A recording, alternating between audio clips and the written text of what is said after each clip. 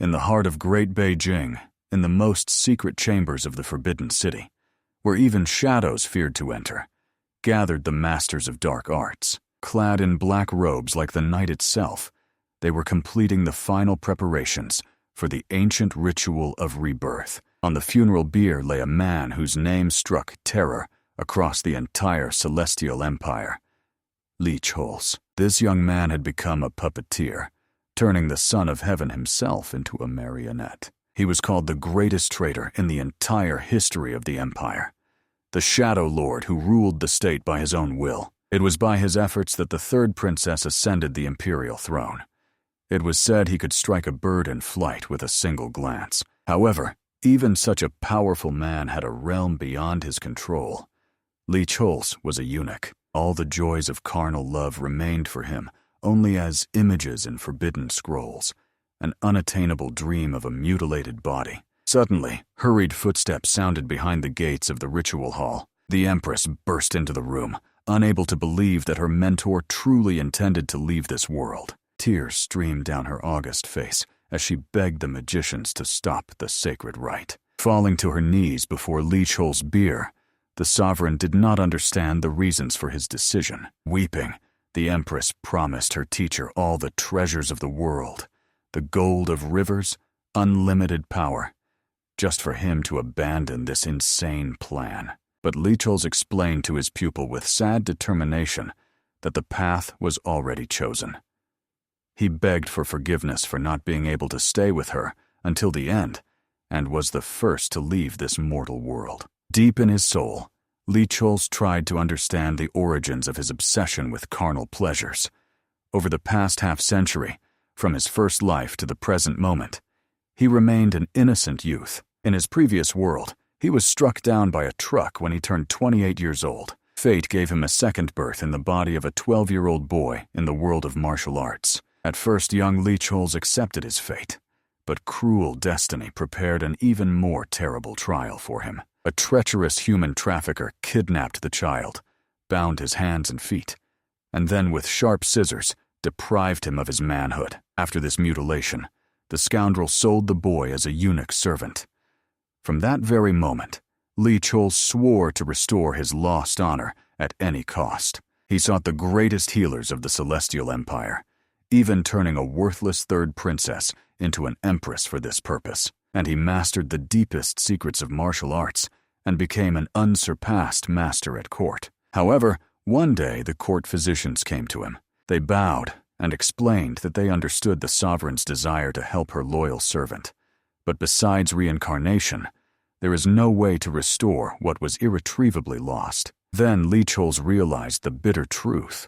Neither immense wealth, nor unlimited power, nor mastery in martial arts could grant him true happiness. That is why he decided on this desperate step, to be reborn in a new body, in order to finally taste the deserved joys of life and find a beloved of unprecedented beauty. By Leechholes' order, the servants took away the weeping empress. Manhwa begged him not to destroy himself. She could not let go of the man who had replaced her father. Leechholes felt slight irritation. Despite the imperial title, the girl still behaved like a child. Probably, this was because they had grown up together from a very young age. For him, the empress had become like a younger sister. When she cried, Leechholes' heart trembled, but the decision made was not subject to revision. At that moment, the chief mage respectfully addressed his lord, explaining that rebirth is an art that violates the natural order of the universe. Out of 100 brave souls, 99 found death instead of new life. The master wished to be convinced of Leechholz's unwavering determination, and the young man glanced over his own body, lingering on what was located below the waist. After a brief reflection, he concluded that he was ready to accept death. It was better than continuing such an unhappy existence. Over the years lived, he had already enjoyed power and spent all available wealth. If fate grants him a second birth, he will be able to become anyone using the skills of his current life. When consciousness began to fade, and the ritual reached its climax, Leechholes plunged into oblivion with hope for a better future. Gradually coming to his senses after the clouding of consciousness, The young man found that the place of his awakening seemed painfully familiar. The kind old man bent over him, rejoicing that the boy had regained consciousness. The gray-bearded man calmly explained that he found the boy unconscious near a wooden box and decided to help. However, when Lee Chol's gaze fell on the savior's face, blood froze in his veins with horror. In front of him stood the very scoundrel who 50 years ago disfigured him and sold him to the palace. Lee Chol's was sure that the scoundrel had long been killed by robbers, but the old man was still alive. A terrible thought pierced his mind. What if he had not been reborn, but had ended up in the past? Fearfully, he looked into his own clothes, but the young man was relieved to be sure. The meeting took place before the villainous maiming. The villain himself decided to help the boy by asking what was hurting him. A sinister smile appeared on the boy's face as he apologized to the uncle for the fright. Extending his hand, he complained of pain in his wrist, asking to have the injury examined. The vile old man immediately suggested going to his house, where healing herbs and potions were kept. Lichholz perfectly understood the scheme. The scoundrel was again trying to lure him into a trap for castration and subsequent sale. Suddenly, there was a crunch of a broken bone. The youth broke the old man's finger. Meanwhile, the old man himself did not understand how the boy had figured out his plans. Lichholz had already twisted his arm behind his back, causing the villain to scream in pain. Although the young body did not have enough strength, the combat skills of a past life flashed vividly in memory.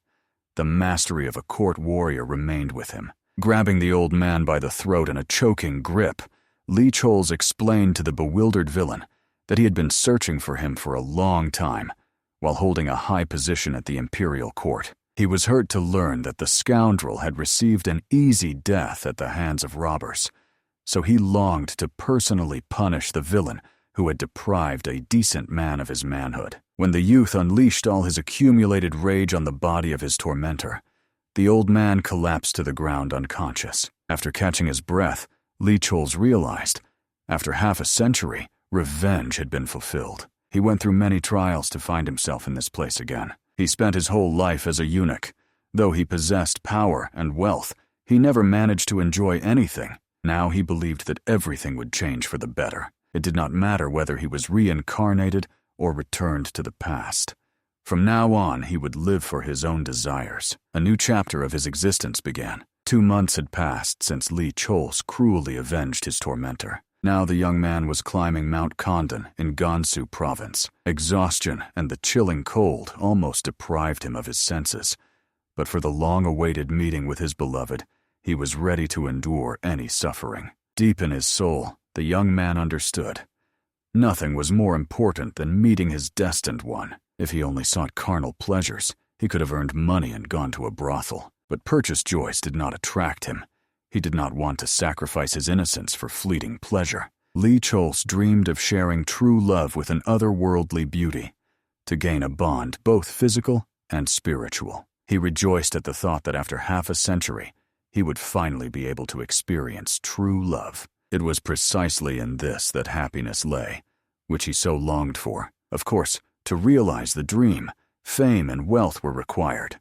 It was necessary to become a hero in the world of martial arts. Lichholz prepared thoroughly for the reincarnation. He stocked up on various elixirs and scrolls with secret techniques. Since he returned to the past, they did not yet exist here. But considering his important position at the court, he remembered the events of the next 50 years. Honing his combat skills and using knowledge of the future, he would inevitably attract attention in this world. Becoming a famous hero would be a piece of cake. Lichholz laughed a sinister laugh, honed by years spent in the palace, but quickly realized it looked too intimidating. He needed to get rid of such habits. Thus, the young man continued on his path, confident that the great journey of the harem lord would begin precisely at the Condan school. Approaching the gates, he bowed respectfully and inquired if there was anyone within the walls of the sanctuary. An old man, sipping tea in the building, heard the child's voice and immediately ran outside, wondering who could have climbed Mount Condan in such cold weather. Taking a deep breath, the boy loudly introduced himself as an orphan, having lost his parents at the hands of bandits and dreaming of gaining power. He begged the great warriors of the Condan school to accept him as a disciple. As is known, Mount Condan belonged to a faction that united three teachings: Confucianism, Buddhism, and Taoism. All this resulted in a unique martial art, sparing neither fire nor water, designed to confront the forces of darkness. The uninitiated could easily mistake the practitioners of this art for magicians or bandits. They were that ruthless. In terms of cruelty, they would be offended not to be considered the most ruthless in the Celestial Empire. Finally, the elder of the school hurried to the boy. He thought that the youth clearly did not value life. To climb Mount Condan alone in the harsh winter at such a young age. However, Chores hastened to explain that this was no obstacle for him if he could join the school, and again asked the elder to accept him as a disciple. Carefully examining the young man, the elder was silent for a short time, then asked to see his hands. Touching the boy's veins with his finger, he began to read the energy flows. The elder felt the natural energies circulating in Chores' body and pushing negative energy outward. This meant that he had climbed the mountain using the internal power technique, a method of accumulating chi energy, possessing the effect of strengthening the physical foundation. The wise man clearly understood.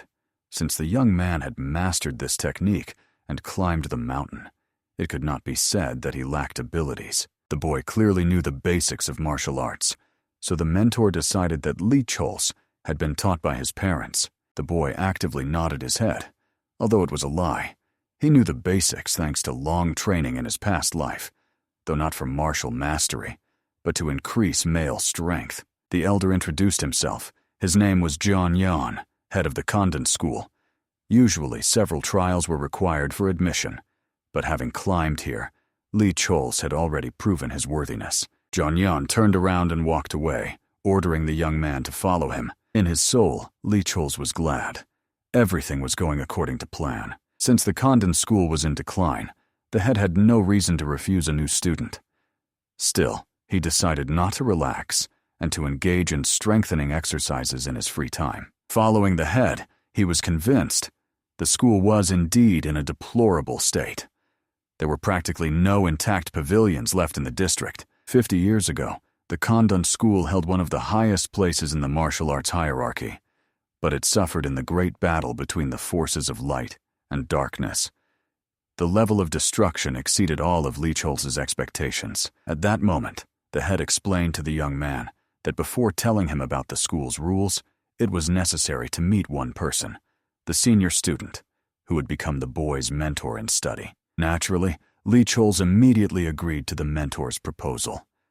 Deep down, he understood that the worse the Condan school's condition was, the better it was for his plans. Before Eugene Hua rises to the very peak of mastery, Chores will have time to quickly relearn all the skills and knowledge accumulated in his past life. Soon they approached one of the dilapidated houses, and Chan Yang called his student, explaining that from this moment, he would be mentoring a new student of their school. However, at that moment, instead of an answer, only a stronger icy wind swirled around them. The boy immediately covered himself with his hands, feeling that a real snowstorm was about to break out. But from this snowy flow, a new student suddenly appeared. From just one look at him, Chores realized that he knew this guy well from his memories of the future. At that moment, the stranger introduced himself with a polite smile to the young hero.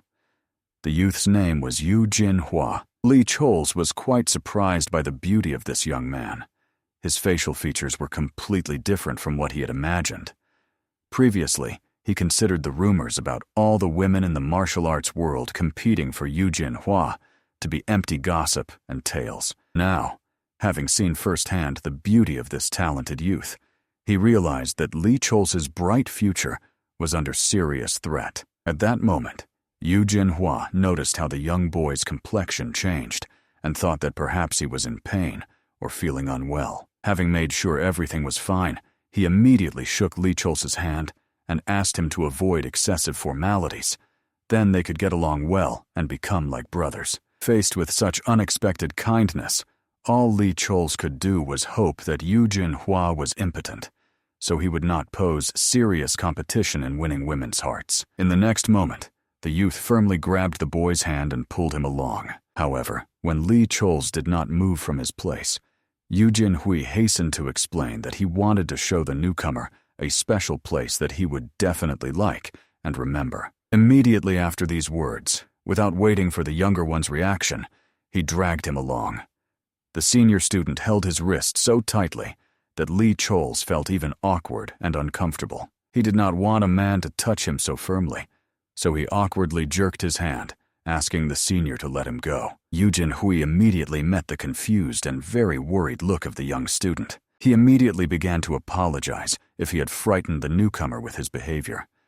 For the first time, he had someone to care for, so he got too excited and behaved inappropriately. Following this, Li Chols began bowing, apologizing to the senior for reacting so strangely to his friendliness. He believed that the other was not to blame at all, and also understood that he needed to compose himself and calm down. After all, he himself came to this school of his own free will.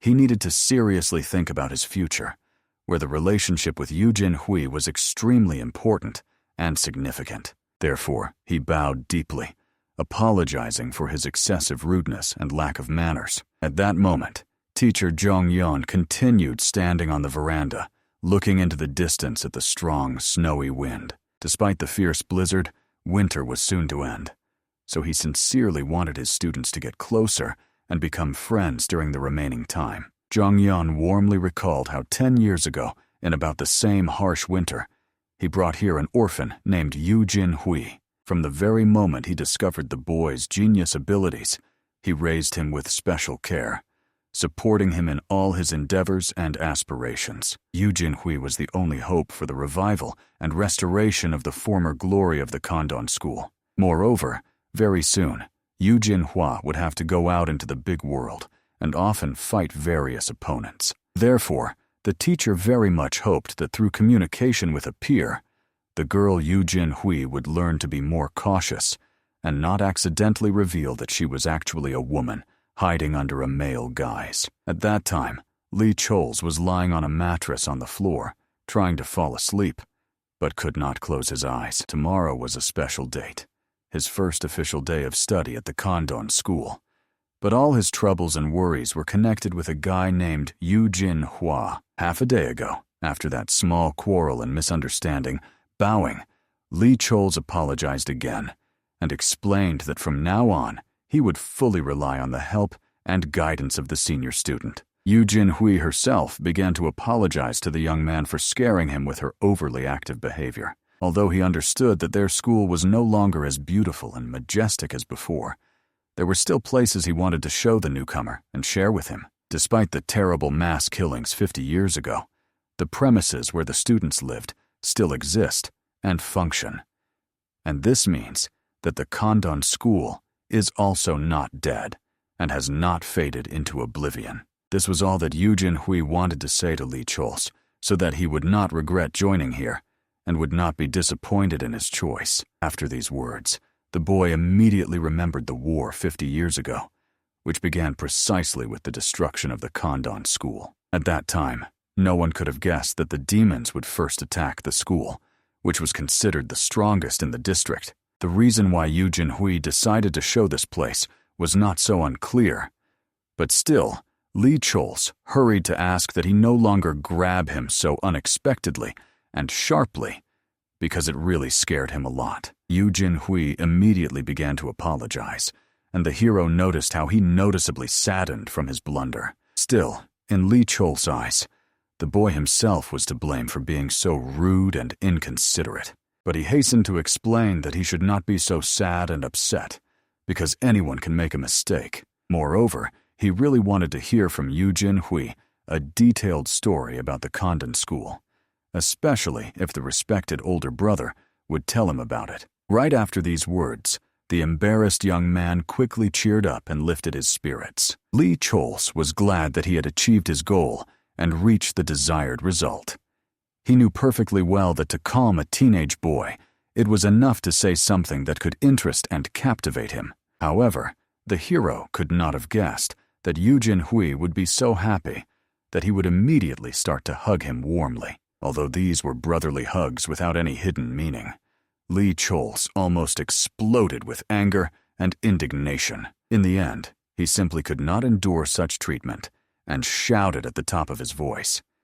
Eugene Hua immediately realized his mistake, having completely forgotten that the younger one did not like excessive physical contact. At that moment, recalling that awkward moment, the hero began throwing everything that came to hand. He swore that he would allow only beautiful beauties to hug him. It was as if he lost his innocence in a couple of seconds, which he had kept for 50 long years. He had heard of Eugene Hua, the unique person and genius who grew up in the Condan school, destined to revive the school and bewilder the entire martial arts world. But when looking at the women all men went crazy over, he remained calm and indifferent. Therefore, it remained a mystery to Lee Chols how one could remain so indifferent to women when you had stunning looks, a wonderful character, and outstanding abilities all in one body. Because of such neglect and indifference towards women, various rumors circulated in society that Eugene Hua values wealth and material benefits more. In his past life, being a eunuch, Lee Chols also believed these tales and rumors. But now, having gotten to know the young man better, he realized Eugene Hua was clearly a fan of men. He met the like during the times when he was a eunuch. Since eunuchs had their genitals cut off, some of them found new ways to satisfy their needs by observing other people and their relationships. But Lee Chols was absolutely sure he was definitely not inclined towards men. He was attracted exclusively to women. After that, he slightly lowered his pants to check the condition of his manhood, which he would finally be able to use for its intended purpose. However, to his surprise, today his manhood looked too limp and lifeless. Apparently, Kegel exercises alone were not enough, and it was time to engage in more intensive training. Before the procedure began, Lee Chols mentally apologized to Eugene Hua for taking his position as king of male power and not allowing him to reach the cherished goal first. Somewhere at the same time, Eugene Hua was in her room getting herself ready, not understanding what had happened to her today. She could not believe that she had behaved so rudely and brusquely with a newly arrived student, not once but twice in such a short time.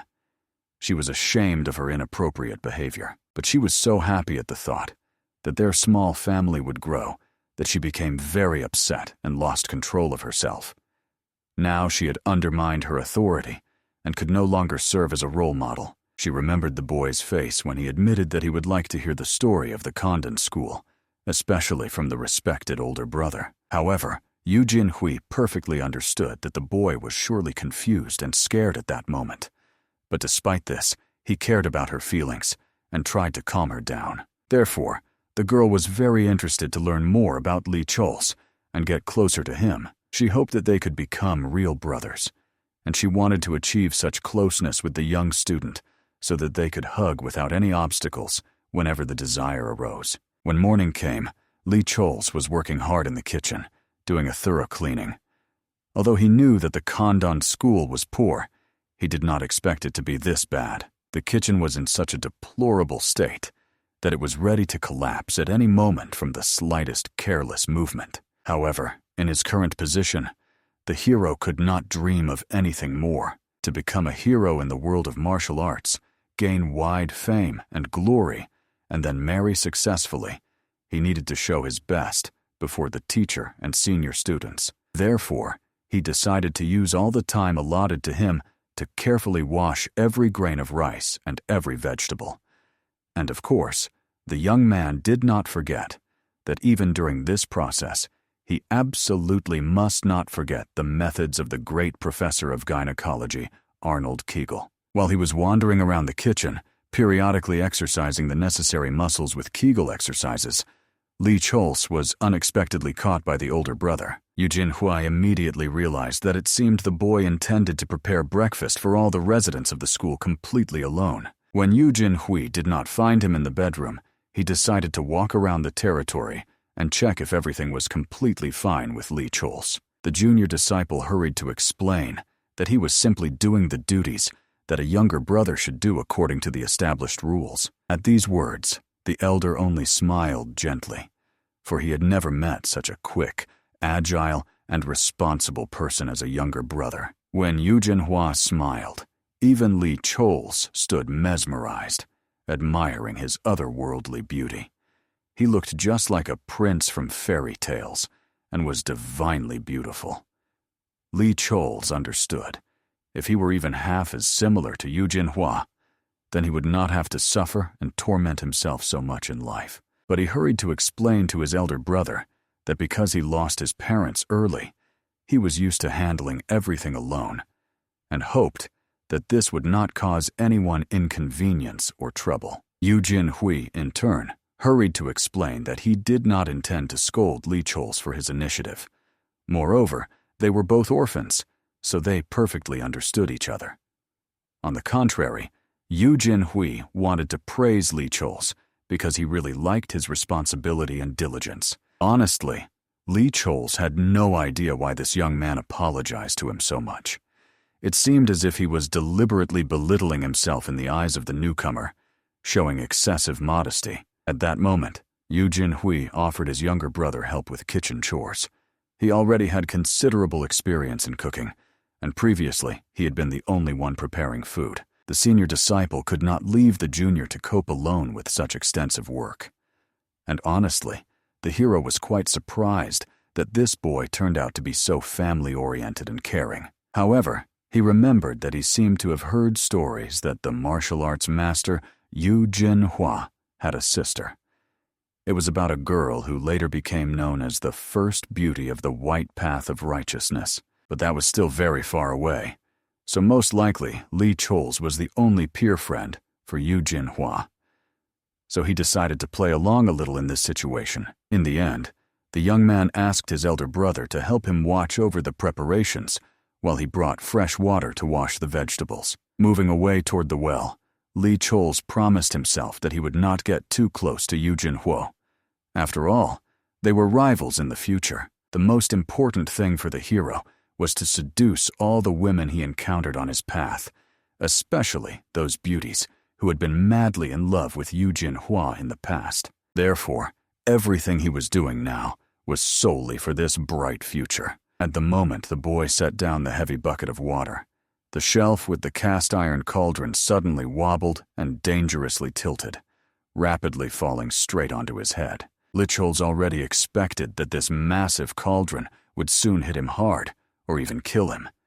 But unexpectedly, he realized that nothing happened. Eugene Hua blocked the blow and helped him not to fall, carefully supporting his back with strong hands. Honestly, the situation looked insanely awkward, it seems, for both sides. Therefore, all that remained for Li Cholsu was to guess how long he had left to wait for that wonderful future with women. And considering that he was sure of Eugene Hua's inclinations towards men, he would also have to guard his honor and dignity carefully. At that very moment, Eugene Hui, as if nothing had happened, admitted to Li Cholsu that he turned out to be much easier than he initially appeared. The young man himself was embarrassed, for at that moment he caught the gentle scent of wildflowers from his older brother. Only later did he realize how tightly Eugene Hui was holding him now. Therefore, Li Chols immediately shouted, not understanding why his elder brother was so rudely groping him. He hurried to apologize, making it clear that an unfortunate misunderstanding had occurred. He by no means intended to cause the younger any harm or inconvenience. However, as he said this, he blushed so deeply that the atmosphere became even more awkward and tense. At that moment, the frightened elder promised to take care of preparing the food himself and asked Li Chols to rest well. He had overexerted himself so much at work. However, this literally sounded like an invitation to disgrace and suicide.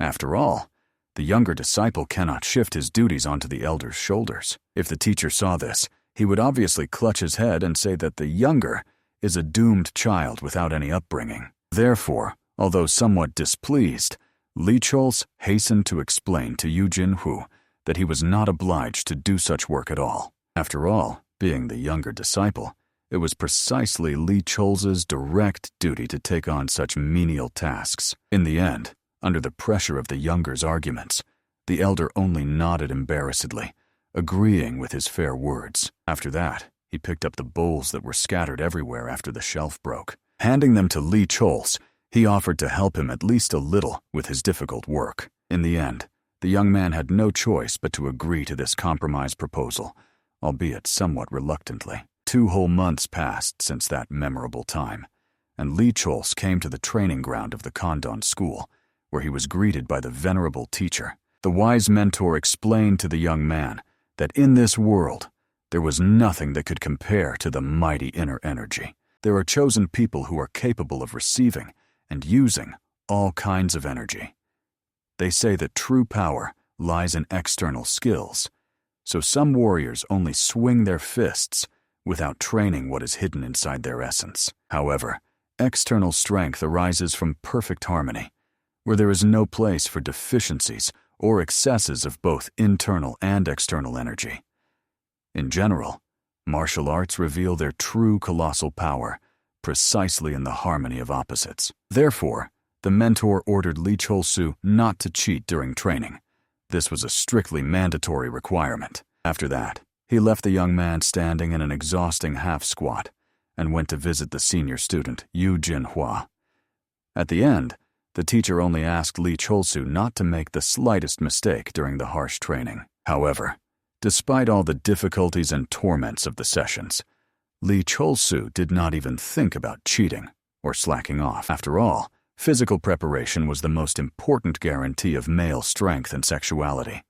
It was useless if he had only one organ between his legs instead of a strong body. Moreover, remembering that he did all this for his own pleasure and future happiness, even sharp pain brought him joy and satisfaction. The most amazing thing was that Lee Chol-su noticed. Today, the long half-squat stance felt especially refreshing and invigorating. Apparently, the beneficial results of 2 months of relentless training were beginning to show. People obsessed with physical perfection constantly increased the weight of their dumbbells. Apparently, they experienced roughly similar sensations during their workouts. In the times when the hero was a eunuch, no matter how much he trained, he could not get rid of his androgynous physique and feelings. All this happened because of the cursed eunuch existence. Although thanks to it, he achieved unsurpassed mastery in the art of fist-fighting. If it weren't for that vile charlatan servant, he wouldn't have been tormenting his innocent subordinates and destroying the surrounding nature under the pretext of collecting the rarest elixirs in the central lands of the empire. The more he thought about his past life, the angrier and more indignant he became. But in this new life, he had every chance to live as a true alpha male. At that moment, the senior disciple joined the younger brother on the training ground. He came to deliver the teacher's order to end the younger disciple's daytime training. Lee Chol's stood in stance for so long that the sun had already begun to hide behind the horizon, painting the sky in crimson tones. However, despite how long he trained, it was still catastrophically insufficient for the hero. He longed to create the perfect alpha male body as soon as possible, but did not feel that he was putting in enough effort and energy. Still, he said nothing about these secret thoughts to his older brother, although Eugene Hua noticed his excessive pensiveness and concern. So late at night, the hero secretly slipped out of his bedroom and headed to the open plain. He intended to train a little in secret and hoped he would not be discovered by outsiders. The young man perfectly understood that in his special case, to avoid fatigue during future carnal pleasures with beauties, exceptional endurance was extremely important. The problem was that the teacher had created a detailed training plan specifically for him. If he found out that Lee Chols was training additionally at night, it could cause him serious problems and trouble. But even so, he was not going to give up his cherished plan.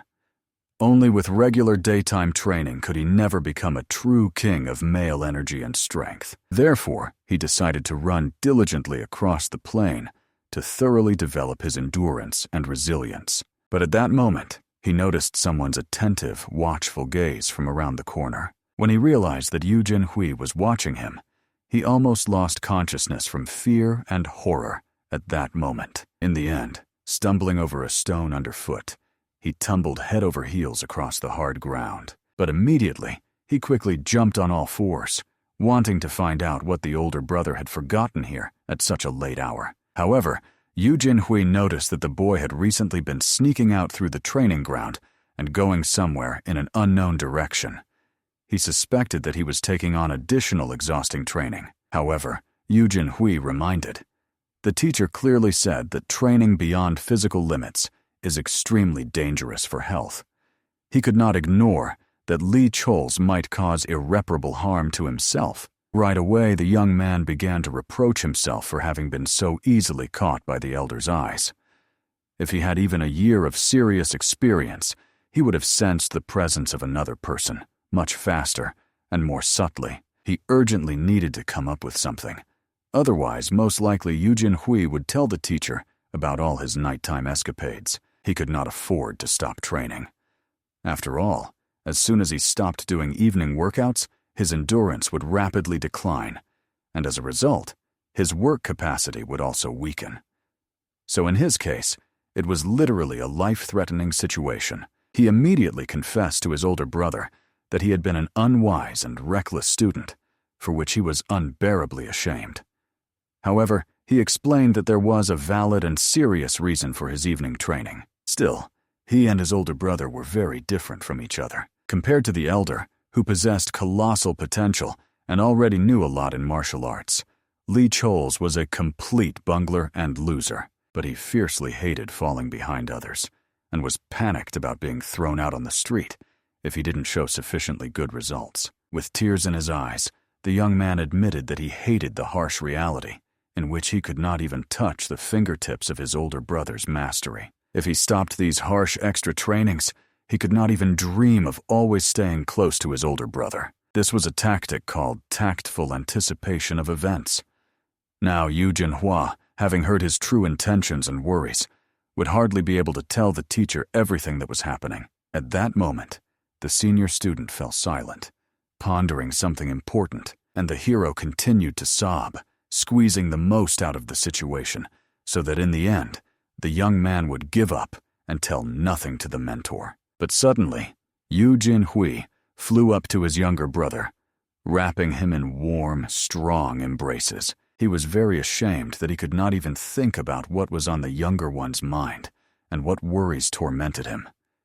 Being the older brother, this was a huge oversight and an unforgivable mistake for him. Of course, from these unexpected hugs, the boy almost shouted in indignation. However, Eugene Hua thought that he was simply crying from overwhelming emotions, so he began to hold him even tighter. Li Chol's could not even get out of these iron embraces. The elder's hands had such steel muscles that the younger could not even move. The hero was indignant, because his first serious embrace was supposed to happen with an incredible beauty. In the end, exactly what he feared and dreaded happened. He lost his 50-year-old virginity in the arms of his older brother. However, he did not realize it himself when he suddenly felt that his cheek was pressed against something surprisingly soft and gentle. The events moved to the past, to the place where all cruel people used to consider Eugene Hua a real monster, pointed fingers at her, and mocked her at will. But suddenly, a person appeared who showed her sincere kindness and asked her not to listen to what other evil tongues said. Young Yan believed that this little girl was just like everyone else. Any flaws can be corrected if you study hard and try. Therefore, he suggested that this girl go with him to a safe place. Right now, Eugene Hua hurried to explain that the teacher was not an evil and cruel person at all. He would never drive the hero away. After all, he had already entered Condan school, so he would forever remain part of their small family and a younger brother to Eugene Hua. Therefore, the senior student asked the young man not to remain silent if it became difficult for him in the future. He must allow others to help him in difficult moments. Moreover, they would always be on his side, no matter what happened. After that, smiling with her radiant smile, Eugene Hua hoped that the younger one felt at least a little better at heart. At that moment, the hero realized that for the first time since entering the school, he felt sincere respect and admiration for his older brother. He not only mastered martial arts excellently, but could also easily replicate any complex technique just by watching its execution. This was his unique, truly heavenly ability. He possessed exceptional talent, but the hero himself suffered from excessive self-confidence. During his first reincarnation, he struggled greatly to rid himself of this character flaw. Moreover, Lee Chul's was extremely surprised by Eugene Hua's soft chest. If he were a woman, it would be understandable, but 99% of all servants in the imperial palace were convinced that Eugene Hui was a man. So the likelihood that he was a woman was practically excluded. The next day by evening, another exhausting training session was completed. Thus, Lee Chul's finally finished the basic training in external martial arts. Yang was proud of his new student. He had really worked hard and showed excellent results. The boy had an excellent physical foundation. So the teacher decided to shorten the training time in external martial arts and move faster to studying internal mysterious techniques. Of course, Eugene Hui was insanely happy for his younger brother, spoke words of congratulations, but the hero himself had no idea why he had been acting so strangely lately. Actually, Lee Chul's was glad to have started mastering internal martial arts, but Eugene Hui began to irritate him with his excessive care. Even when the hero was preparing breakfast, the elder insisted on helping, although the boy did not need it at all and managed perfectly on his own. Suddenly, even the wise Yang noticed some excessive worry and pensiveness in his senior student. Immediately, apologizing to the teacher, he realized he needed to stop thinking about nonsense because now he had more important matters than pondering about his brother. In the end, Lee Chul's thanked the teacher for all his wise guidance, but explained that he did not want to shorten the training in external martial arts. Of course, Yan was very surprised by such an unusual desire, and his surprise had good reasons. Most beginner students train external martial arts only to maintain physical fitness, focusing in the future on internal martial arts and graceful movement techniques. But this approach did not suit the hero. After all, training in external martial arts was the best means to achieve the highest physical beauty and perfection, which can captivate any woman's heart. No matter how much the boy tried and deceived himself, the fact that he was inferior to Eugene Hua in beauty remained unchanged and painful. The teacher wanted to know why the young man did not want to reduce training in external martial arts. However, Lee Chul resolutely explained that unlike the talented elder, he was a complete klutz, and believed that to help his older brother restore the school's former glory, he needed to put in much more effort than he was currently doing. In fact, the young man himself knew perfectly well that his effectiveness in battle in the future would be somewhat worse than if he focused exclusively on internal martial arts. But it was not that bad. Even if we take swordsmanship as an example, if you put enough force into a strike, you can excellently defeat any opponent. Although the difference was slight, it still existed. This slight difference would precisely give special significance to every drop of sweat shed by the hero, and ultimately lead to his triumphant success. Therefore, he very much hoped that the teacher would agree to help him in this endeavor, and then he would make every possible effort for diligent training. Yan carefully looked into the boy's gaze, which seemed like it could not belong to an ordinary child. It was clear. The boy did not want to be like everyone else, and therefore was ready to do anything to achieve his goal. Moreover, Lee Chul's was honest about his abilities.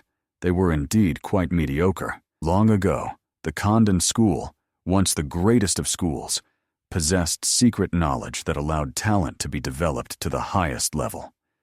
But all of that turned into a handful of ashes and disappeared in the flames of war. Therefore, Lee Chul's words from the perspective of martial arts were, frankly, not the wisest. But if his intentions truly concerned the restoration of the Condan school, then they had great significance and value. So after a brief silence, he handed the young man the records of an ancient method of internal energy control from the heavenly treatise Keon Simbop. Of course, Lee Chul's accepted these priceless scrolls with deep gratitude. However, he could not believe that he had received the long-awaited permission for additional training, for continuing to train secretly from the teacher would be very difficult and risky. Yan himself hastened to explain that the world of martial arts is cruel to those who do not possess outstanding talent. However, for those who challenge fate and do not give up, all roads remain open. Therefore, he allowed the boy to conduct additional exhausting training. Moreover, he also offered him this sacred method, so the young man needed to carefully memorize all the recorded formulas and techniques. From this truly joyful news, Lee Choles was even happier than he initially expected and hoped for. Soon, before conducting the very first lesson on the circulation of internal energy, Young Yan seated the boy in front of him for the process of introducing energy into the practitioner's body. Lee Choles was absolutely calm and composed, unlike the senior student, who, standing at a distance, nervously shifted from foot to foot with excitement. Shan Yang himself, sitting behind the student, explained that he would pour his energy into the boy's body and direct it according to an ancient formula. So the young man needed to carefully remember and feel every movement of the power flows. At that moment, when the sacred process began, Lee Choles felt warm energy start to swirl around his solar plexus like a living being. Even in his past life, he never experienced anything like these magical sensations. It was completely unlike the cold he felt when forming his own energy in earlier times. It was a pleasant, invigorating warmth, warming the whole body down to the fingertips, giving the impression that it was sunlight flowing directly through his veins and meridians. So now he fully realized what this very inner energy was, the source of the true power of warriors. When the sacred ceremony was completed, Chang Yang solemnly congratulated the student on beginning the path of studying internal martial arts. At that moment, looking inside himself, the boy realized an amazing truth. He was no longer a eunuch. Moreover, he was now a real man in every sense of the word. Therefore, he rejoiced, because he received everything he had so fervently desired and strived for in his past life. And although no one suspected the true reason for his excessive joy and delight, everyone was sincerely happy for the capable little boy. Soon, Eugene Hua came to the teacher with a respectful request to allow her to continue intensive training in external martial arts. As the eldest student, she had to support her younger brother in all his noble endeavors and aspirations. Shan Yan was very glad that his student understood the essence of building strong brotherly relationships. In the end, he allowed the student to act as she deemed necessary. In any case, whatever the girl did, it would become an invaluable life experience and a hardening of character for her. After that, he calmly escorted the student home to rest, and he himself pondered about these two young people. It seems that despite their young age, they are sincerely devoted to martial arts and the restoration of the former glory of the school. Chang Yan rejoiced at the possibility that he would finally be able to restore the school and fulfill the cherished dream of his late master. Somewhere at the same moment, in the dense forests near the Condan Mountains, a huge predatory snake appeared. It was a giant three-eyed python, for which it was not the slightest problem to kill even a large deer by injecting its deadly venom with such lightning speed that the animal fell dead in less than a second. At that time, in the nearest village, an elderly man came to check on his livestock barn.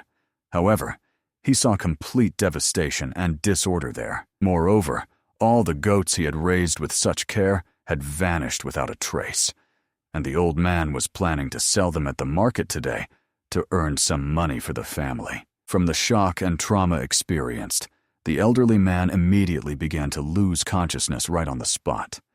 Therefore, his grandson and daughter rushed to him to provide help and support. Already lying in bed, the old man bitterly admitted that he wanted to donate the earned money to the Condan school and could not understand how such a terrible misfortune happened to him. He raised those goats, despite their family's poverty, and hoped to somehow help the great school financially.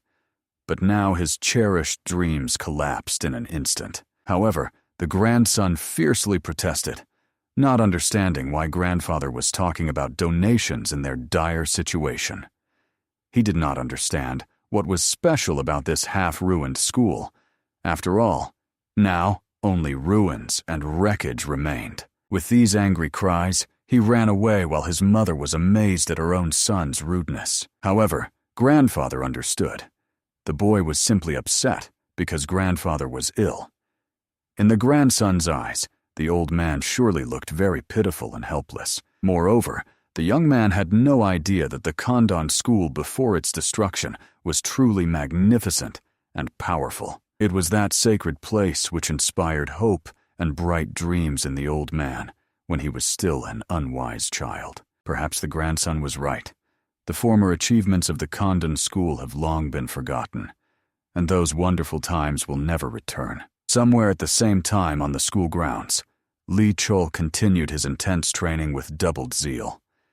Finally, he slowly began to feel the circulating internal energy of his body. However, when he used the cultivation method, the energy seemed somewhat unnatural to him, but he could not understand the true reasons for this phenomenon. Perhaps this was because in his past life he had achieved great success in a completely different method of cultivating internal power. Yesterday, when he listened to the teacher's story about the glorious combat merits of the Condan school, he noticed nothing strange or suspicious in the narrative. The teacher demonstrated to the young man the sacred symbol of the school, which was the inverted Great Seal of Taiji. This symbol represented the teaching of harmony and balance between opposites. As is known, balance and harmony is when water flows upward and fire burns downward.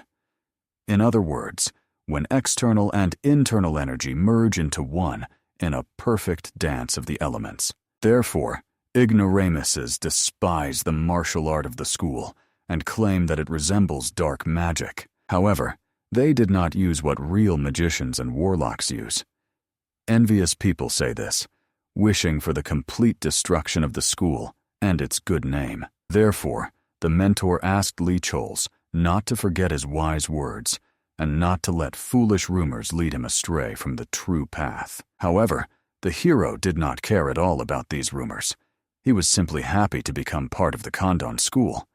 Training here was aimed at creating the perfect man, capable of fighting dark forces, exactly what is needed to win any kind of battles and conquer women's hearts. After that, coming out after an instructive conversation with Zhang Yan, the young man caught some incomprehensible sound. It was the voice of a young boy who was persistently knocking on the main gates of the school. The desperate youth begged the renowned Condan school to respond to his sorrowful pleas and help his grandfather. He sincerely believed that if they truly were the most outstanding school under heaven, they must surely come to help.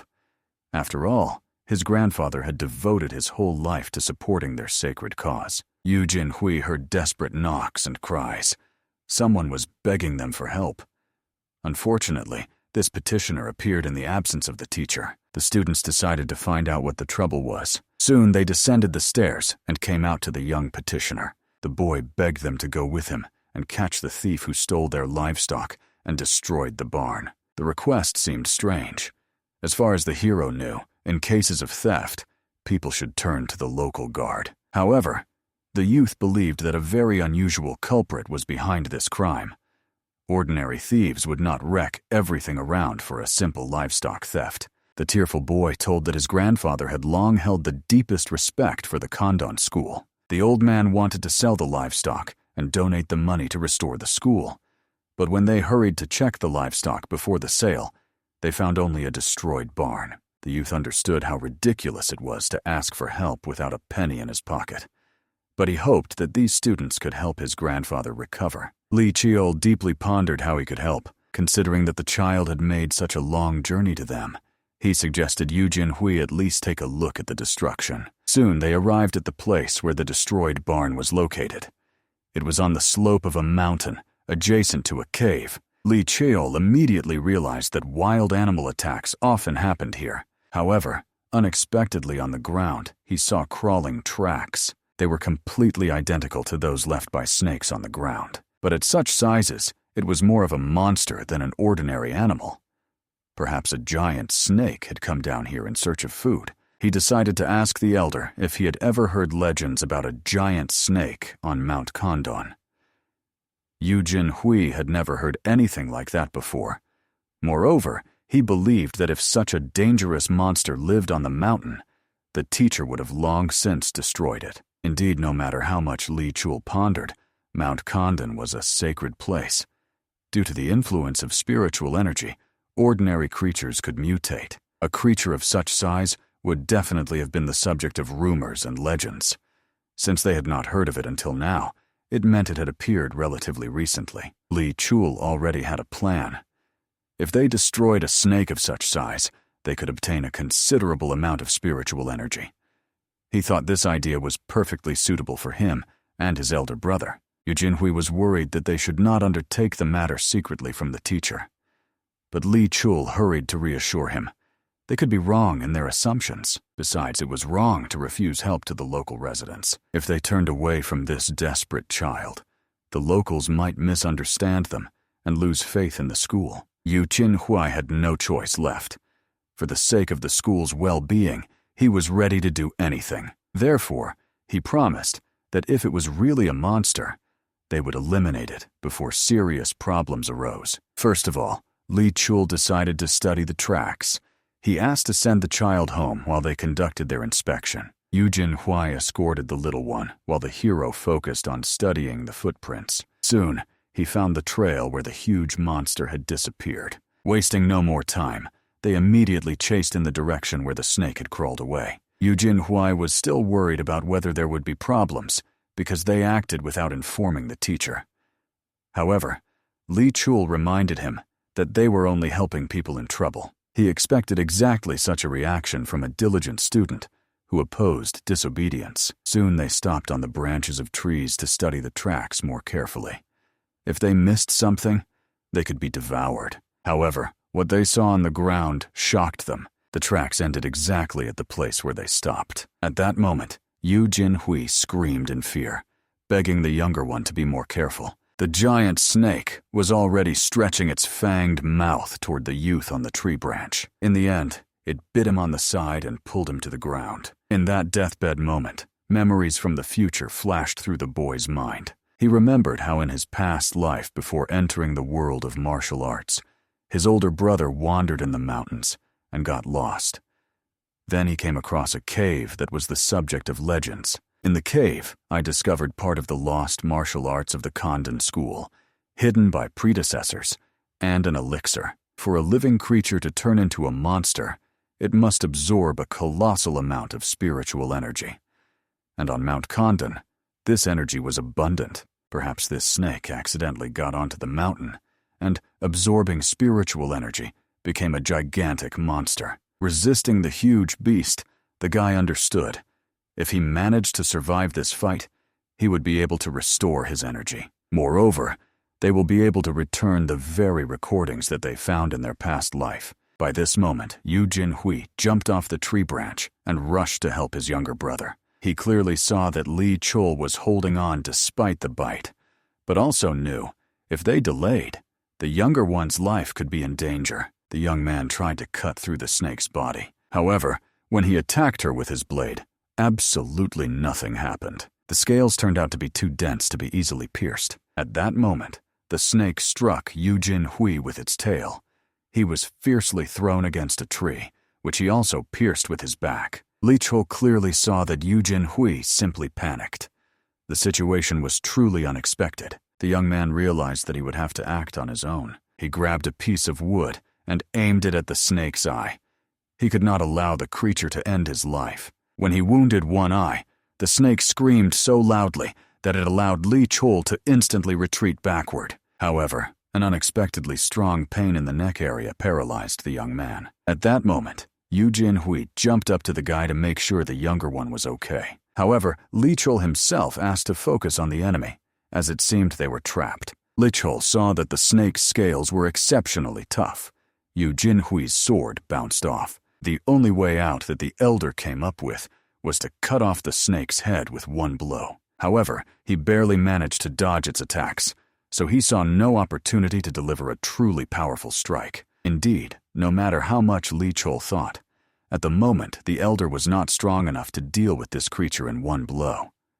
Li Chul had experience from a past life, so even being poisoned, he could hold out long enough. But if Eugene Hua, who was still not strong enough, also got poisoned, he would find himself in a hopeless situation. Now the hero had to exert all his strength to come up with a plan. In the end, he took off his belt and promised his older brother to give a signal.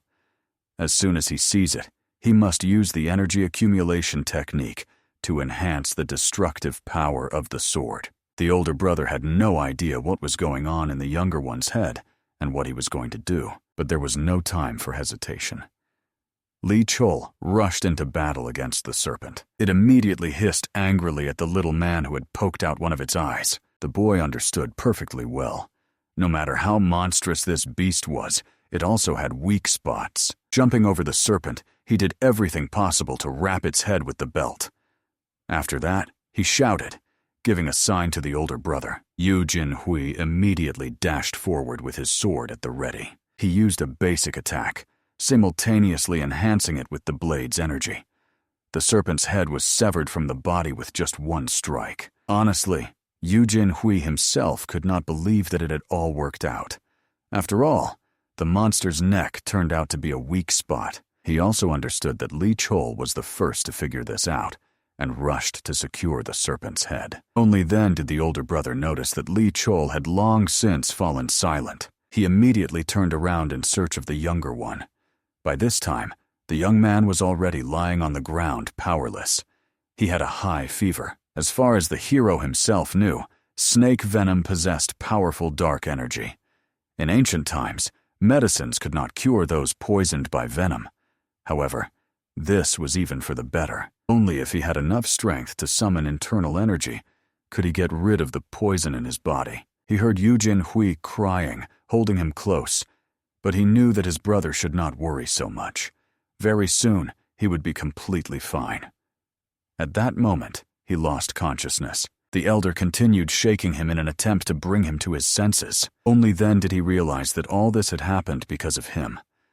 The younger one had overexerted himself. Now he had to do whatever it took to save the boy as soon as possible. There was no choice left. Eugene Hua immediately bared Li Chul's neck and began sucking the venom from the bitten spot. Even the boy came to his senses from such touches. He immediately began trying to say something and struggled under the elder brother's body. Because of his indistinct moans, Eugene Hua thought that the venom had already paralyzed his tongue. Indeed, when he looked at the young man's body, he looked as if he was in great pain. Therefore, Eugene Hua continued extracting the poison. In the end, he only awkwardly warned the younger one that, although it would hurt, very soon he would suck out all the poison and the pain would pass. By evening, the hero already felt completely better. They made a campfire to have a bite to eat. While the hero was roasting the meat, Eugene Hua continued checking his pulse, which by that time had returned to normal. After that, he decided to ask his brother where he suddenly got the idea that it would be a good idea to eat monster meat.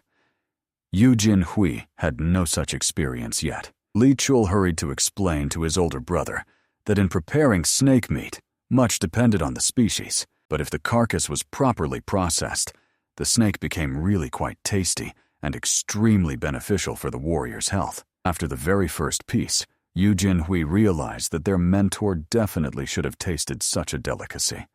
But unfortunately, the teacher was absent. When the students were full late at night, Li Chul suggested following the snake tracks further to find out the location of the giant monster's lair. Finally, they discovered a rocky area where the prints stopped and disappeared somewhere inside a small cave located at a considerable height. The most amazing thing was that Eugene Hua felt an incredible spiritual energy of colossal power emanating from there. Even Li Chul was impressed by his sensitivity to such energy flows. Apparently, in his past life, he found this place relying precisely on his heightened sensations. Soon the disciples had already climbed inside and began exploring the mysterious cave. Honestly, Eugene Hua could not believe that such a sacred place had existed in the mountains all this time. He assumed that this was the very legendary cave from ancient legends. When it came to the Cave of Legends, it referred to Guansundan Hell, the place where the predecessors of the Condan school practiced spiritual exercises 300 years ago. The greatest master of the school was able to reach the level of an immortal precisely in this sacred cave. Li Chul believed that if these ancient legends were true, then the cave should contain many elixirs for restoring his inner strength and energy. At that moment, in one of the halls of the cave, Eugene Hua discovered an amazing find. vessels with precious danyang. Li Chul assumed that the giant snake found these sacred pills and swallowed them, thereby accumulating colossal spiritual energy and turning into a monstrous beast. After a short wandering, they discovered an ancient structure located deep inside the cave. There, Eugene Hua approached a stone table and saw sacred scriptures placed right on its surface. It was the technique 7 deadly strikes of heavenly penetration, as well as the art of inner strength control.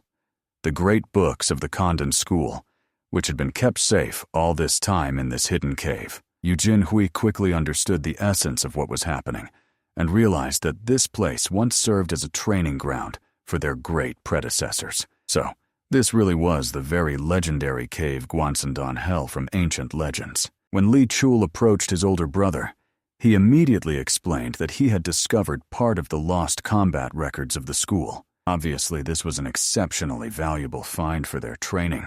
However, the hero made it clear that there were still many interesting artifacts hidden in this mysterious cave, so he decided to continue exploring the surroundings. Immediately after that, both young men went in different directions to more thoroughly study the ancient sanctuary. At some point, the hero suddenly started running in search of elixirs, wanting to consume them before Eugene Hua could. He believed he would find any elixir hidden in the depths of the cave, but he needed that very legendary and most powerful elixir. Then he would become significantly stronger and would no longer be subjected to attacks from the perverted older brother from his past life. This also meant that he could forever forget his shameful past, for with new strength, he would be one step closer to achieving his own ambitions. Not wanting to delay, Li Chul immediately reached out to the elixir, which, like a drop of precious moisture, hovered in the air, emitting a mystical glow. Eugene Hua,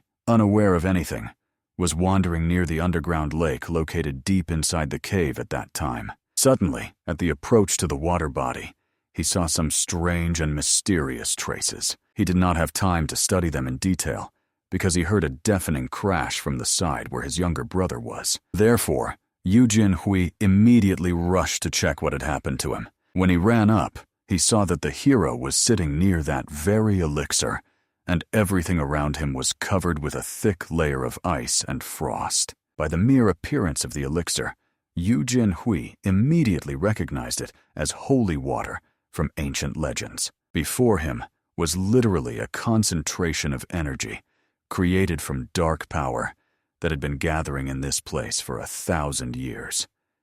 The dark energy was only harmful to men, bringing them suffering and curses. Not understanding Li Chul's shock and horror, Eugene Hua decided to ask the younger one what had happened, since he looked extremely frightened and depressed. This was not surprising, because a real catastrophe had literally come into the boy's life. What he risked his life for turned out to be a curse. If too much dark energy accumulated in a male body, it ceased to be male and became more like a female one. This is exactly what happened to him in his past life. Therefore, if he took this holy water, he would lose all his strength and male dignity forever. Because of this realization, he simply wept in despair, but could not explain to Eugene Hua the true reason for his agonizing suffering. Still, he hurried to explain to his older brother that before them was undoubtedly holy water, about which legends are told. With such an amount of spiritual energy, it was possible to activate even the energy center in a warrior's body. Therefore, Li Chul respectfully asked Eugene Hua to take this precious drop for his own development. Of course, Eugene Hua could not do so, considering that his brother was the first to discover this sacred place and deserved a reward. However, Li Chul simply couldn't admit that for him, this holy water would be a deadly poison. More cautiously, he hastened to explain that if he drank the holy water, it would be a wasted effort, since he was a talentless student. If they used the holy water together, the effect would be very weak and insignificant. Therefore, he believed it would be much better if the precious water went only to the elder brother. However, Eugene Hua thought that since the younger brother lacked skills and experience, the holy water should go to him to accelerate his development. Moreover, Eugene Hua believed that he could reach the highest level of mastery only through constant practice and hard work. Therefore, he considered it right if the younger brother used this priceless elixir for his improvement. The hero could only be indignant at this noble, stubborn man.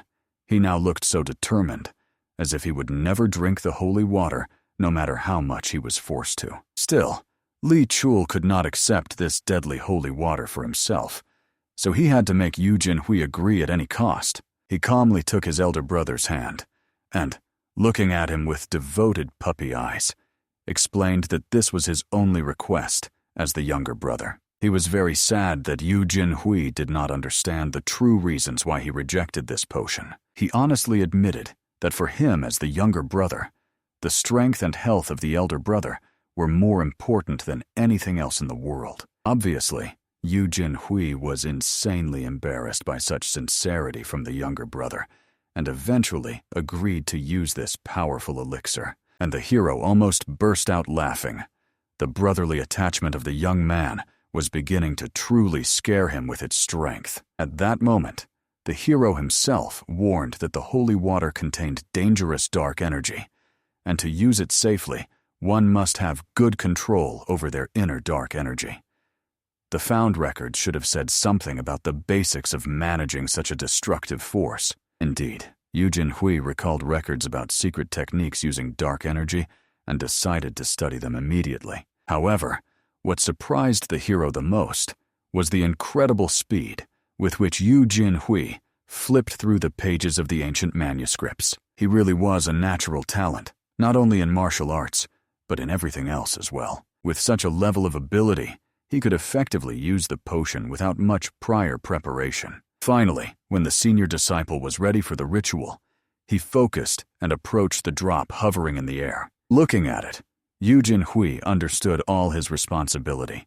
The younger brother had refused the holy water in his favor, so he had to absorb it, no matter what it would ultimately cost him. However, as soon as he swallowed this mystical drop, he immediately felt as if his heart began to freeze from the inside with icy cold. Right after that, his body began to lose its last strength, so the elder brother fell to his knees from unbearable pain. The energy was freezing his body from within, and he understood that if this continued, he would simply lose control over his abilities. At that moment, a frosty blizzard and icy crystals began to gather around him. Li Chul immediately understood what this meant. The holy water and the energy of Eugene Hua were not merging into a single whole, creating a dangerous conflict of forces. Therefore, he had no idea how to act or how to help deal with this critical situation. Just by looking at the older brother, one could tell that the situation was extremely unfavorable. At that moment, Eugene Hui's consciousness plunged into a place he considered his inner world. He quickly remembered that he had just taken the elixir that his younger brother had found, and decided to hurry to subdue the new destructive power as soon as possible. However, suddenly, touching this dark energy, he was sucked into a whirlpool, pulling him somewhere into the bottomless depth of consciousness. Then, Eugene Hua found himself face to face with himself as a child. People caught the girl at the moment when she was killing a crow, so that it would no longer kill defenseless swallows. However, people considered her act cruel and wrong. Now, looking back at her adult version, the girl wanted to know why people called her a monster for trying to protect the weak. After that, the little girl in her monstrous form rushed at the older copy of herself, wanting to get answers. While all this was happening inside the consciousness, Eugene Hui's body itself began to shine more brightly with a cold light, losing control over what was happening. Although he was a born warrior with enormous potential, even his inner strength was not enough to subdue the energy of the holy water. This meant that the evil of the holy water was using the vulnerable spots inside Eugene Hui's soul to strengthen itself. Initially, Li Chul was confident that Eugene Hua, with his talent, would absorb the energy without problems. He could not have imagined that such an innocent and noble person would have such strong darkness deep in his heart. Although Li Chul previously did not want to touch his older brother without special necessity, there was no choice now. So he approached and immediately placed his hand on the sufferer's back, gradually passing his bright energy to counteract the darkness. He addressed his older brother, begging him to wake up and pull himself together.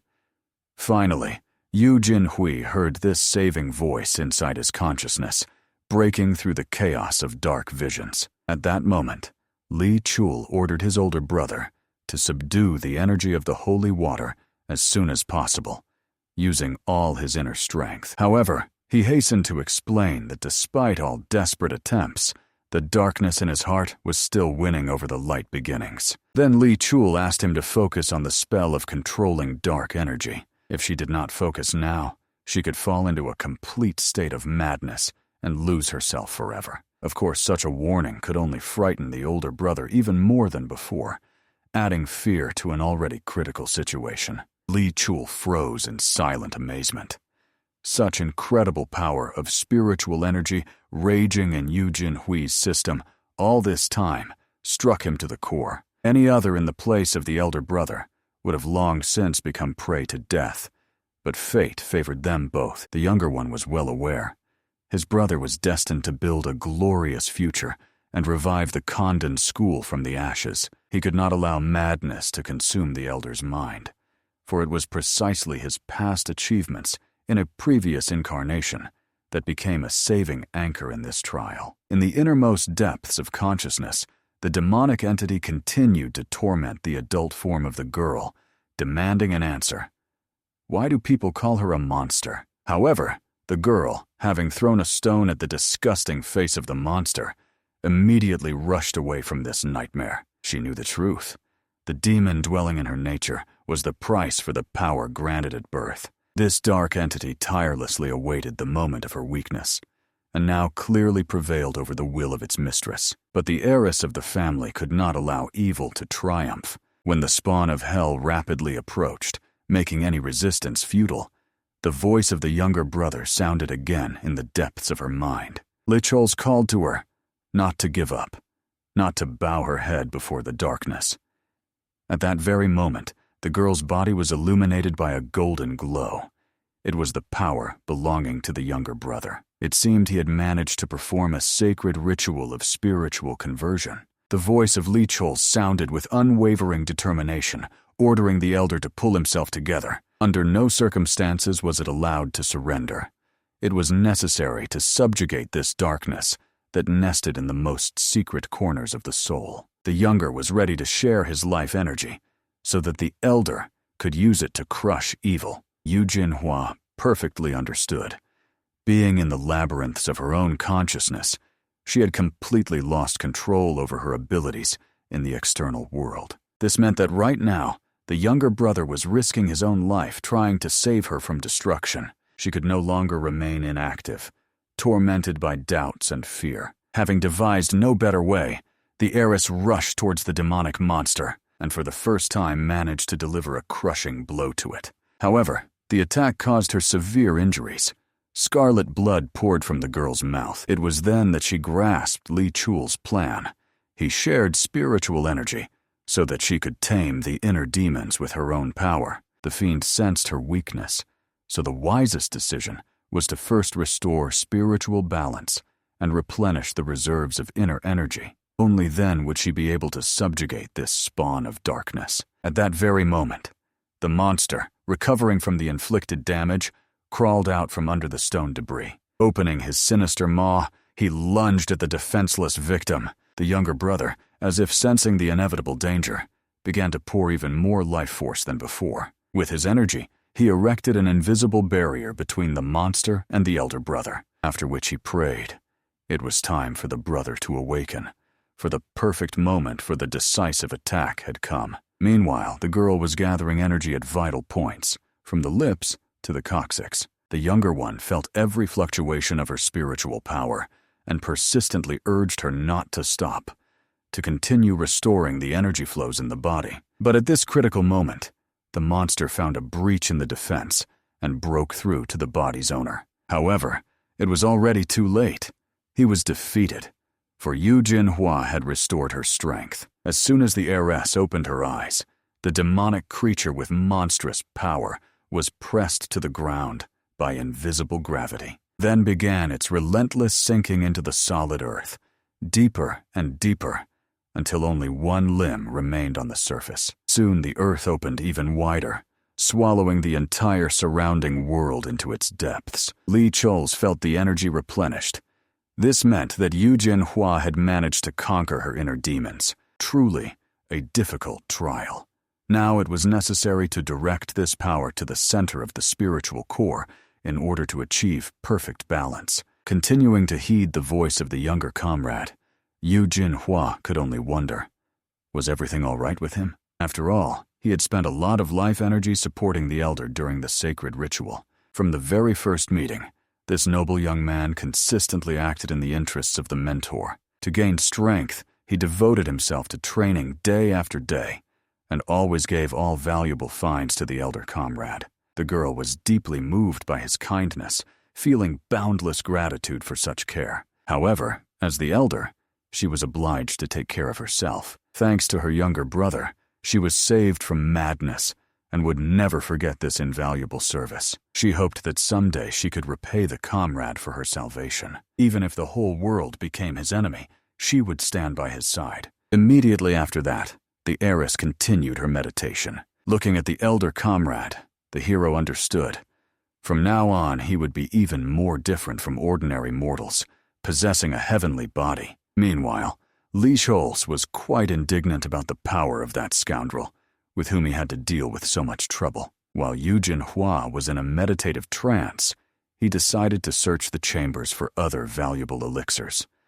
It turned out that, in a past incarnation, the heir drank some volatile potion.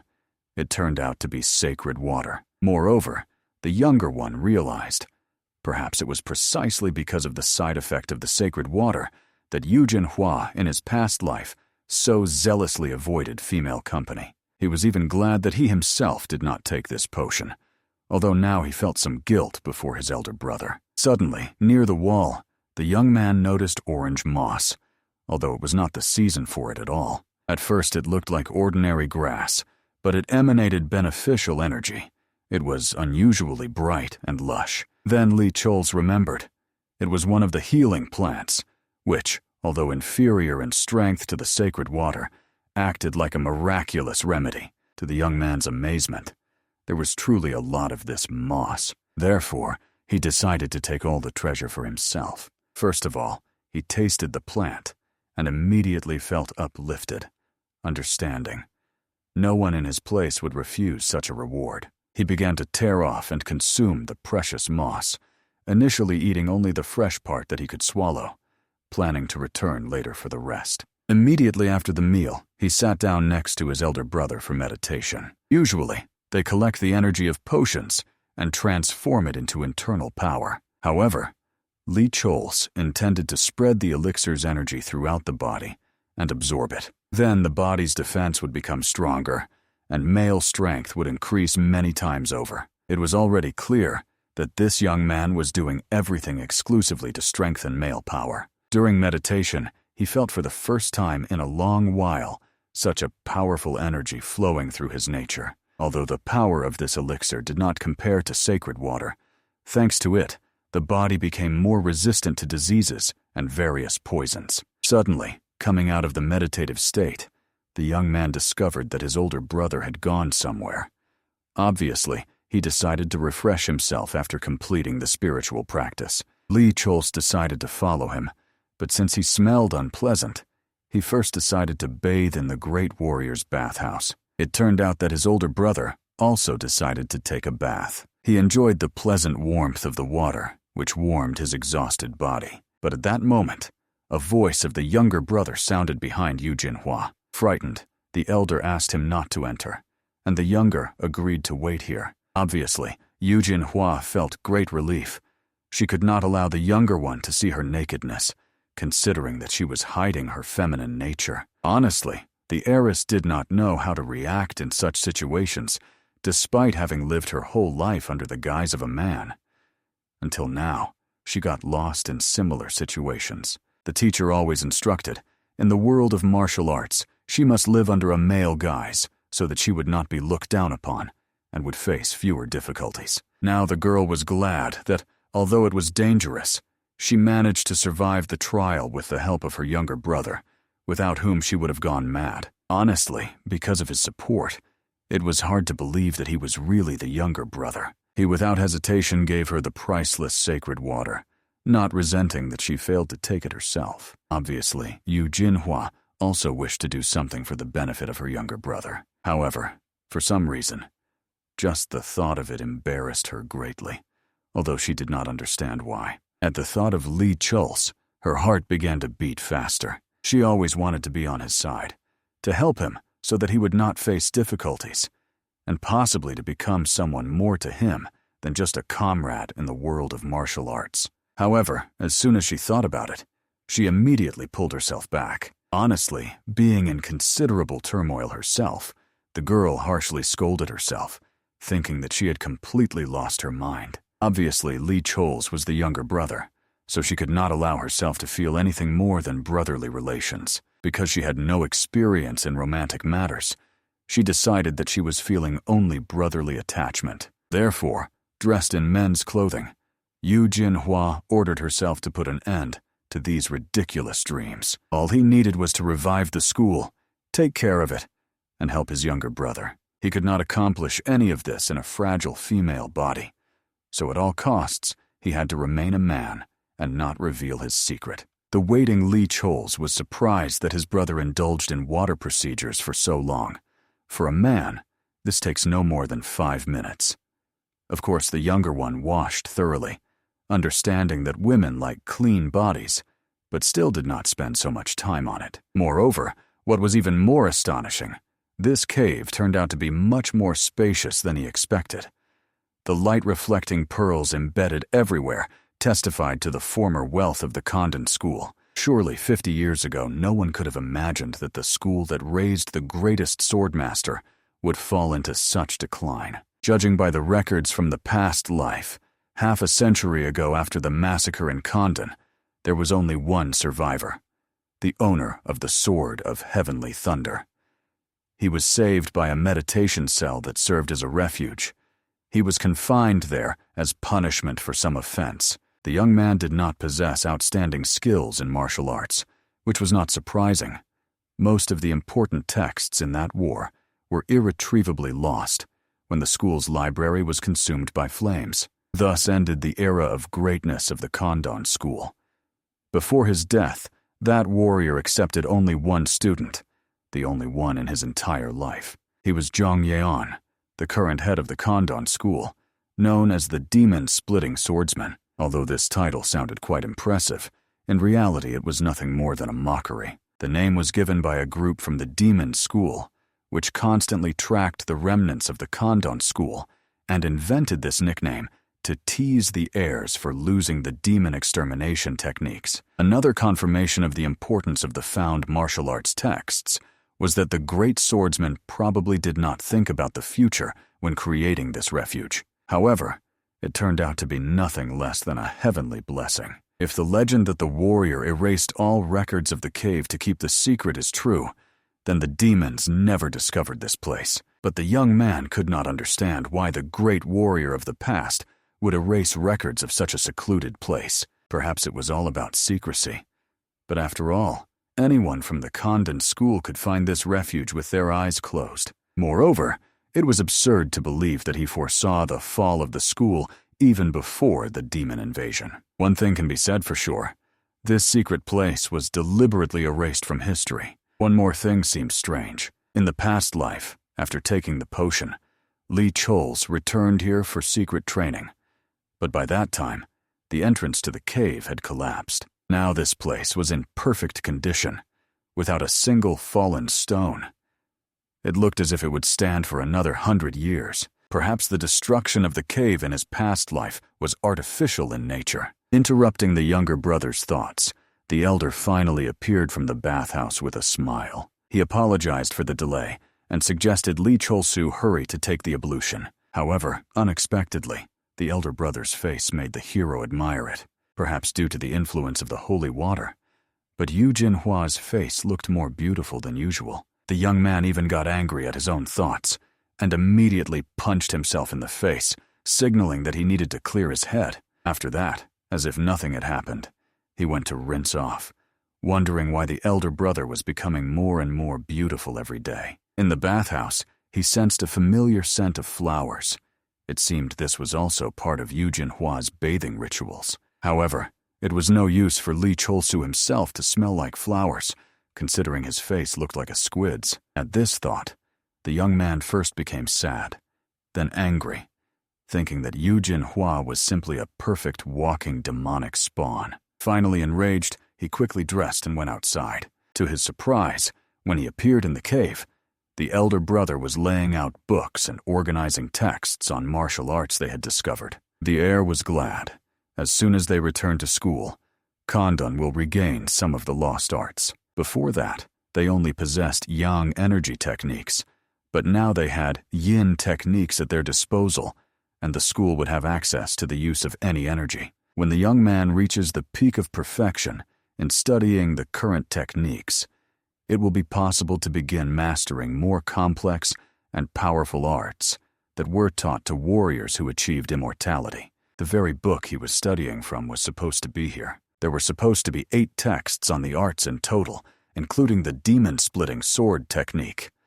However, after counting all the books, it turned out there were only 7. Eugene Hua hurried to explain that he had literally searched everywhere, but found only these 7 scrolls. The hero immediately decided to find out whether the demon-splitting sword technique was among the 7 books. However, it was not here, although in his past life the elder brother had found it right here. Moreover, the hero could not believe that the information from the Eastern faction was incorrect. This could only mean one thing. The master did not leave the demon-splitting sword technique as a manuscript. These are not rare cases. There are many ways to transmit martial arts without using text. A master who has achieved superiority over life and death could definitely have left the technique in some other form. Just at that moment, the thoughtful Eugene Hua explained that he found sword marks near the baths, after which he rushed to show his find to Li Cholsu. Of course, the young man suspected that these could be ordinary scratches on the stone. However, the elder believed that the younger would understand everything once he saw these marks himself. And indeed, when he saw them, he realized the marks were truly terrifyingly beautiful. Obviously, both immediately approached and began carefully examining the cracks that ran along the rock. First of all, Li Cholsu thought that something extremely important might be behind these gates. However, they could only be opened using inner strength. After all, these walls were surely more than 300 years old, and if the strength was insufficient or too much, they could collapse. But of course the elder brother understood. If they used the demonic sword technique incorrectly, the gates simply would not open. Therefore, both began to consider which method to choose to open the gates. As it turned out, Li Cholsu knew a small trick of the demonic sword technique. What is important is that in this world, there was the inviolability of the warrior. Violating the rules of the warrior's inviolability threatens the existence of the imperial family and the martial clans. But it was not so simple. All the same, hardly anyone in the palace would sit idly by and watch as the people of the martial world grew stronger with each passing minute. The imperial court always tries to control the world of martial arts, so it gathers information about important events and famous schools and develops methods to neutralize them. Nevertheless, many of them cannot obtain information about the schools, and the demonic sword technique of the Condan school was quite well known, so it was present in the arsenal of the imperial palace. So it can be said that the drawings on these gates are related to the demonic sword technique and were left here by a great master. Therefore, although Li Cholsu did not know exactly what was behind the gates, he could say with confidence there was definitely something important hidden there, belonging to the great master. As is known, every martial arts master has their own personal technique, and everything in this place was a clue from the renowned mentor. Right there, looking at the sword drawing on the ground, he tried to repeat the movement, as if a blade was also in his hands. At that moment, the arriving Eugene Hua also noticed the traces on the floor. It looked like a technique. Moreover, the perfectly outlined sword traces on the ground indicated the path. Just now, the younger brother was moving toward the beginning of the technique, following the left marks. Finally, he reached a wall completely overgrown with vines. Without hesitation, the young man drew his blade and cut the plants. After that, he asked his elder brother to help decipher the hieroglyphs that were on the rock. In the end, the description of the demonic sword technique, carved on the stone wall by the master, turned out to be extremely complex.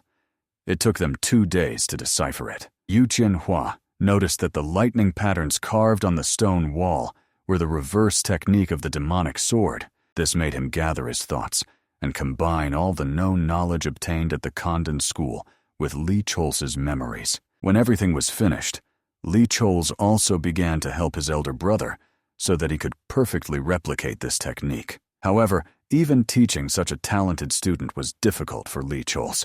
He almost broke his jaw in anger, scolding himself for constantly having to touch his elder brother. The situation only worsened. The young man dreamed that a beautiful maiden would be worthy of his virgin touch. But Eugene Hua somehow constantly managed to deprive him of his virginity through touches. All this time, training with the air, they ignored hunger, and when they wanted to drink, they rinsed their throats with water from the stream. And finally, they managed to assemble the reverse technique of the demonic sword into one. At that moment, Li Chol's almost forgot that Eugene Hua was a man, and even wanted to hug him. Thus both young men understood. This madness would end here and now. Now all that remained for the young swordsman Eugene Hua to do was to apply the technique to the wall. And only he could do this. Of course, the elder tried to explain that he still did not have enough knowledge of internal energy. It was unlikely his strength would be sufficient. Moreover, the teacher said that without harmonious control of internal energy, he could not properly use the demonic sword technique. Hearing all this, Li Chol's could draw only one conclusion.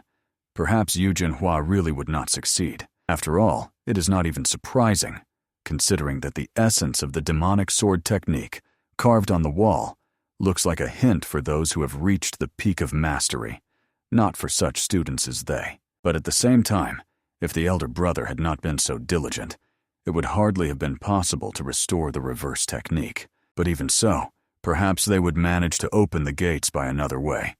After all, Li Chol's never claimed that there was no other method. Looking around the gates, the younger understood. They were about 300 years old. If only that much time had passed, it meant the seals on them were extraordinarily strong. Considering that Li Chol's himself was the head of the Imperial Intelligence Guard, in energy control, he was not inferior to the best masters in the world. Initially, the younger planned to destroy the barrier with the reverse technique of the demonic sword. However, the gates had stood for centuries. It was possible to try to open them with pure internal energy. With proper application of force, the seals would give way, even if the technique had not reached perfection. The hero finished the work, unlocking all the locks he could reach. Now it was Eugene Hua's turn. What was inaccessible to Li Chol's energy had to be completed by the young warrior. And conversely, the skills possessed by the heir, the younger had already flawlessly mastered in a previous incarnation. Li Chol's firmly knew, looking at his elder brother, that in this life he would surpass his former self. This he could guarantee. And so, as expected, after the heir's strike, the stone shutters finally parted, opening the way inside. Admiring, Eugene Hua could not believe what was happening.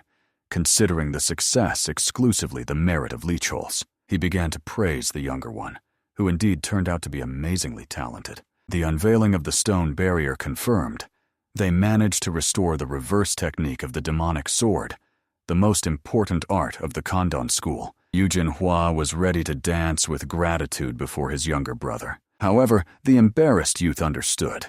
It was too early to rejoice. It was necessary to find out what legacy the great master had left. But unexpectedly, behind the gates, they were met only by impenetrable darkness.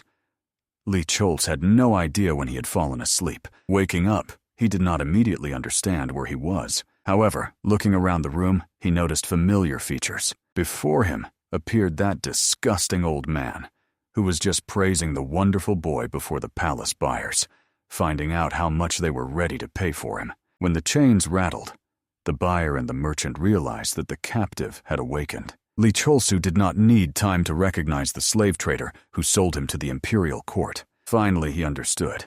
As soon as they opened the gates, they were struck by an illusion. At first, the younger one eagerly awaited the opening of the secret of the stone gates.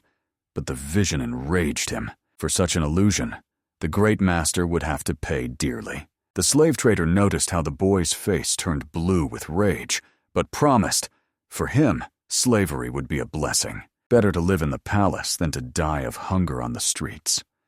Moreover, he could become the most influential person at court. If this really happens, the boy must not forget the mercy of the one who helped him get into the palace. The vile old man was not mistaken. In his past life, Li Cholsu really had power second only to the emperor's. But what use is power if, having it, you cannot enjoy it? He was so furious with these thoughts that his body began to emit a powerful, deadly aura, which is logical.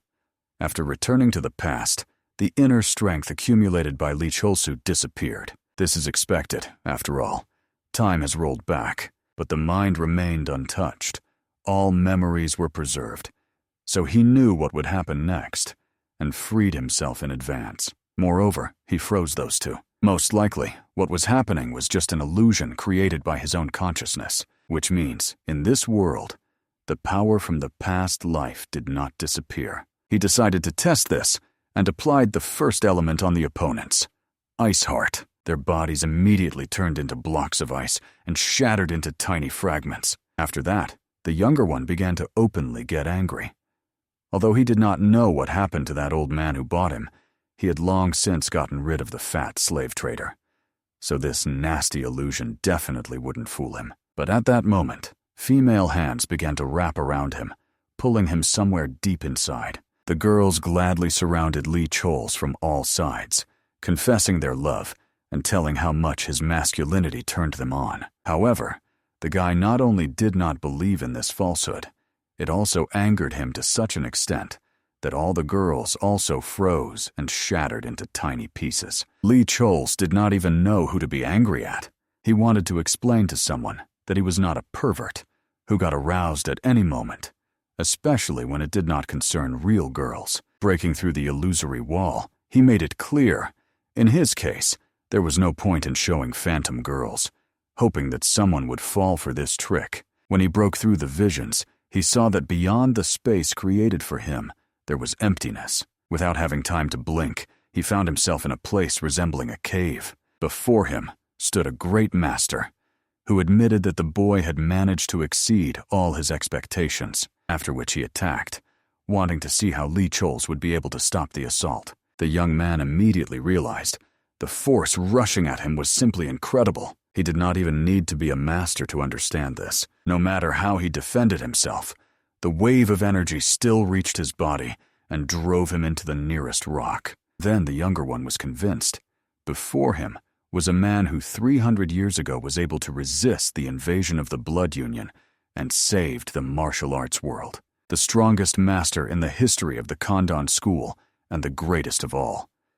This meant that before him stood Master Hong Wan Kam. Moreover, Hong Wan Kam continued to attack the young man, so he tried with all his might to explain to the great master that he was not an enemy. He had no idea why the warrior still hadn't realized that the alien had no ill intentions. The master himself was only angrier because this little kid still thought he could fool him. Although he was strong in spirit, his skills didn't even reach the first level. Moreover, he covered himself with the powers of dark fusion, but still claimed to be pure. Therefore, Han Wan Kam needed real proof that the boy before him was not one of the Blood Union's henchmen. When the younger one was exhausted, the warrior hastily attacked, ordering an immediate answer to the question. However, he calmly, bowing, explained that he was a student of the Condan school and greeted his ancestor. Immediately after these words, the frightened Han Wan Kam withdrew his attack. The youth was very lucky. Otherwise, such a terrible power would surely have killed him instantly. After that, the gloomy atmosphere of the room dissipated, and Han Wan Kam laughed loudly in surprise. He realized Li Cholsu was a true warrior, who not only overcame fear, but also used the element of surprise at the last moment. Obviously, Han Wan Kam considered that this boy was one of the best students and had passed his test. After that, he properly greeted the junior, explaining that he was part of the consciousness that had been waiting here for 300 years. But he had never met a disciple who possessed both light and dark energy simultaneously. Of course, Lee Chol saw nothing wrong with this. Although he had dark energy, he was now studying under the banner of the Condan school. That explained everything. Therefore, for Hong Wan Kam, his dark energy no longer mattered. He simply attributed it to the will of the heavens. Moreover, he believed that in his case, to counteract the reverse energy, it would be wise to use its laws against itself. However, for Lee Chols, the true essence of this phrase remained unclear. He had merely returned to the past through reincarnation, hoping to regain his manly dignity. But now that was not so important. He was troubled by a completely different question. He hurried to explain that he had ended up in this place, hoping to learn what legacy the great master had left behind. Of course, the warriors of the past had already divided everything that was presumably here among themselves. But Lee Chols still hoped that something else had been preserved. For example, some combat skills. In principle, Hong Wan Kam did not argue. Therefore, the young man, bowing, asked the warrior of the past for help. Perhaps he could pass these skills to him or to the companion who had come with him. The thing was that Lee Chols had been thinking a lot lately about restoring the Condan school, and among other things, about Eugene Hua. If the heir mastered the combat techniques of the great master, he would gain the power to become an invincible warrior. He had to restore the destroyed school, while the hero wished to become a secondary character and enjoy life. Therefore, he did not want to take on the role of the main hero. For him, it was more than enough just to master the martial arts of the Condan school. At that moment, to be honest, Han Wan Kam was a little disappointed. At first, Lee Chol seemed much more insightful to him. After that, he explained to the boy that his appearance here was predestined by fate itself. It was foolish that he still had not realized this. Moreover, at that moment, the clouds thickened, and a powerful lightning strike hit a huge building resembling the walls of the former Condan, standing in the middle of the whole scene. Han Wan Kam made it clear that the dark energy would inevitably be reborn. Of course, Lee Chols had no idea what this could mean, considering that Han Wan Kam was the hero who stopped the invasion of the Bloody Union 300 years ago. Therefore, the Union must have been completely destroyed by this warrior. It seems that what he was trying to tell him was that the war is not over yet, and the Bloody Union may return sooner or later. Unfortunately, Han Wan Kam could say no more, for that would have been a violation of the heavenly code. However, for the boy, the realization of everything that was about to happen was a true curse. The Bloody Union is a demonic group created by an alliance of blood demon worshippers. One of the three schools led by the spawn of blood, the Bloody Union, unleashed a colossal massacre in the central lands of the Celestial Empire. The demonic army destroyed countless settlements in the vicinity of the sacred Mount Dawn. Legends say that the spilled blood could fill an entire river with a crimson stream. Even the august imperial dynasty, ruling in those dark times, was forced to flee from this invasion of darkness. Before the Bloody Union could finally capture the central provinces, the swordmaster Han Wan Kam appeared. The great warrior created and led the mighty martial arts union. In the legendary battle at Lake Faianho in Jiangxi province, he fought the very blood demon. Fortunately, the martial arts union managed to win this war of worlds. After the horrific battle at Lake Faianho, a new state was founded, known as the Ming Empire. The warriors received immunity from the imperial palace in gratitude for the victory over the spawn of blood. The situation turned out to be much more serious than Lee Chols had assumed. In the past incarnation, the Bloody Union failed to win, but it is unlikely that the outcome will be exactly the same in the present times. Fortunately, now the young man was radically different from his previous version. The worst that could happen was that the Bloody Union, together with the Blood Demon, would once again capture the Central Plains. Lee Chols thought he would simply guard the school quarters together with Eugene Hua and enjoy his peaceful life. However, now he had to worry about two problems at once. Both Eugene Hua and those cursed demons. War brings suffering to both men and women. making everyone anxious about the future.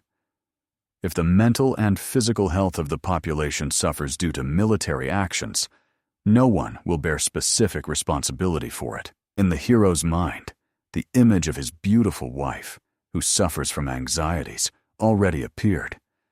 He saw his daughter, frightened by thoughts that her dear father might not return from the war. From the stress and horror experienced, she could even die. Lee Chols absolutely did not want such a future. There is no place for war in a life full of pleasures. In his beautiful existence, there should be no worries or sorrows. Moreover, the young man wanted to get an explanation of why the great master chose him and not his older brother. Although they were making it stronger, it had nothing to complain about yet. This time, he had no other choice but to accept what current life gives. He had no desire to play the hero. But at that moment, the image of a little empress appeared before his eyes. Obviously, if the Bloody Union captures the Central Lands, the hero will not stand aside, because he must protect what is important to him. Looking at the determined expression on his face, the great warrior duly appreciated the young man. Han Wan Kam hoped that the boy was ready to begin training with the great swordmaster. All that remained for Lee Cholsu was to hope that the mentor would turn out to be a truly excellent teacher. However, Han Wan Kam only became angry at such words. He did not forget to scold the young man for being a truly worthless offspring who wished to live only among wealth and luxury. Moreover, he only improved in martial arts to impress girls and fulfill his pathetic carnal desires. Obviously, the boy had nothing to say in response to such accusations. All he could do was try to justify himself before the great master, that this was not exactly his main goal. As is known, unity is the fundamental principle of nature. Lee Chols did not consider himself a sinner led by his desires. Moreover, the great master himself must have clearly seen that his illusions could not deceive the young man. All Lee Chols wanted was to direct his cherished desires in the right direction.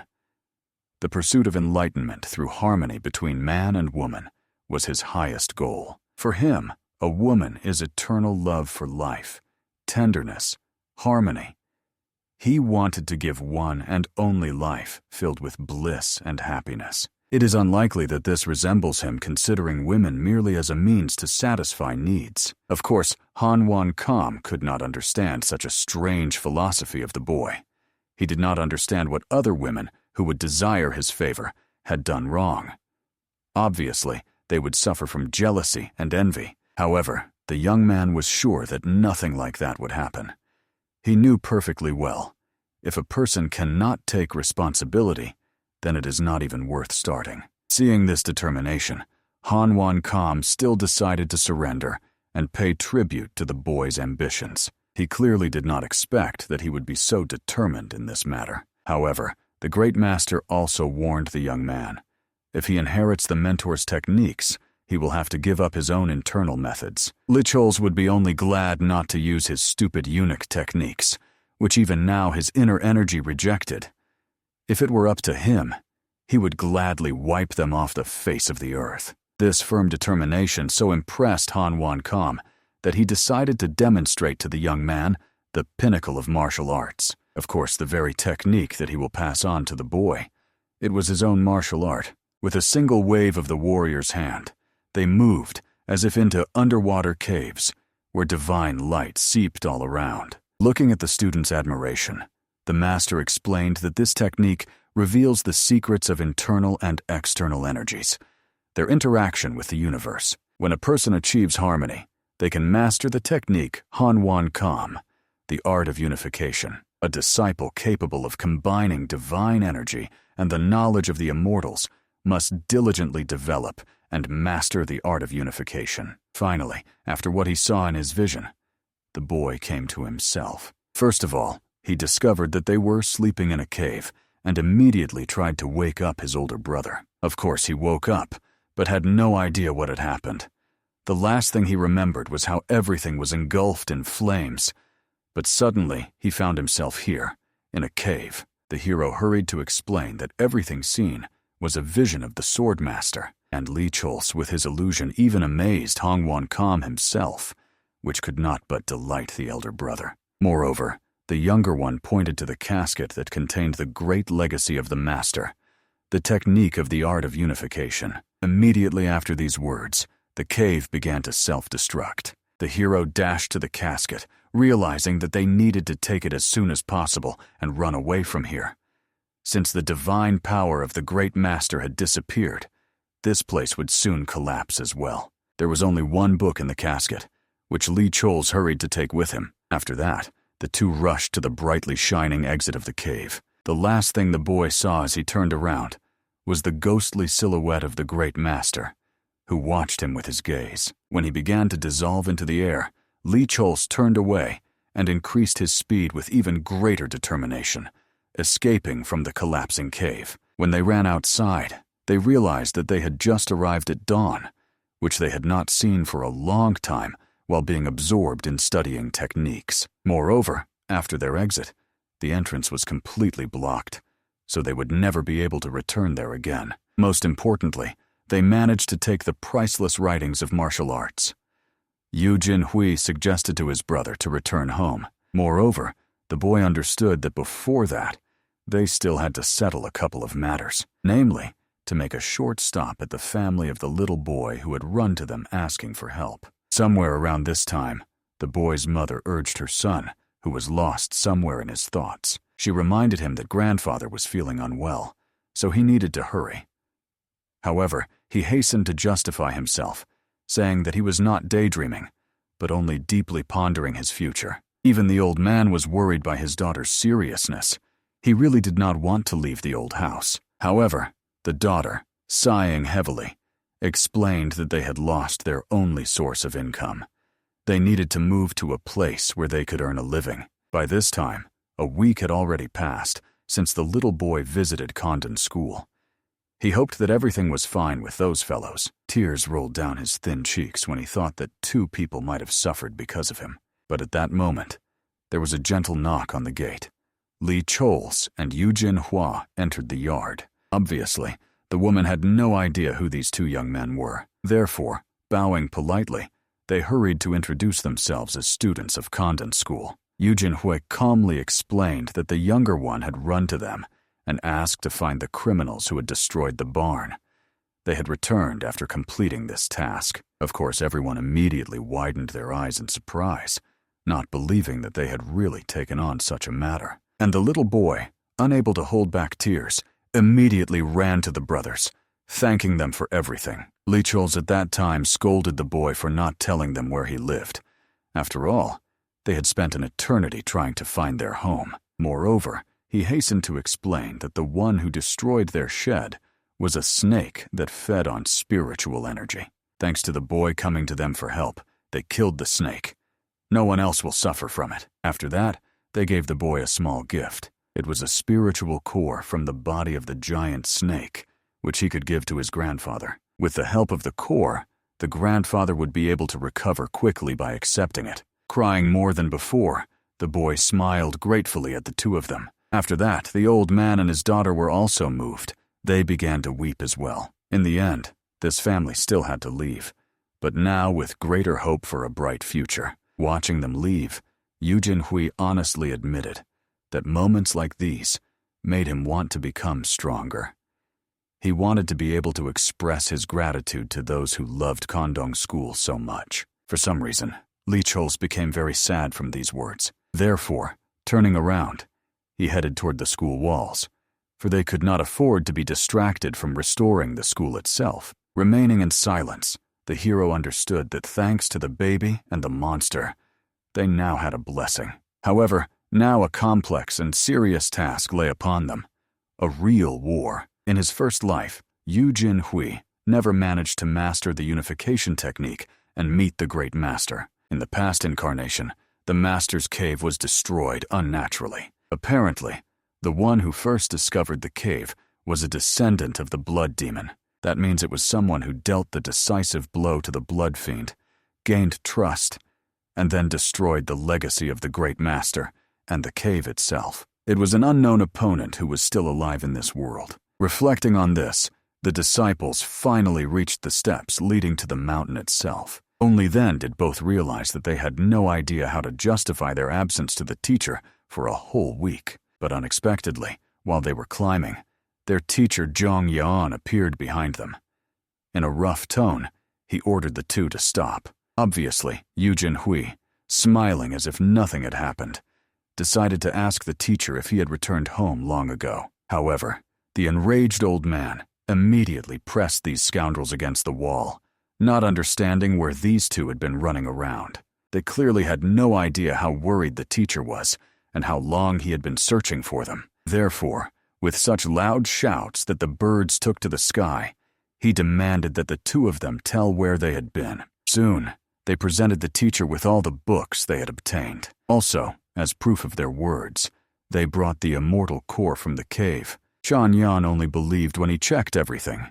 And indeed, all the writings and books were authentic. Moreover, they not only managed to fulfill the resident's request, but also returned the legacy of the great master. Obviously, Zhang Yan was very proud of his students. It seemed the very ancestors of their school had blessed them, but even in that case, he considered their unauthorized disappearance simply unforgivable. Still, these two deserved gratitude for returning the school's relics. Considering their merits, their mistakes would no longer be discussed, and he would not punish them. But they both had to promise that such a thing would never happen again. Immediately after that, the strict old man approached and immediately embraced the two tightly. Joyfully, like a father, he welcomed them back within the walls of their native home. Soon the old man and Eugene Hua began sorting all the books. Now the search for all the secret scrolls was complete. Even the art of the demonic sword was found. It was truly the greatest luck for the school. Moreover, the immortal core they brought was very valuable. If they sell it, they will no longer have to worry about sustenance. However, the excited Lichols suggested to the teacher to temporarily set aside the unification technique and the immortal core. Pondering, Zhang Yan understood.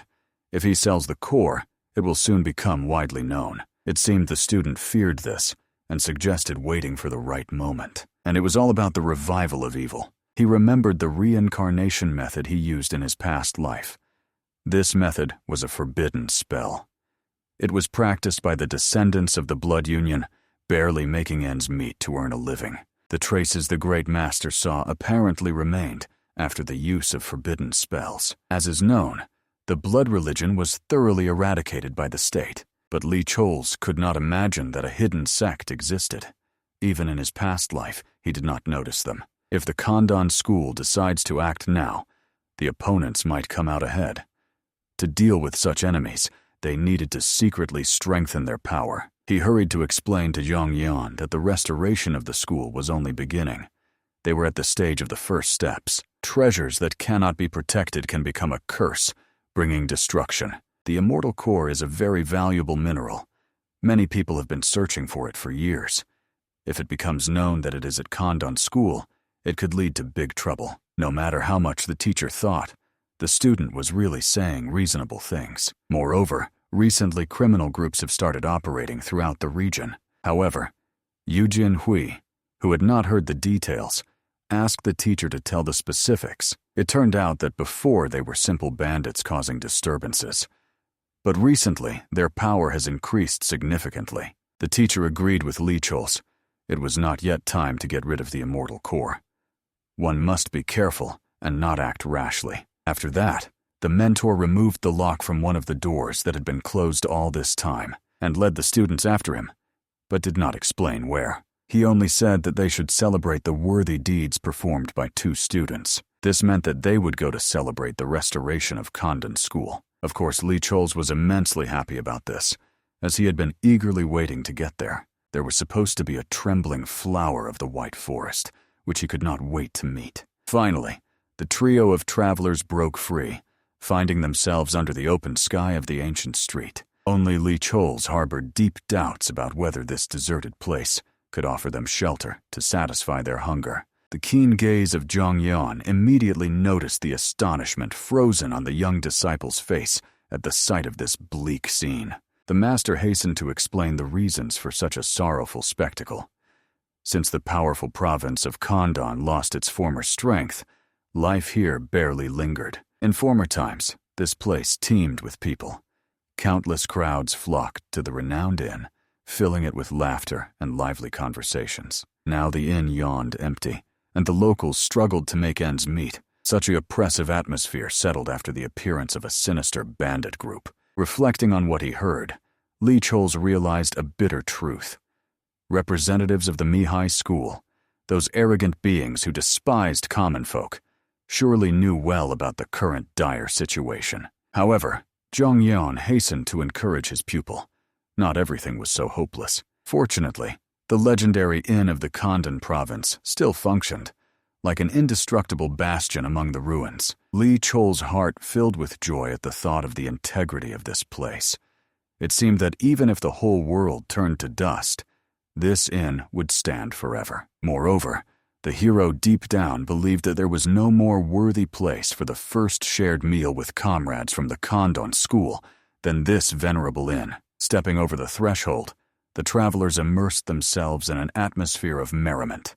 Many people were animatedly conversing with each other. Considering the deplorable state of the province, there were even more gathered than Lee Chols expected to see. At that very moment, the owner of the establishment appeared, who, bowing low in a respectful bow, greeted the arriving master and his disciples. With a warm smile, he escorted the guests to the table. Barely seated, Chang Yen noted with a satisfied look that the same amazing aroma lingered in the inn as in days past. The owner only laughed awkwardly, modestly remarking that the head of the school was excessively kind to him. Now the gaze of the establishment's owner turned to the young face he had not met before.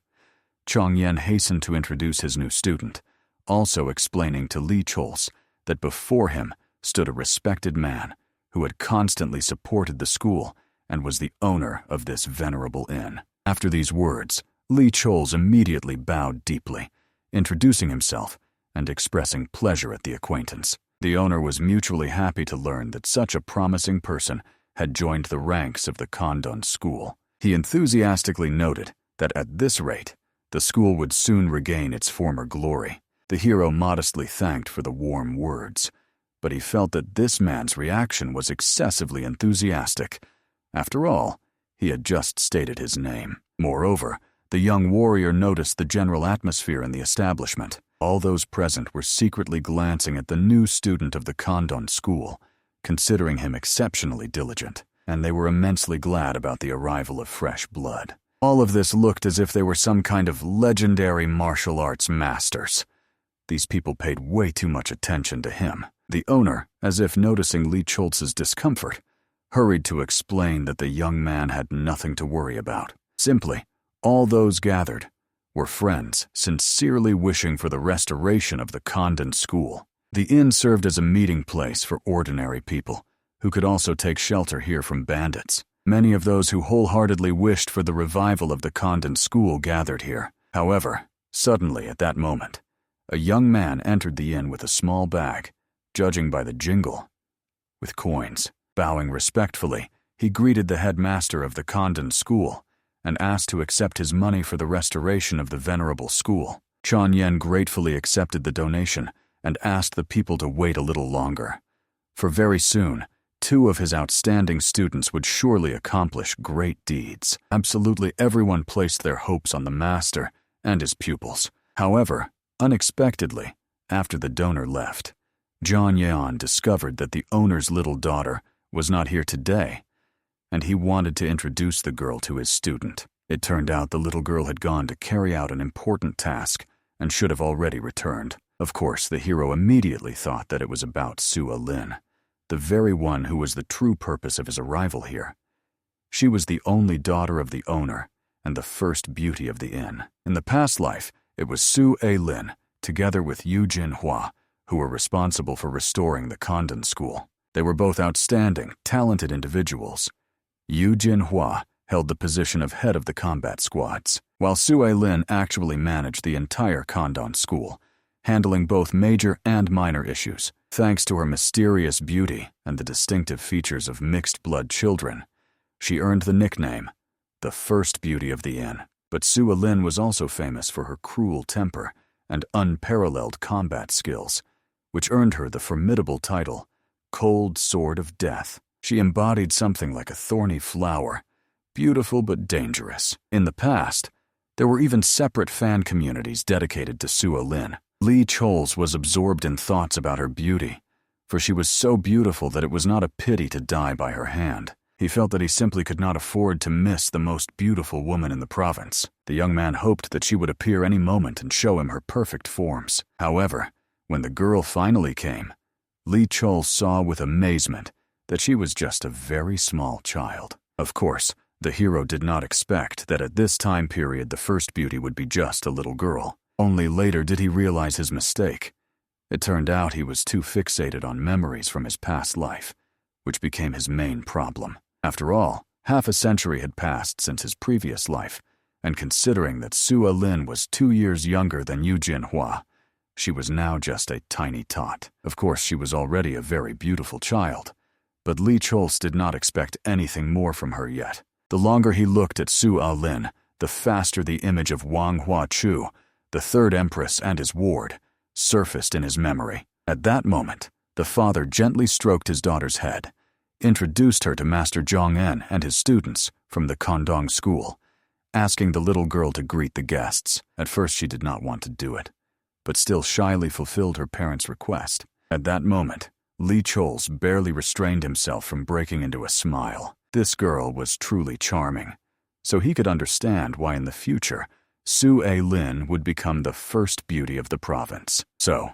considering that the hero needed to become her older brother, he had to start strengthening his reputation right now. Therefore, he hastily stood up and bowed before the little girl, introducing himself as a new student of the school. However, for some reason, just one look at him made Su Alina displeased and wary. The hero barely had time to properly greet her when the girl, turning around, immediately left without explaining anything to her father. In fact, the little girl was outraged that Lee Chols dared to smile, even though he was so weak that he could not protect anyone at all. For some unknown reason, Su Alina truly hated all those silly martial arts schools. At the same time, the concerned father apologized for his daughter's shyness, and Zhong Yan responded with understanding, considering her young age. Lee Chols was also not surprised.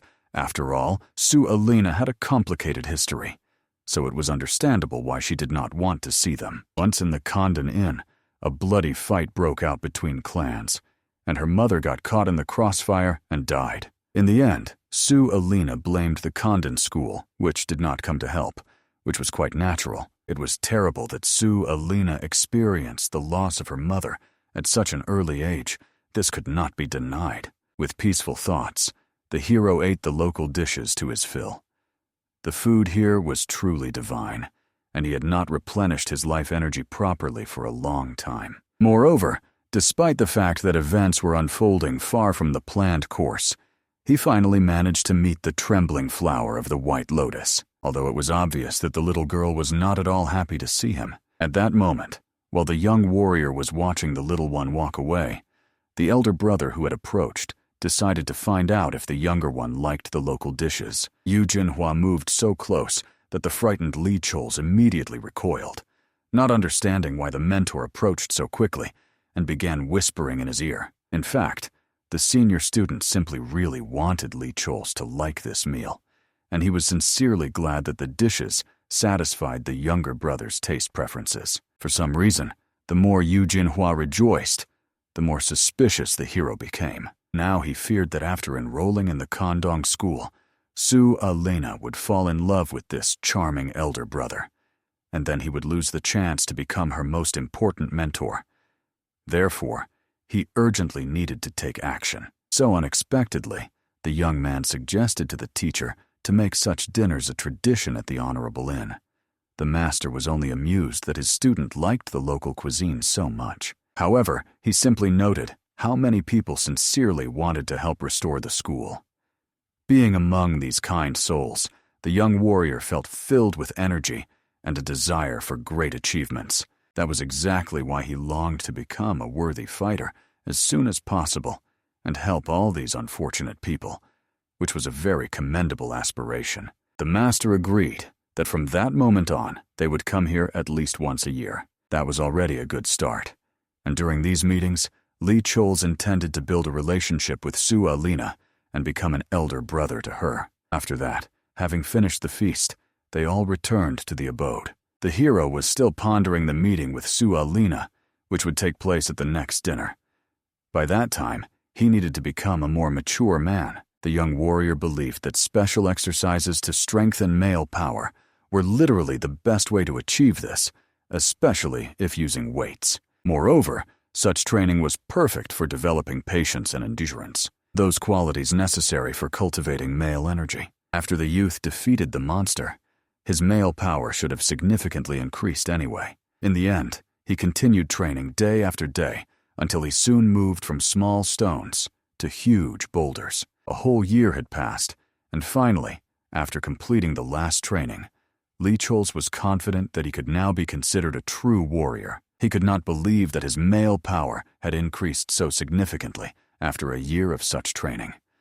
At this rate, he could become a legendary master of male energy. After that, sitting down in a meditative pose, the hero decided to concentrate the inner strength in his body. However, unfortunately, he suddenly discovered one side effect during meditation. Now his male organ began to show right through his clothes. After Lee Chol's met the great master in the cave, his martial arts acquired serious side effects. One of them was that when he used internal energy, his male dignity began to live its own life. The young man did not know the reason, but if it continued like this all the time, the only thing the hero would get was a reputation as a pervert, and beautiful women would stay away from him. At that moment, Eugene Hua came to the younger brother, delicately knocking on the door to greet the ward. Because of this, Lee Chol's was even more outraged, not understanding why the elder constantly appeared at the most inappropriate moments. In the end, carefully pressing his clothes to his groin,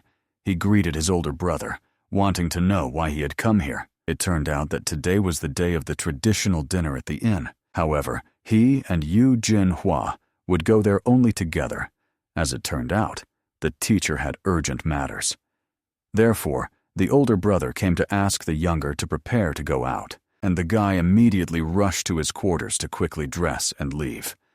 Only at the last moment, looking at the departing Lee Chol's, Eugene Hua noticed that he somehow reacted strangely to his appearance. Since Eugene Hua himself was a man, he should not have felt the male energy of the younger brother. Moreover, the elder was already a teenager, so the embarrassment at that moment was completely incomprehensible to the hero. Still, dressed in decent clothes, he appeared at the inn courtyard, where Su Alin was serving them tea. Of course, the hero thanked his younger sister for her care, but she, hastily turning away, immediately left without even responding. Nevertheless, Lee Chol's was happy that now she did not so much despise them as simply neglect them. That was already better than their first meeting. However, the strange thing was that usually in the yard, where the crowd swarmed, today there was an ominous silence. To be honest, Eugene Hua admitted that he had never seen the inn yard so empty. But at that moment, the owner of the establishment arrived and greeted the young guests. At once, from a single glance at the young man noticed that he was not feeling very well. However, he did not have time to ask, as the already bent head of the innyard inquired about the guest's order. They decided to repeat the same order as last time, but when the owner turned to go to the kitchen and prepare the dishes, suddenly he was seized by a severe convulsion all over his body. Su Alin immediately rushed to her father, just as the two school students flew to the sufferer. The elder brother tried to understand what had happened to the master, while he explained to the young men that he was fine. He was just a little overworked. However, this looked suspicious, considering that the inn-yard was obviously empty. So the young men thought that perhaps something serious had happened while they were not here. It turned out the man had to tell them something last year, but then he could not confess. It seems he will have to close the inn-yard. And all this was because of those scoundrel bandits, at the very thought of whom even little Su Alin was frightened. This group of villains terrorized the residents, organizing monstrous pogroms and forcibly taking money from merchants in this area. They actively rampaged for 2 months and then decided to settle near the inn. At first, the villains began to threaten the merchants to stop doing business with the establishment, and they arranged fights near the yard to create a frightening atmosphere. Of course, the owner tried to hold on, But over time, there were fewer and fewer customers, and more debts.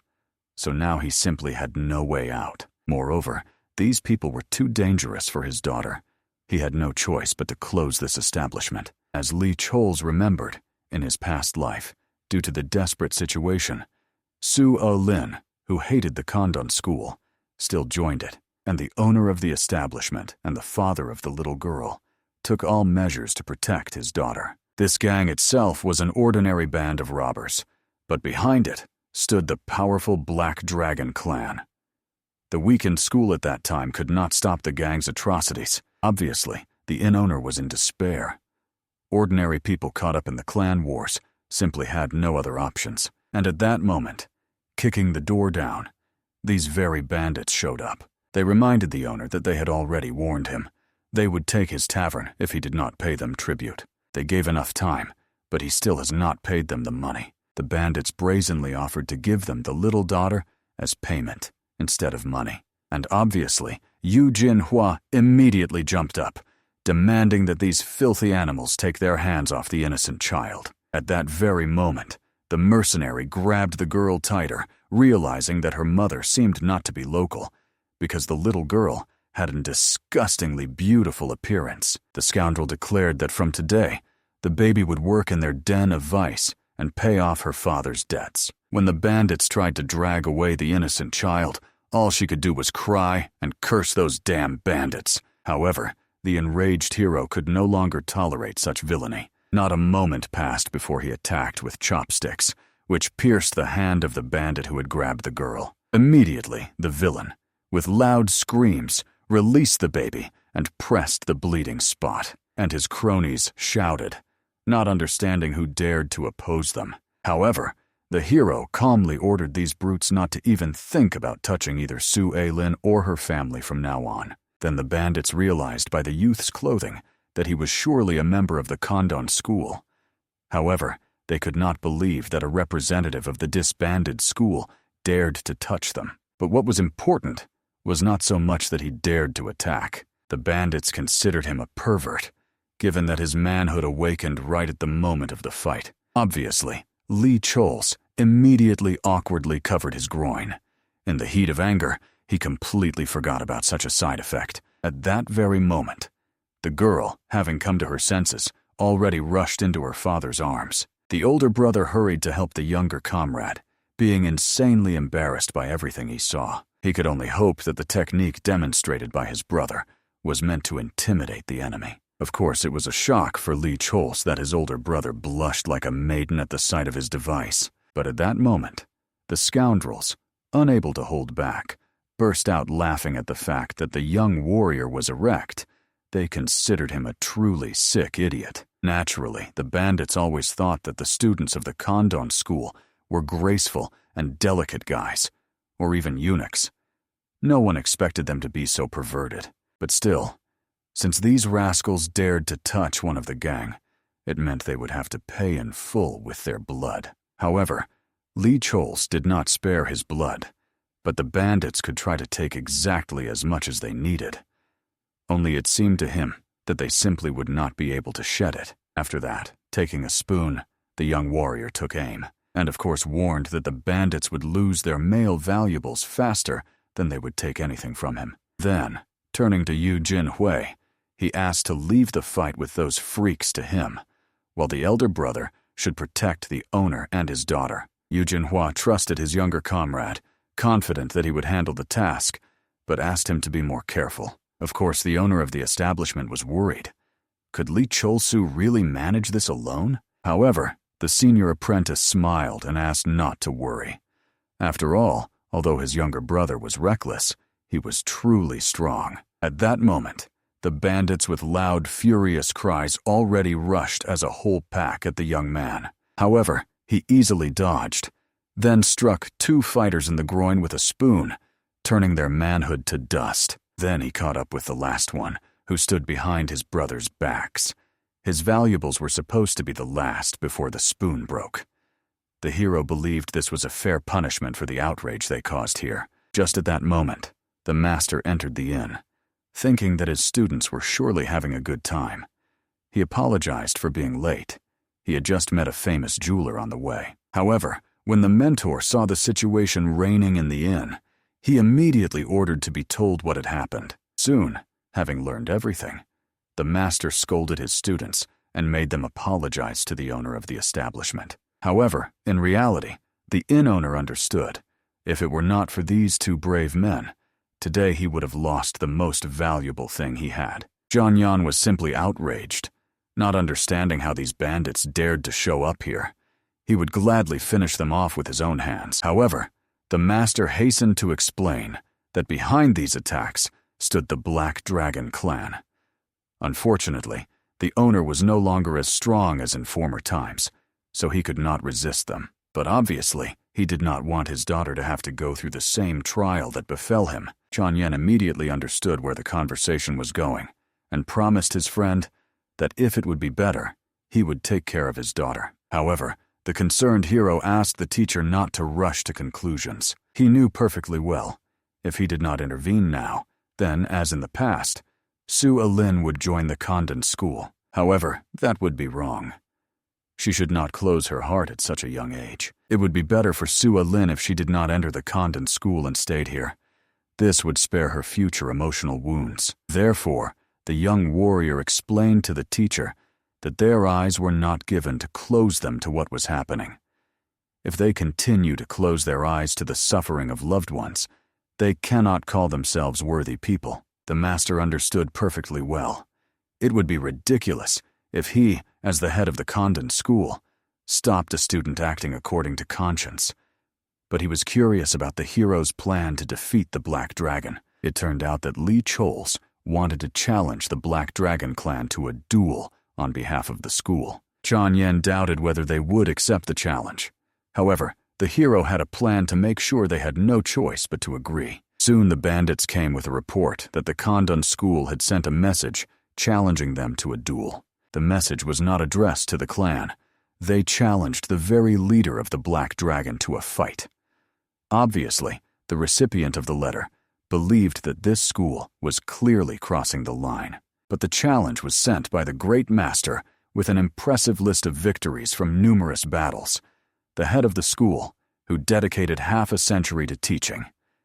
If the students win, the Black Dragon clan must completely leave the region where it has already settled. 2 masters from the Condan school were supposed to face 3 masters of the Black Dragon clan. These were suspiciously favorable conditions for the bandits. Moreover, they had the Celestial Dragon and the Black Dragon, so the duel will be completely uneven. The assistant believed that these dragons were destined for defeat, so the clan leader had no reason to worry about this letter at all. The woman who appeared also supported the young man's opinion, after which she lightly, like a feather, landed on the backrest of his chair, promising to take this task upon herself. This was Lady Swordsman of the Black Dragon clan named Yo E. Ryan. The man insisted that they would take care of this matter themselves.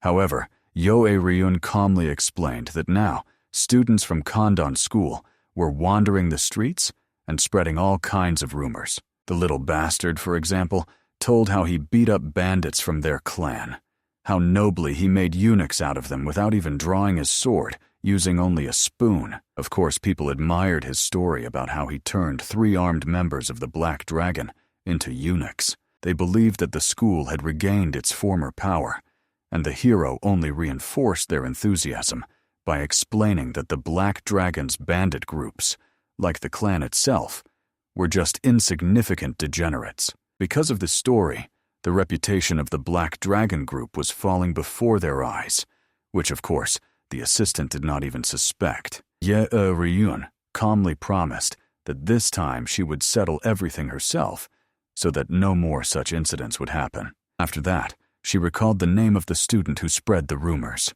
It seems she heard that his name was Lee Choles. At that moment, training in the forest in the evening, the hero was glad that he had lowered the enemy's reputation so much. As is known, to win the hearts of the townspeople, there was no better story than about valiant knights fighting for justice. Moreover, in these stories, he acted as an apostle of justice, who defeated the clan in the name of virtue.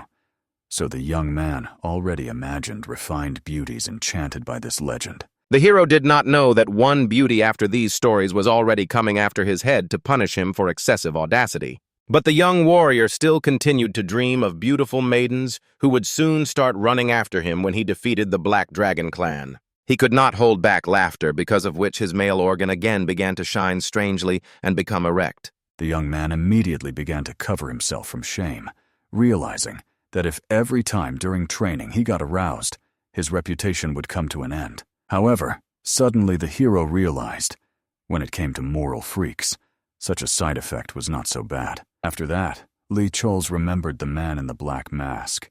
He did not sleep all night, waiting for him to come to him. As is known, they sent a challenge to a duel, but there was no guarantee that the Black Dragon, who was involved in all sorts of dark deeds, would accept this challenge. And how did the hero know from his past life that there is no better friend in the world of martial arts than a man in a black mask? Therefore, he waited for a mercenary to attack him. After all, the Black Dragon had no reason not to do so. But to his surprise, on a tree branch, he saw a woman watching him attentively. As is known, in the past life, the battle between the Condan school and the Black Dragon happened 4 years from this day. The young warrior knew exactly that there were girls among the ranks of the Black Dragon school. However, he did not know that among the Black Dragon ranks there was a woman with such a perfect body. Jumping to the ground, she calmly greeted the young man, suspecting that he was the very Lee Chols. At that moment, the young warrior was even embarrassed by her unparalleled beauty. Meanwhile, the beauty herself drew her blade, pointing it at the young man's body. She wanted to see how he would sing now when he met a warrior of the Black Dragon clan. At the last moment, the hero hurried to draw his sword and ultimately managed to fend off her swift attack. Right then, Yeo Eryun noticed that for his age, Lee Chols really possessed decent skills, but still was not someone special. On the other hand, she judged the boy by rumors about Eugene Hua, so her disappointment was not something strange. The young man himself perfectly understood how strong his opponent was. Even withstanding her lightest attack was a sufficiently energy-consuming process. Moreover, all her movements were quick and light, as if she were a weightless feather. The warrior's skills were quite unusual, so Lee Cholsu became even more curious about who this woman was. Yeo Ye-ryun herself could barely hold back laughter.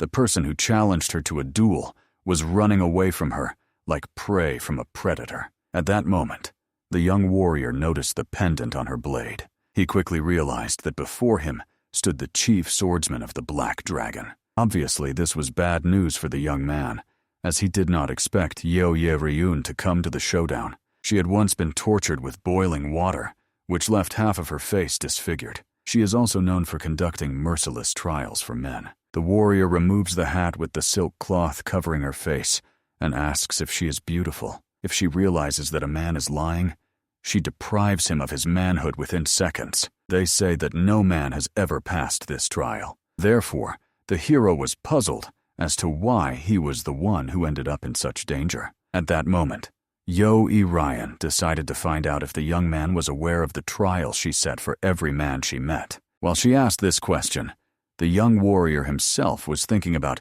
how to get out of this problematic situation. The beauty took off her hat, and with a smile decided to find out from the youth if she was beautiful. The hero perfectly understood that he could not give a simple answer.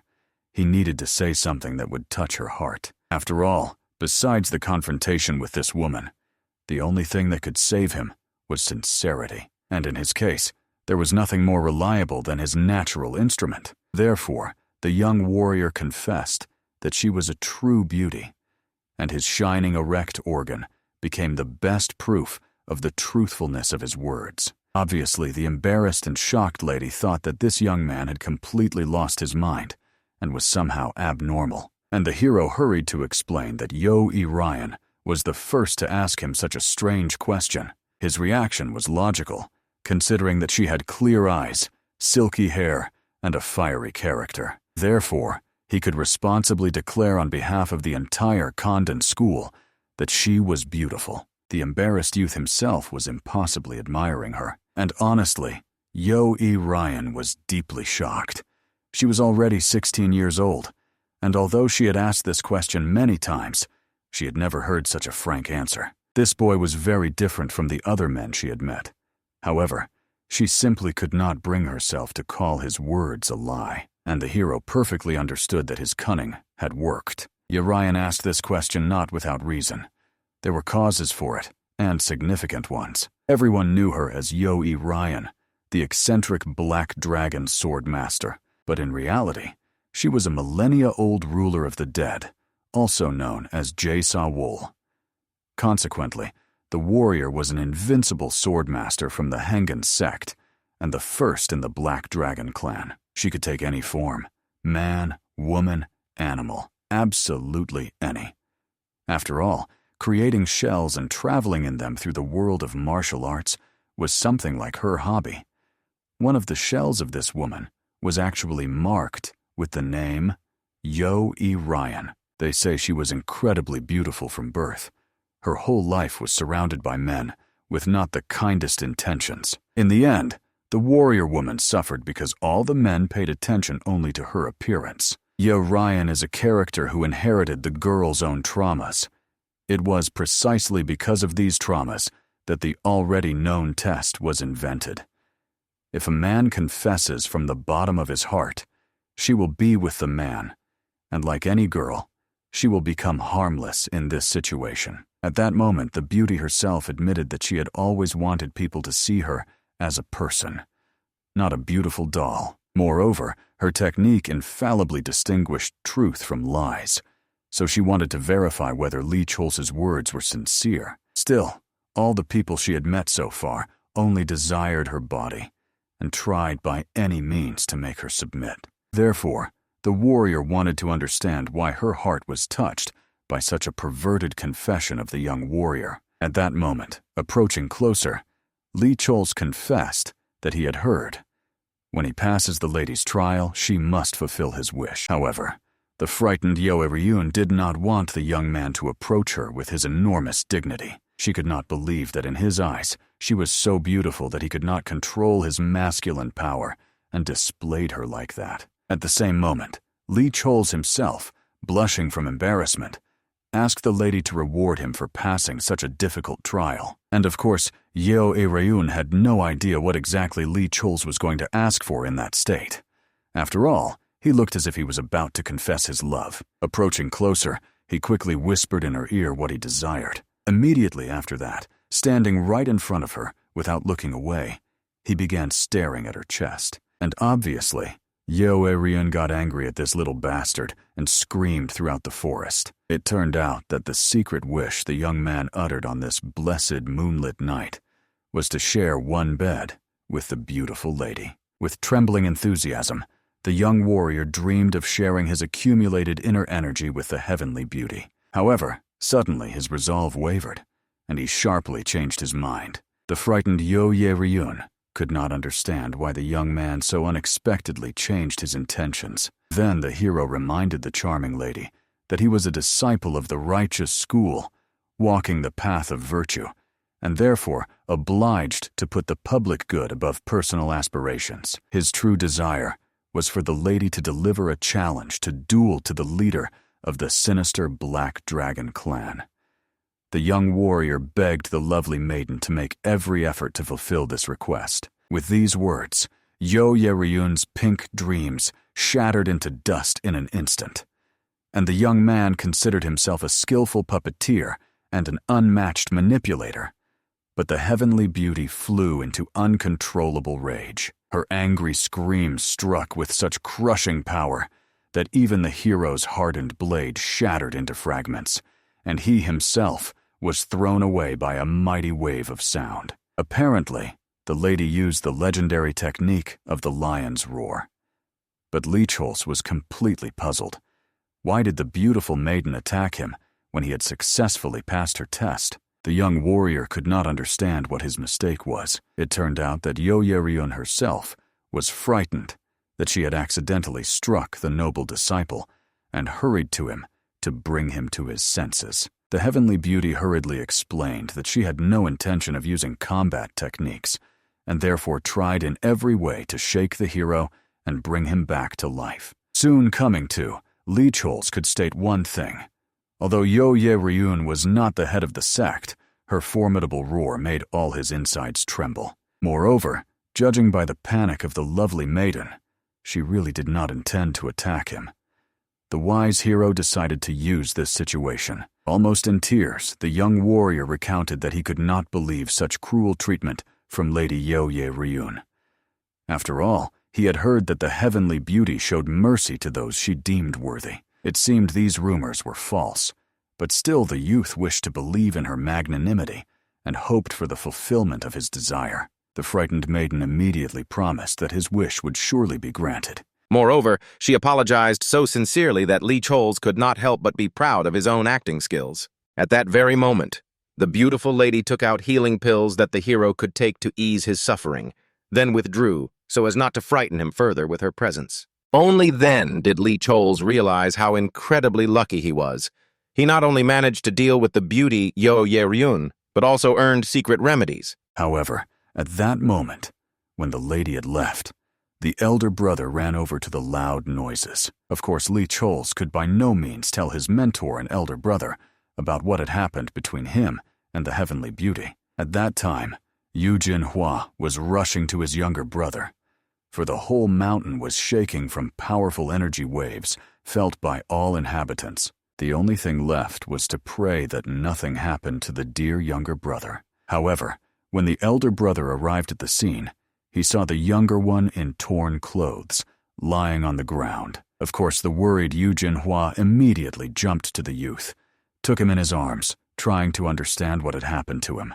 Chores hastened to explain that the people in black masks came to challenge the honor of the school, but the battle ended with their hasty retreat. Although the hero received minor wounds, he managed to defend the honor of the Condan school. Eugene Hua instantly realized that the people in black masks were surely bastards from the Black Dragon clan. The elder comrade could not believe that these scoundrels dared to commit such villainies. The noble warrior was beside himself with rage and swore never to forgive those scoundrels. Chores was glad about his older brother's reaction. It meant he had acted correctly. Now a thirst for revenge burned in the elder's heart, so he would perform excellently in the upcoming battle against the Black Dragon clan. At the same time, Eugene Hua burst into tears, apologizing for failing to protect his younger brother this time, but promised not to allow such mistakes in the future. And the hero patiently endured the brotherly embraces, only hoping that the elder would soon deign to let him go and stop pressing against him. In the morning, the young man had already awakened in his dwelling, rested after the thrilling meeting with Yahello. As expected, his wounds were supposed to heal in about 3 days with the help of a miraculous remedy, provided he did not stick out or act heroically. Soon, Changyan came to visit his student, brought by Eugene Hua, who was crying from what he had experienced.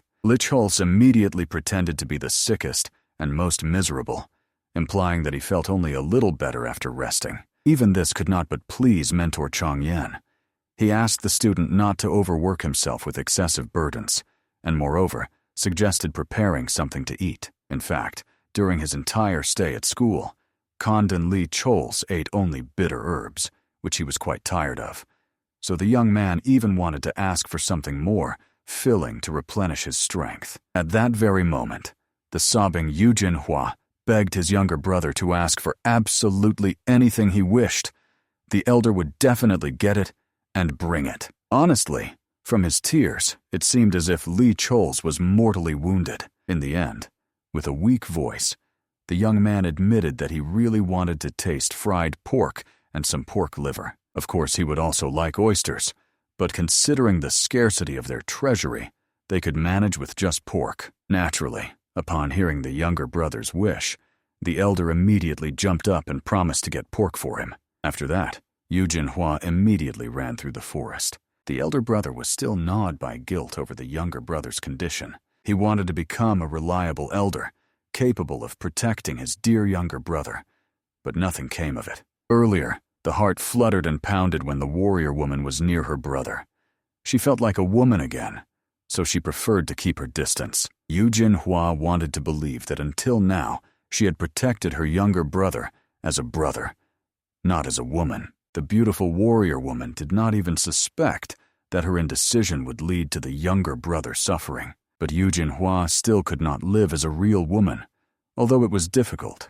She had to get used to the idea that she was a man. With these bitter thoughts, the elder brother entered the inn to visit Su Alin and her father. There, the innkeeper learned that chores had been wounded by a man in a black mask, and Eugene Hua had come for pork for the young man. The respected disciple hoped very much that the owner could prepare at least one portion for the injured hero. However, he was only glad to fulfill this request and felt guilty that chores had been hurt. The owner could not remain indifferent and inactive like a savage who does not know how to express his gratitude. However, at that moment, unexpectedly, Su Alin rose from her seat at the table, addressing Eugene Hua. If he did not mind, she would like to go with him to the school to take care of the younger disciple chores. Of course, Eugene Hua was surprised by such changes in the little girl, since he himself could perfectly take care of his younger brother. It was a surprise for the elder brother that Su Alin wanted to take on such responsibility. However,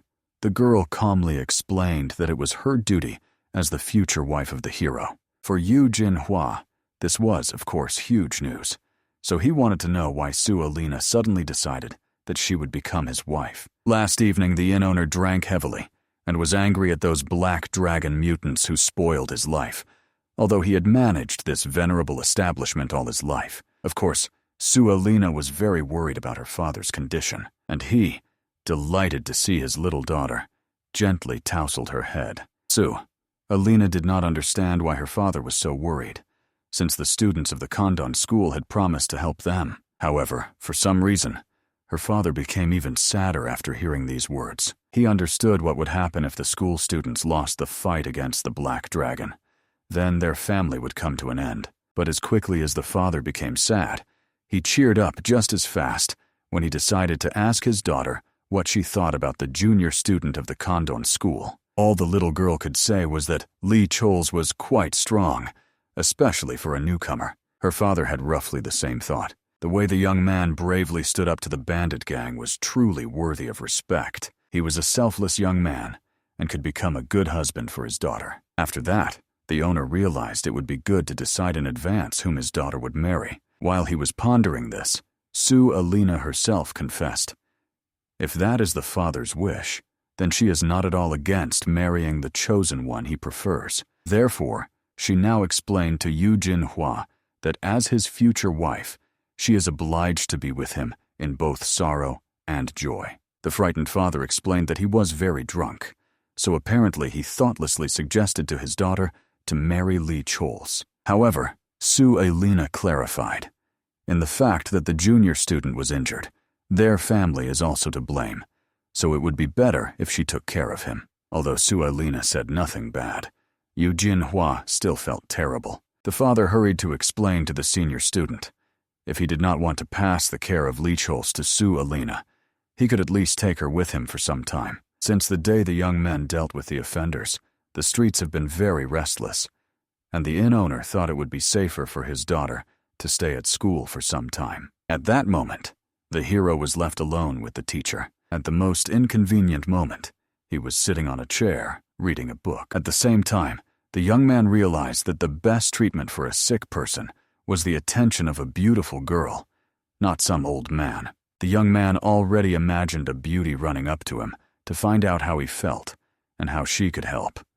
And he calmly sits the girl on his lap so that it would be more comfortable for her to check his condition. After these thoughts, the boy was convinced if such a beauty combined her energy with his, he would recover in a matter of seconds. At that moment, John Yan heard that the senior disciple had returned, so he decided to go meet him and left the hero to rest. And the hero was glad that he would finally be alone and could continue doing Kegel exercises. He had been doing this for a year already, and they had brought truly gigantic results. Now even a thick blanket could not completely hide his majestic instrument. In his past life, he had sexual desire, but he could not even comfort himself. And now, being alone, he could do whatever he wanted with his apparatus. However, just as he was slipping his hand into his pants, the door suddenly opened, and little Su Alin entered the room. She calmly greeted the junior disciple, whom she had not seen for so long. Obviously, the hero had no idea what the girl had forgotten here.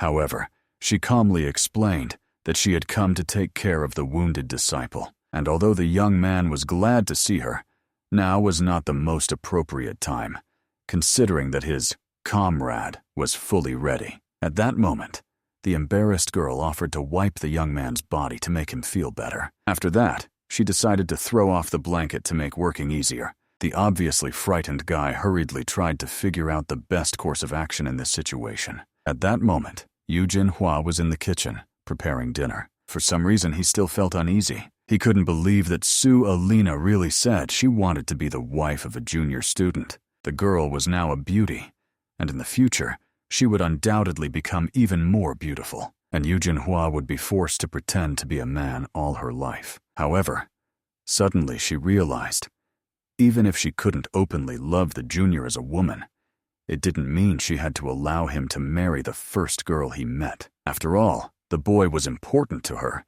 so even the most sincere feelings require time and trials. At that moment, Su Alin somehow very quickly returned to the kitchen, and Eugene Hua didn't understand anything. It turned out that Lee Cholz had kicked her out. He couldn't allow a girl to wipe him. Therefore, she asked Eugene Hua to take care of it and wipe the younger brother to make him feel better. Lee Cholz himself was now trying to come to his senses. He had not seen little Su Alin for a long time and did not want to embarrass himself in front of her. But at that moment, the older brother had already run into the room with a joyful smile. He could not believe that Lee Cholz seriously kicked out little Su Alin just because she was a girl. This was literally wonderful news because he and his younger brother were the same sex, so now his body was in reliable hands. However, this sounded even more frightening than Lee Cholz could imagine. At that moment, Eugene Hua tried to pull the blanket off the hero, rub his body, and allow him to refresh. He accepted no objections, so he simply tore the blanket to shreds. After that, looking at the frightened Lee Cholz, he began to pity him. Apparently, it was terribly difficult for the poor guy to fight that man in the mask. And to repay him for his efforts, Eugene Hua definitely wanted to loosen the tension in his body. Obviously, Lee Cholz did not know where to put himself, considering that even the first massage of his life now belonged to his older brother. However, surprisingly, it was really very pleasant and good. Moreover, the hero understood. He was enduring all this suffering exclusively because of Yahello, so if the duel with the Black Dragon did not take place, he no longer knew what to do with her. At that time, the girl was wondering in her room how the hero was doing. She was worried that she might have hurt him too badly.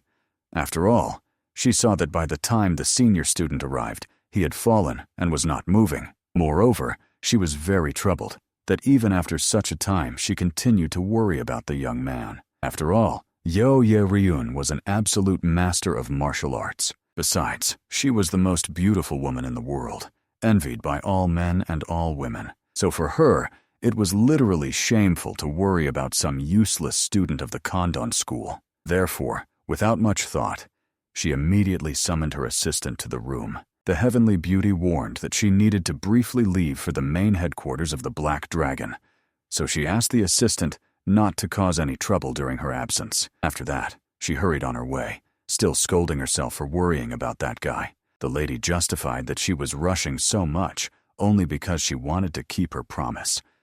Of course, she could not admit that it was all because she liked Lee Cholz, and Yahello wanted to meet him as soon as possible. Finally, when Eugene Hua relaxed the tension in his younger brother's body, he decided to find out how he was feeling. Lee Cholz simply calmly thanked the elder for the wonderful massage, but still could not shake the feeling of masculine touches all over his body. Eugene Hua seemed completely unaware of the gloom of his own brother. He promised that from this moment on, he would massage his blood every day for better circulation. The frightened hero tried to explain that one time was quite enough, but the elder knew there could be no objections here. He had to do everything possible to help his younger brother recover as soon as possible. Moreover, he believed that after the massage it would be useful to drink water, so he immediately ran to the well. The young man could not understand why Eugene Hua became so happy every time after such interactions with him. Obviously, that was why he considered him a true avid pervert. But the massage was really excellent. So Lee Chol's almost immediately felt much better. However, he could not allow the elder to massage him every day. So he wanted to speed up the duel as soon as possible. The hero expected that Yeo Ryun would keep the promise and convince the head of the Black Dragon. But perhaps that would not be enough. An official witness is definitely needed for the duel. The witness certifies the fact of the duel, monitors the fight process, does not allow the losing side to lie about the victory, and announces the results. Also, this party has the right to disclose the news that a certain side really won. The only problem is that there is not a single school that agreed to act as a witness for the destroyed Condan school. The only option is the school in Kamsak, which took the place of the destroyed Condan school. However, the people from this school were as vile as snakes, and they were unlikely to be pleased by their visit. So when the hero recovers, he will need to keep an eye on the actions of this school. At that moment, Lee Cholsu's elder brother happened to visit the room, bringing clean water. Although the young man was grateful for the help, he thought that Eugene Hua had nothing to do, so he runs around taking care of him. Besides, it was very interesting who was cooking now if the brother was watching over his condition. However, Eugene Hua calmly explained that he left the cooking to little Su Alin, let her look after the food. This news frightened the hero because he was sure that the girl would only spoil their food. At this time, the events moved to the Black Dragon's chambers. As promised, Yeo Ryun came with a report to the clan leader to inform him that the Condan school proposed to resolve the matter by duel and sent a message with a challenge. The man could not believe that Yeo Ryun distracted him from his affairs just for such a trifle. He was furious at this insignificance, who apparently thought that he had time for such nonsense. After that, looking at the maiden's impassive face, he explained a little more calmly that this duel was not worth his attention. This means that Yeo Ryun had to take care of this matter on her own. Moreover, the leader honestly did not understand how she dared to stop his orders. However, Yeo Ryun was already seriously tired of the cries of this insignificant person. Therefore, having removed the false skin, she decided to find out since when this man considered that he could behave so inappropriately with her. The leader immediately stammered and looked at the lady, not believing his own eyes. Falling to his knees, he began to beg for mercy and decided to find out what business she had come here for. Yeo Ryun herself really did not like that she still had to reveal her true appearance. Lichholz was to blame for everything, the scoundrel because of whom she had to fulfill this promise. Therefore, the heavenly beauty ordered the leader of the Black Dragon to accept the challenge of the Condan school, no matter what. However, he did not understand what benefit there would be from his participation in this duel. The girl perfectly understood. The leader of the Black Dragon knows a lot, but not everything, and made it clear that it would be beneficial for them to deal with the school in Kamsak, which was still afloat. At once, the leader began to guess what the matter was about, and he was right. The vile snakes of the school in Kamsak are just waiting for a convenient moment to strike. As is known, for hundreds of years the province has been a support of the Condan school. If the Condan school is revived, for the rivals it will only be a matter of time. How long before they end up at the very bottom? That is why the sect in Kamsak will not leave this situation alone. It was beneficial for them that the Condan school fell sooner. They knew that only in this way, after the final fall of the enemies, their time would come. After the fall of the Condan school, the rivals, like true righteous ones, will be able to use the pretext in their interests, for example, in the struggle with the Black Dragon clan for the status of the first sect in the province. But if the Black Dragon clan officially defeats the Condan school in a duel, these scoundrels will no longer have a chance to interfere. Obviously, after the explanations, the head of the Black Dragon believed that the lady's plan was simply perfect. This time, he promised not just to win, but to destroy, to trample the miserable gnats from the Condan school in order to put an end to their existence. However, the lady ordered the head not to even think about destroying the school itself. The whole reason for this decision was that before Lee Cholz becomes an adult and can leave the school, he must have a roof over his head. At that moment, The frightened hero was already rushing down the street towards the kitchen. He had no idea how Eugene Hua could make such a terrible mistake and leave Su Alin to prepare the precious pork dishes. According to reports from the Imperial Palace from a past life, someone once even died from her dish. At the same time, it was not poisoned intentionally, just prepared terribly badly. Su Alina, despite being the daughter of the inn owner, absolutely had no talent for cooking. Therefore, all the hero could do was hope that his food was okay. However, as soon as he ran up, he realized Su Alina had managed to burn not only the pork, but the entire kitchen. Eugene Hua immediately ordered his younger brother to stay outside and rush for water at once to extinguish the fire. But at that moment, the young man understood.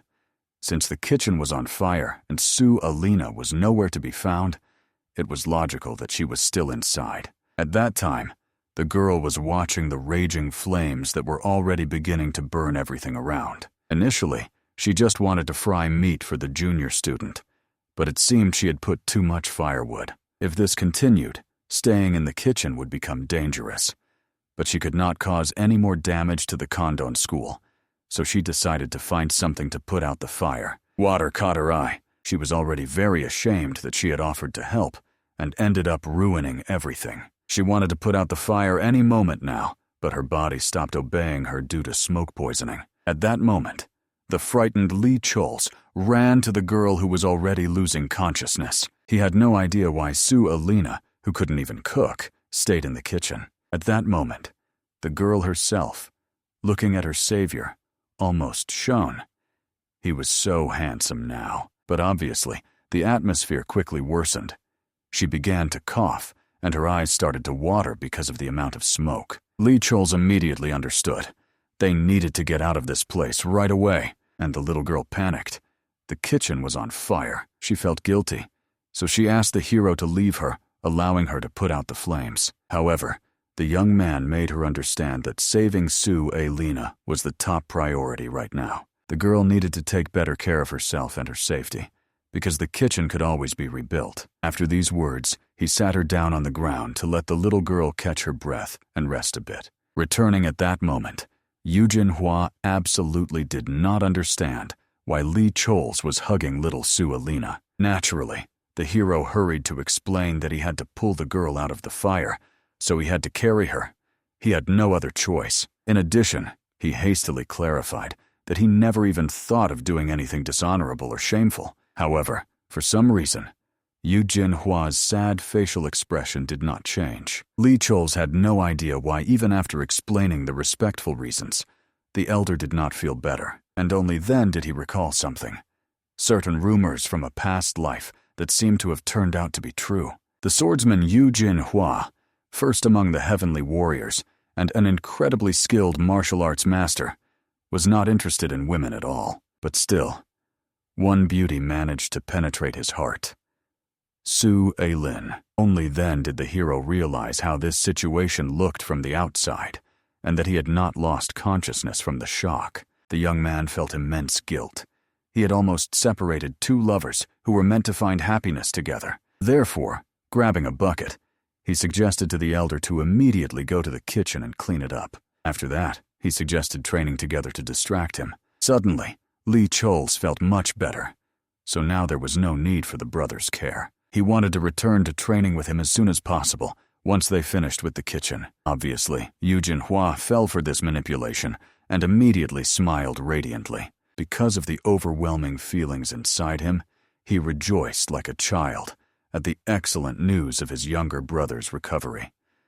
The hero himself finally exhaled with relief as the awkwardness disappeared. But he did not forget that he needed to become an excellent master of martial arts in order not to fall behind this incredibly talented person. In any case, the upcoming duel was a great reason to show everyone the new improved techniques of the Condan school.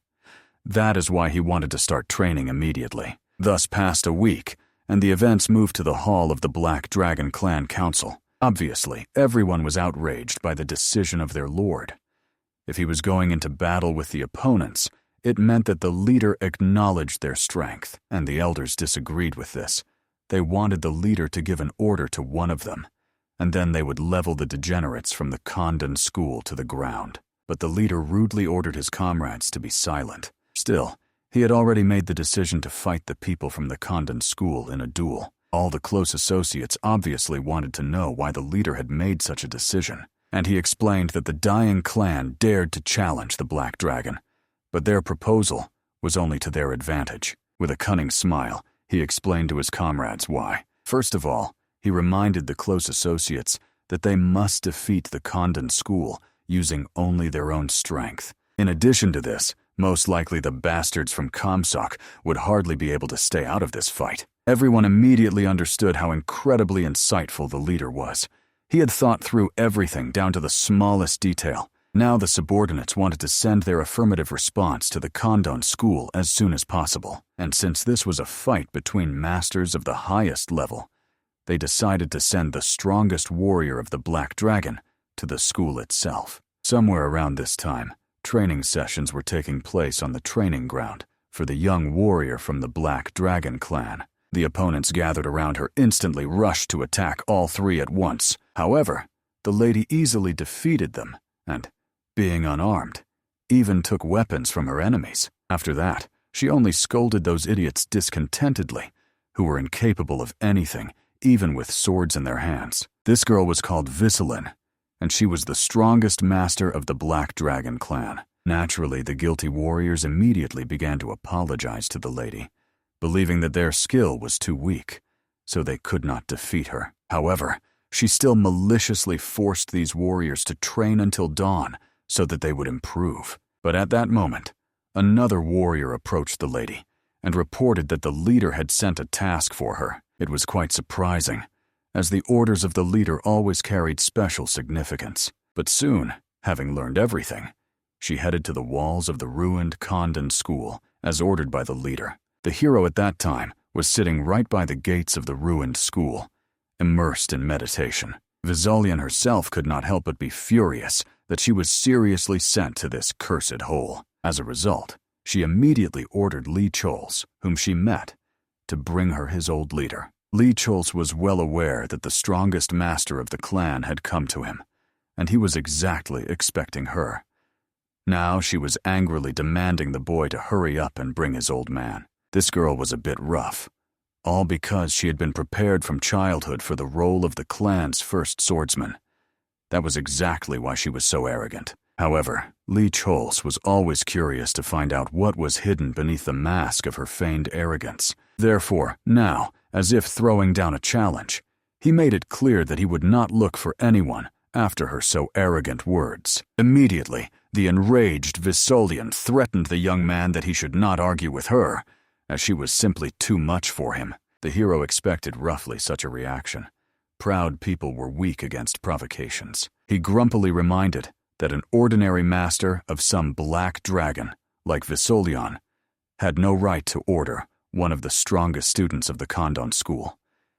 Now he finally realized how pathetic their clan was, if they did not even know such basic things. However, the warrior woman was convinced that only strong people could deserve politeness from her, because otherwise, politeness simply loses its meaning. Moreover, she sincerely saw no point in being polite to a student of a school that had been dying for 50 years. But nevertheless, the hero believed that she should be more polite. After all, soon the Condan school would become the winner in the duel, and they, the losing side. Obviously, for the warrior woman, this was just a hilarious joke. She simply could not believe that some third-rate school like theirs could win. Already tired of her insolent mockery, the hero understood. Whether he wanted it or not, he would have to set this warrior woman straight. Therefore, he decided to ask her what she would do if the Condan school actually won. Moreover, if she was so confident in her abilities, couldn't she make a small bet? Visolon was puzzled as to why and what benefit she would get from this dispute. However, the hero only shamed her for cowardice and fear of losing. He could not believe that the master of the Black Dragon clan was so fastidious. Therefore, Lee Chols considered Visolon nothing more than a worm hiding in her burrow, and she had nothing to say to his accusations. Moreover, if the woman was so confident that she could win, then she would make the bet. In case of his own loss, the hero would stake his life. He would become her devoted slave. It was literally the perfect bet. As a result, Visolon agreed that if the boy won, she would call him older brother for the rest of her life. The hero expected something like this. He would gladly become a brother to such a cutie. After all, despite her rotten nature, he might even be able to re-educate her. Visolon seemed to have read his thoughts, so she immediately became very furious. She wanted to tear out his disgusting eyes right now. But at that moment, the head of the Condan school finally appeared between the two of them. He quickly realized that a messenger from the Black Dragon clan had arrived, so he greeted the lady. She calmly introduced herself as one of the Black Dragon Masters, Visolon, who had brought them the leader's response. Honestly, the young man was surprised that Visolon suddenly became so polite. It seemed she had previously deliberately provoked him. The leader then unrolled the scroll and immediately read aloud.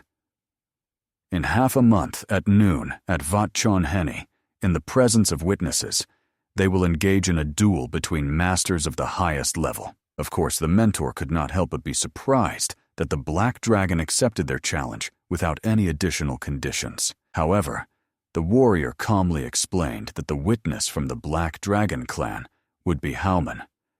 At the same time, the Condan school could also provide its own witness. Chon Yen pondered whom they could entrust with this role, so he hastened to announce that the witness on their side and representative would be a person from the school in Kamsok. This is roughly what Visolon expected, so she nodded calmly, letting it be known that she had heard the leader's position. After that, they said goodbye to each other, wishing each other good luck, and parted ways. Only at the end did Visolon look back at the hero, realizing that this guy was definitely crazy. In principle, it was a fairly logical opinion, considering the faces he had been making at her all this time. Obviously, with his behavior, this young man literally could not help but annoy the noble lady. As soon as she disappeared, the teacher realized that now, with the date set, it was time to send a letter to the school in Kamsok. By that time, Eugene Hua arrived.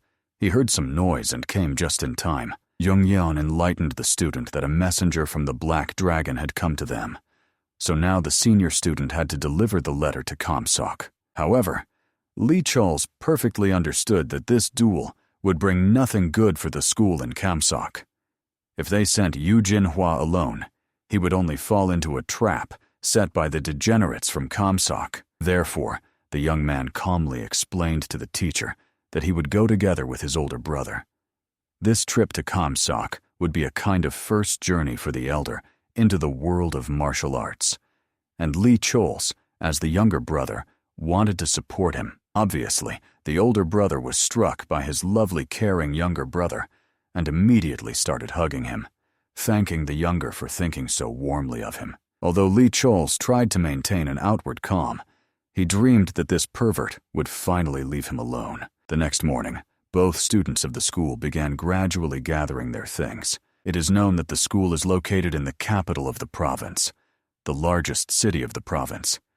As a result, the hero was glad that he was finally taking the first steps into the big world. At that moment, suddenly Su Alin, worried, came to the younger student's house. Naturally, the hero wanted to know what had caused the girl such distress.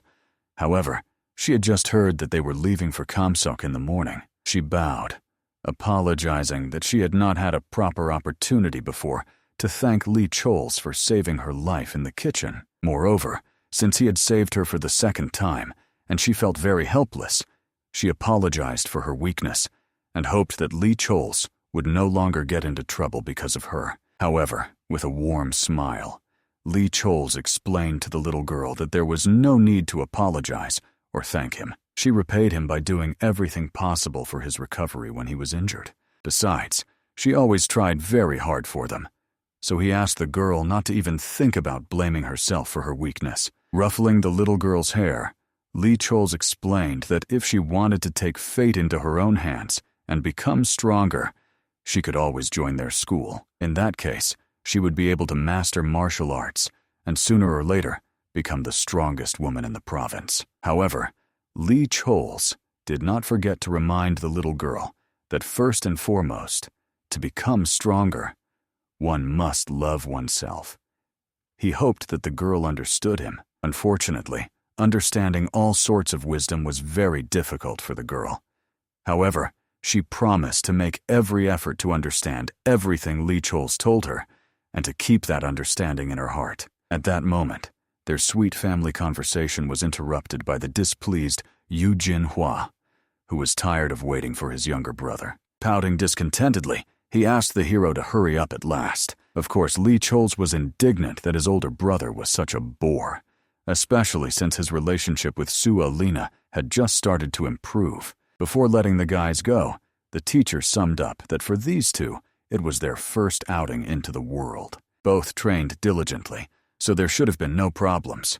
After that, he smiled and wished them a safe journey. Both young men immediately jumped from the mountain, carefully jumping from tree to tree and making their way to the city. Finally, they reached the first large city and immediately went to the market to look around everything there. Eugene Hua's eyes literally ran wild at the abundance of delicacies.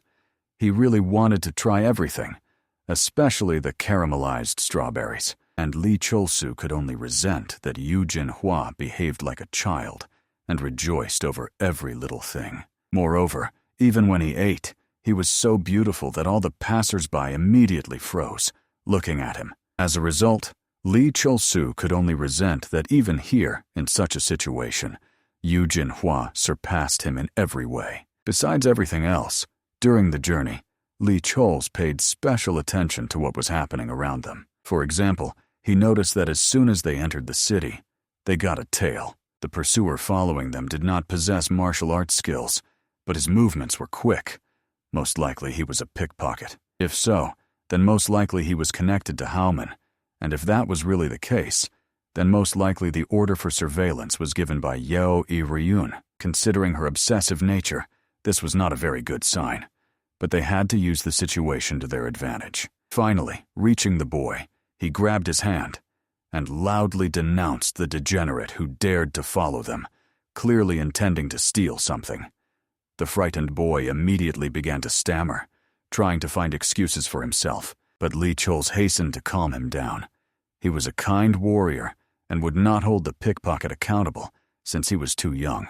However, it was obvious that this pickpocket had a boss, so he had to immediately lead them to that very boss. The boy, scared to death, immediately obeyed the order, just so he would not be harmed, and therefore led them away from the market further. All the way, Eugene Hua admired his younger brother, who was so magnificent that he quickly realized they were being followed. However, Lee Chol's only pretended that he was just very lucky to notice it.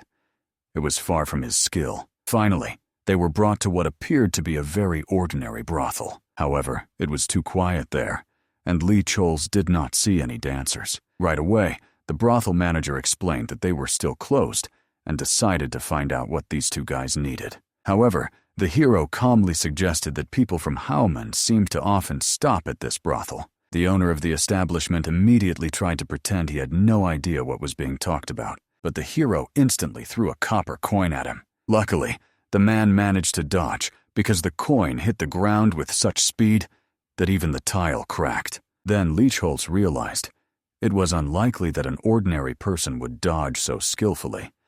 This meant that the brothel manager was also a warrior. The man himself was very irritated that the newly arrived guests behaved so outrageously with him. He immediately took out very thin needles and aimed at the two rascals to attack. But the elder instantly reacted and rushed toward the manager to prevent him from shooting and harming anyone. With incredible speed, he approached the man. The man did not have time to react before he was punched in the face and eventually fell unconscious to the ground. The brothel guards immediately ran out at the noise, trying to understand what had happened to the manager. And when they saw the scoundrels who had harmed their boss, they didn't even manage to attack them. The elder brother had already defeated them all. He put such colossal force into his strikes that Lee Chol's got the impression that Eugene Hua had completely lost his mind. But now, standing amid a pile of silent bodies, the older brother anxiously asked if the younger was okay and if anyone had harmed him. With a somewhat slightly mad expression, Eugene Hua solemnly promised that no matter what, he would protect his younger brother. However, such brotherly love was clearly too much for everyone around. Obviously, the newcomers who saw this spectacle considered Eugene Hua a real monster, but the hero perfectly understood that after these words, the guys would have huge problems, considering how much these words triggered the brother. Therefore, he instantly reacted to the situation and grabbed the older brother, understanding that he needed to calm down. However, the older brother wanted to deal with these degenerates, so they wouldn't harm the younger. Stopping Eugene Hua, Lee Choles approached the guards and pulled them by the ears. Not only did they stick their noses into the affairs of the Condan school students, but they also dared to behave so inappropriately, scaring the older brother, which caused him to enter berserk mode. The hero immediately demanded that the manager bring him to the leader, as he demanded punishment for these little people. But unexpectedly, right in his head, the boy heard a familiar voice through sound transmission. It was a girl standing on the balcony. She asked the young hero to stop mocking her poor subordinates and to join her in a special room on the second floor. Lee Choles was quite surprised that in such a backwater place, there was a master using sound transmission techniques. Moreover, only he was invited to the meeting, without the older brother. So most likely, it was an order from Yo E-ryun. The young man immediately informed his elder brother that he had received a message stating that the local master from Haomun wished to meet with him. Naturally, upon hearing about the personal meeting, Eugene Hua hurried to explain that the younger brother must not go there alone under any circumstances. Perhaps this master from Haomun was deliberately luring them to this place. He could not allow his little brother to fall into a trap. However, Lee Choles believed he should take this opportunity to find out what the opponent was planning. With a sweet smile, he asked Eugene Hua to trust him and allow him to go. In the end, despite his anxiety, Eugene Hua nodded reservedly, promising not to interfere. After all, the younger brother was his ward, and the elder brother knew perfectly well that the hero was capable of standing up for himself. These words sounded somewhat awkward, so Lee Choles hurried to turn around and leave. He felt that Eugene Hua was overplaying his pride in him. After wandering the corridors a little, the young man finally found the door he needed. However, he did not dare to enter it, since both the invitation to the meeting and the transmission of sound could have been a trap. He needed to be on guard. He was just about to introduce himself when the door seemed to magically swing open before him. The young man saw a beautiful girl who kindly greeted the young hero. She was the great master Sachonja, named Liu Yueshang. Honestly, Lee Choles was almost embarrassed, as he had expected to see an ordinary prostitute here, and never thought that such a wonderful flower would be found in such a backwater. Liu Yuexiang was a courtesan, recognized as the most beautiful woman in her city, and she offered only the game of Go, playing a musical instrument, and calligraphy. Everyone always dreamed of seeing her, and was excited just from talking about this beauty. Many were ready to pay any amount of money, even come from other provinces, just to have tea with her. The problem was only that the hero knew Liu Yuexiang was not an ordinary courtesan. In fact, she was the very same Ye E-ryun in person. He was clearly angry at this annoying dress-up enthusiast. Meanwhile, Ye E-ryun herself laughed, understanding that this unplanned meeting would be incredibly successful. In reality, this obsessed woman was simply happy to have caught the hero in a trap. No matter how much she thought, this guy passed all previous tests simply because he was crazy, someone who liked everyone who wore skirts. She could not leave such a man outside her heart and wanted to test him again. So if the boy now gave in to temptation, she would make him pay for breaking her heart. Naturally, Lee Choles was quite excited that Liu Yuexiang suddenly removed her veil.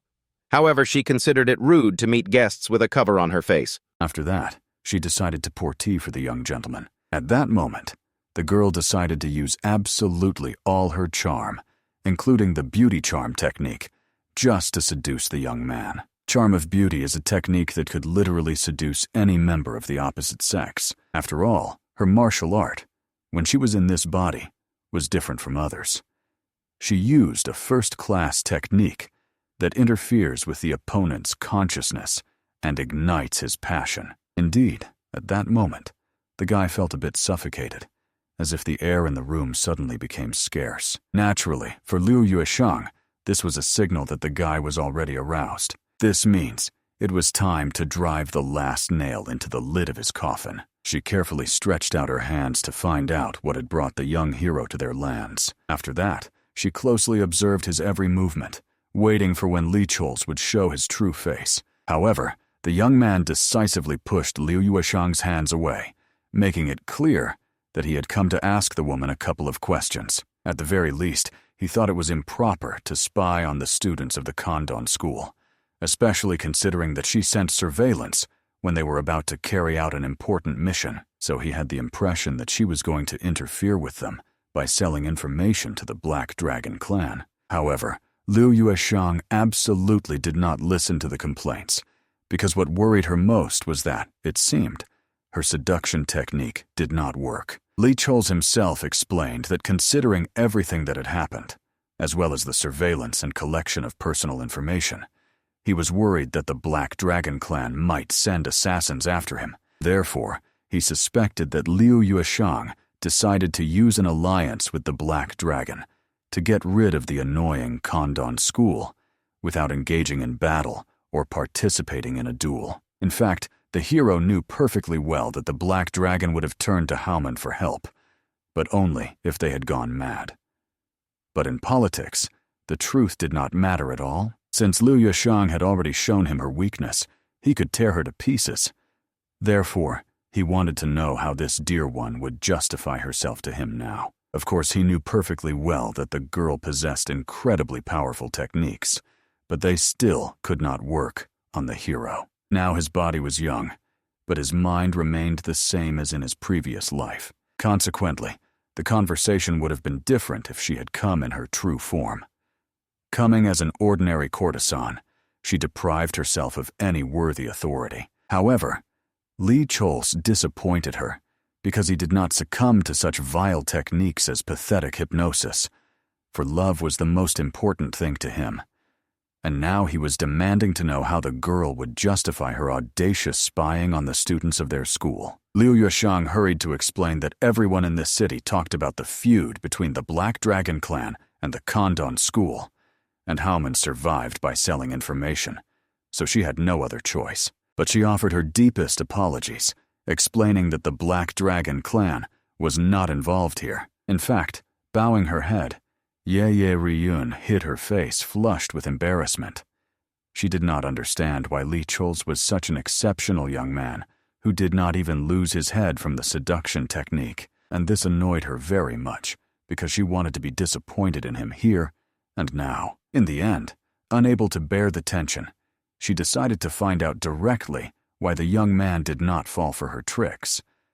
Therefore, the girl assumed that he simply did not feel female charm. However, the hero calmly explained that since there was a beautiful woman before him, he would be a liar if he said she did not have feminine charm. The reason he did not succumb to her charms was that he had no romantic feelings for Liu Yueshang. Immediately, the blushing girl pulled a veil over her face, apologizing for her tactlessness. Only then did she realize the hero did not bow before the mad temptation and did not blindly follow his desires, as is common for many men. Li Chols, however, was quite pleased that the girl's apology was sincere. He decided to forgive her offensive behavior, but understood that since he had passed another trial, he should receive a reward. Therefore, the young man asked the girl to convey a proposal from the Condan school to the head of Haoman. Liu Yueshang instantly understood that it concerned Lady Jae-sa, and so she decided to find out what specific proposal the young man meant. It turned out that Li Chols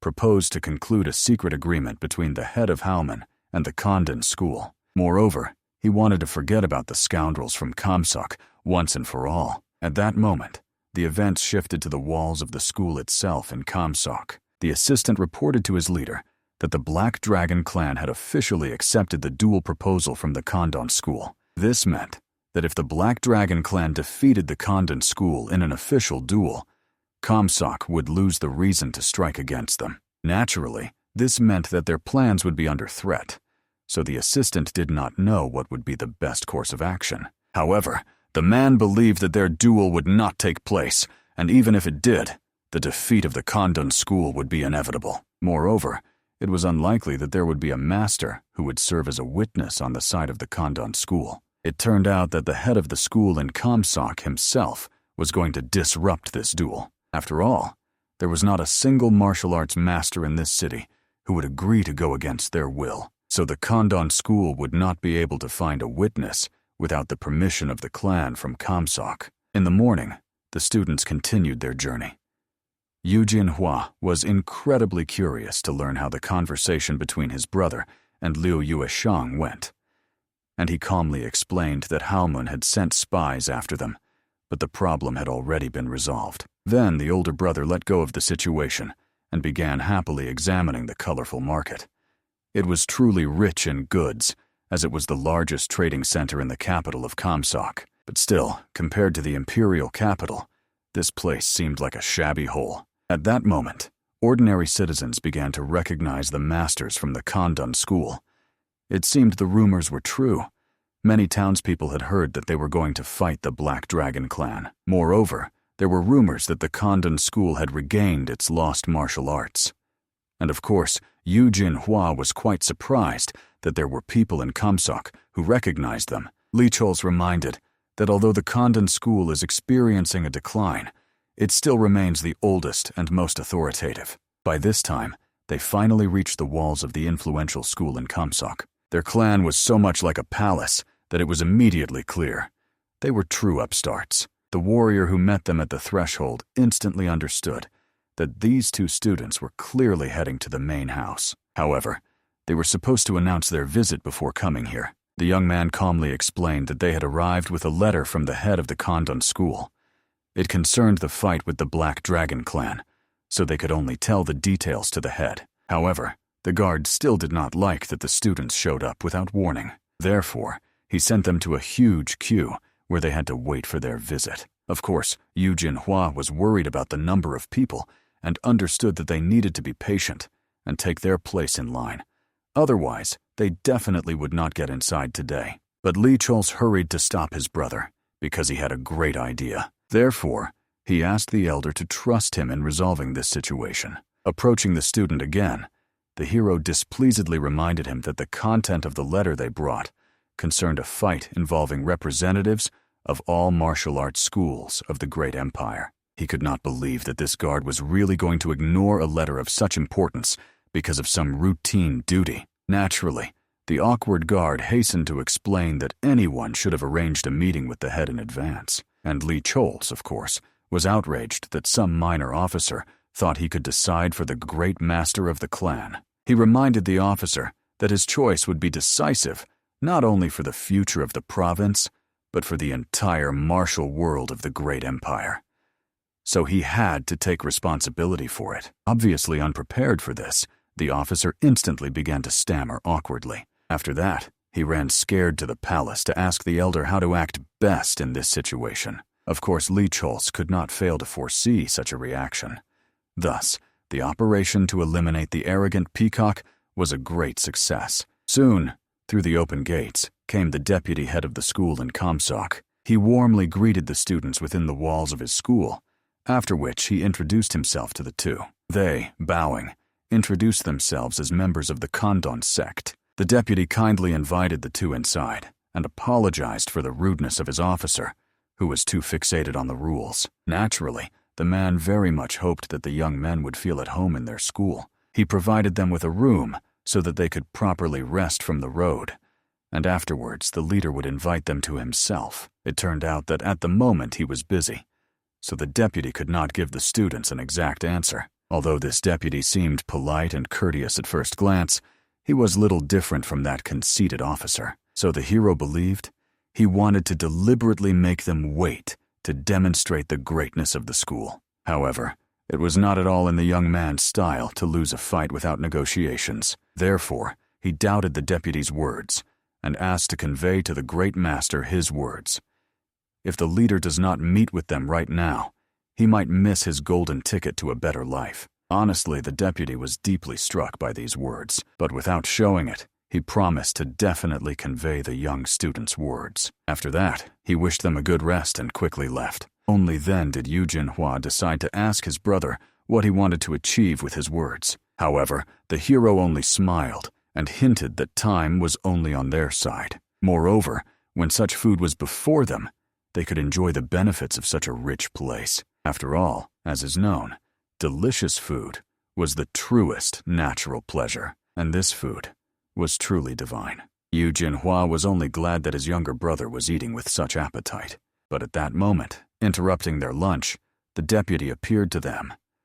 It turned out the head wanted to see the two masters right now. The hero could only smile pleasantly, as he was definitely beginning to like how this story was unfolding. Soon both met with the head of the school and bowed to greet the great swordmaster, stating their names. However, the head only became furious, unwilling to listen to these meaningless greetings. After that, he wanted to know why these two so desired to fight the Black Dragon clan. However, Lee Chols calmly explained that they only wanted to restore the honor of the martial world. The leader of the clan categorically refused to believe such words, since it seemed obvious that Condan had allied with the Haoman Information Guild to spread all kinds of false rumors around the district. Lee Chols skillfully feigned complete bewilderment regarding the mentioned circumstances, while he himself was tormented by curiosity about what exactly rumors were now circulating in the surrounding lands. As it turned out later,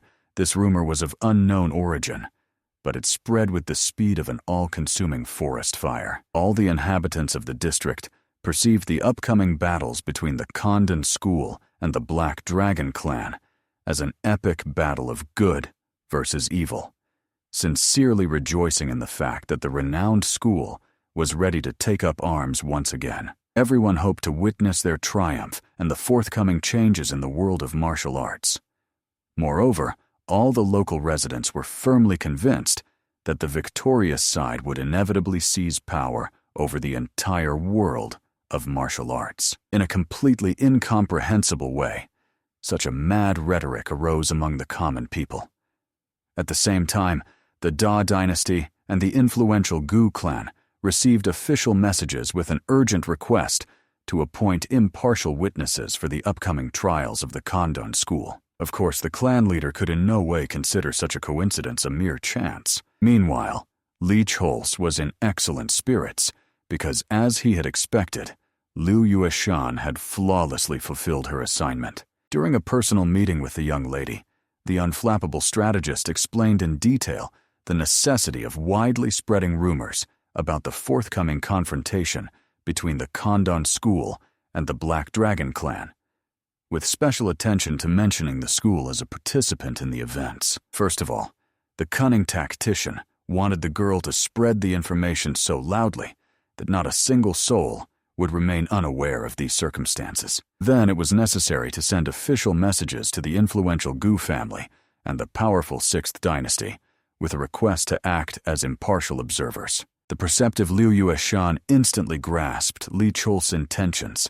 The devious strategist sought to raise the stakes so high that the Somunsa school would be unable to refuse the appointment of official witnesses. However, the guild representative hastened to explain that such an assignment was an extremely difficult task, and Haoman was by no means an organization that would tolerate financial losses. In the end, the main character had no choice but to significantly increase the payment for the upcoming work.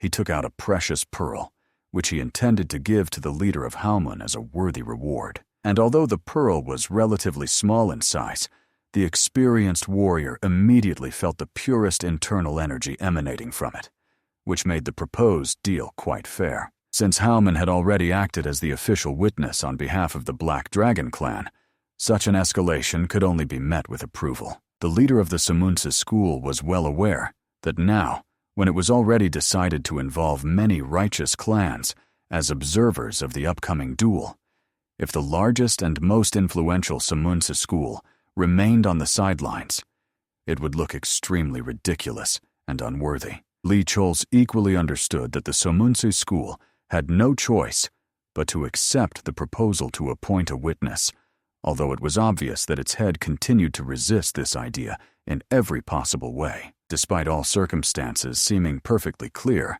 The leader of the Sumunsa school himself knew that Hauman was the unrivaled expert in spreading rumors, and the Condan school was currently benefiting the most from such fabrications. Lee Chol's tirelessly continued to assure the formidable warrior that his suspicions about secret cooperation were completely unfounded, and he demanded irrefutable evidence, since it was extremely foolish to threaten with mere empty conjectures. Of course, the man had no evidence, because a high-ranking person had intervened in this matter, Mr. Taisen Muju, and the lady representing the guild's top official. What enraged the head of the Sumunsa school even more was the fact that the upcoming battle had become widely known as the Battle for Truth. If the Condan school were to be defeated, it would lead not only to the fall of the Sumunsa school, but also to a crisis for the entire martial arts world. Frankly speaking, from the fury that overwhelmed the mighty warrior at that moment, even the students were astonished. Although they knew about the mentor's rather explosive temper, no one expected him to be capable of such displays of anger. At that fateful moment, the leader realized that he would have to take full responsibility for the victory of these two young men. As the elder in age and experience, he had to teach the fighters the art of battle. This mad old man instantly released his crushing aura, splintering the massive table, and moved toward the students. It was perfectly clear that if he hit them even once, the young warriors would inevitably be 1 foot in the afterlife. The formidable mentor fully understood the fairness of the demand that these students first prove their true strength to him, and only then would he send witnesses from his side. This mighty warrior wielded a blade heavier than the very mountain peak. He was a fighter who had achieved absolute perfection in the great imperial technique of destructive sword force of the true heavenly tyrant. Moreover, even now the legendary swordsman radiated enough powerful energy to bring his intentions to life. In essence, it created a terrifying impression that he was deadly serious about destroying them. His energy flows seemed to strive to erase Lee Chol's into the finest powder right now. To break free from the deadly impact of this crushing force, it was necessary to somehow apply the most complex technique of reverse flow of purest blood. Most remarkably, Lee Chol's noticed that Eugene Hua was still standing on his feet. At that moment, the elder brother demanded that the leader of the Sumunsa school refrain from disrespectful addresses towards the Condan school. Undoubtedly, he understood that their school was in a very difficult position, but still, they were far from weak enough to fail against the followers of the demonic path. Frankly, Lee Chol's was in admiration of the elder brother's actions. Right now, skillfully using his internal energy, he managed to block the destructive energy flow of the enemy. His brilliant abilities were truly unique. Exclusively thanks to his selfless help, Lee Chol's was still alive. Even the formidable leader was quite surprised by the fact that the young warrior managed to withstand the most powerful flow of his energy. However, the legendary swordsman still did not consider this achievement so outstanding as to deserve his unconditional recognition. After these words, Lee Chol's quickly realized what this ruthless degenerate intended to do. The cruel mentor created pressure far more crushing than before to test Eugene Hui's true abilities and find out if the young fighter could handle such a trial. Under the influence of this monstrous energy, a weak moan immediately escaped the youth's lips, and scarlet blood poured from his mouth. The main character was pressed even harder to the ground, his hands trembling from inhuman tension. Finally, he realized how mad a degenerate this leader was, determined to crush them mercilessly. Even the older brother found it extremely difficult to cope with the onslaught of this destructive energy. But Eugene Hua tried with all his might to concentrate in order to resist this crushing force. He began feverishly recalling everything he knew: heart technique, 3 waves of internal energy technique, figurative flow, and unification technique. However, none of this suited the current situation. This meant that with his current knowledge, he simply would not be able to cope with this attack. The formidable mentor noticed that the young fighter's fighting spirit sharply decreased, so he warned that if he continued to remain inactive, he would simply die. In principle, Eugene Hua was not afraid of death at all, but before him stood a fateful choice. The basics of the Condan school martial arts were based on the ability to invert yin and yang, which led to a powerful explosive effect. But the young warrior doubted that the martial arts of the Condan school were limited exclusively to the mysteries of destructive power. Everything was completely different. One day he even told his younger brother that the martial arts of their school had certain similarities with demonic martial arts, and indeed, some parallels were observed externally. But if you delve into the essence, everything turned out to be radically different.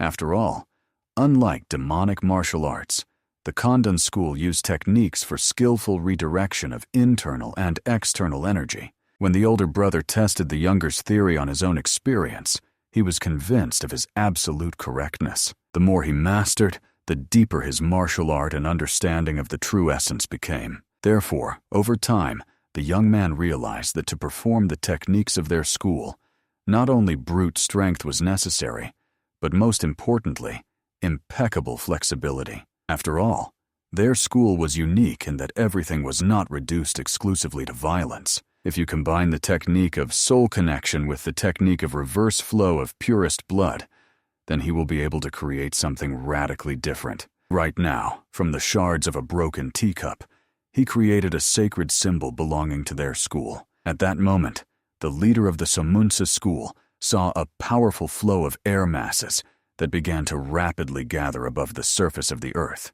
However, the legendary warrior could not believe that some pathetic youth managed to create such a complex technique, and the whole point was that Eugene Hua realized with astonishing speed. If you cannot stop the opponent with the martial arts you have already mastered, it means that you simply need to create your own, completely new martial art. And it truly worked flawlessly.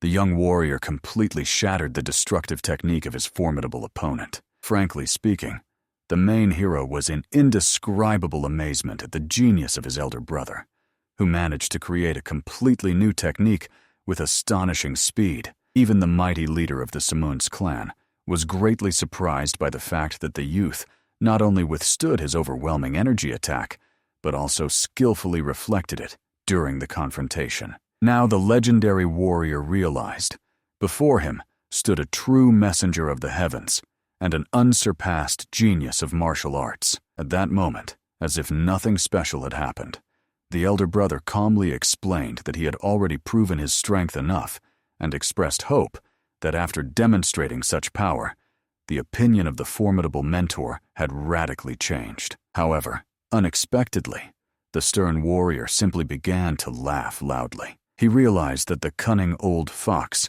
John Yeon, had secretly been raising a true tiger cub all this time, and had not even allowed anyone to know about this outstanding disciple. In the end, the formidable elder had no choice but to express his agreement. He himself was eagerly awaiting the upcoming duel with the Black Dragon clan. Eugene Hua and Li Chols could not help but rejoice that they had managed to so successfully persuade the powerful man, so they immediately began showering thanks on the venerable leader. When the young warriors left, the influential leader pondered the events that had occurred for a long time. He saw that the youth had managed to create a semblance of a heavenly, perfect technique. This meant only one thing. It was a matter of time before this boy would become the next heavenly warrior. So, the time has come for the true resurrection of the Condan school. They, as the dominant school of the province, could in no way be on the losing side. So the legendary swordsman was determined to fight with all his might. But at that very moment, the peace of the formidable leader was disturbed by his beloved daughter. Immediately, the stern expression of the powerful warrior vanished without a trace. He gently smiled and immediately leaned toward his daughter to find out what had brought her here. However, the young lady had heard that her father had met with the students of the Condan school and wanted to know what he thought of them. Soman Hyanshin honestly admitted that the spirit of one of the students was remarkably strong, so he agreed to a duel with the Black Dragon clan. Soman Jinka, frankly speaking, was in admiration.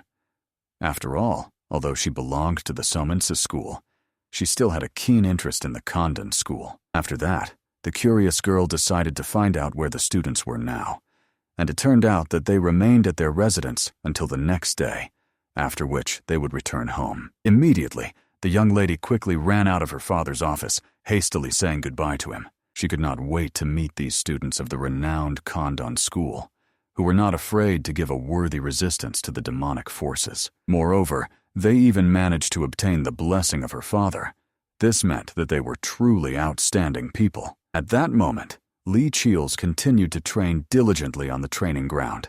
Exclusively thanks to Eugene Hua, everything went excellently today. If the elder brother had not used his incredible strength, Soman Hyunchen would surely have found some excuse to cancel the upcoming duel. Lee Cheels, of course, admired such an outstanding talent, who overcame mortal danger and in a single moment created a completely new martial art. Therefore, the young warrior could not sit idly by, and from today decided once again to begin the most intensive training. But at this critical moment, he heard someone sneaking up on him from behind thick bushes. Immediately covering his groin, Lee Cheels addressed his elder brother, reminding him that he supposedly was going to sleep, but unexpectedly ended up here. However, it was not Eugene Hua at all.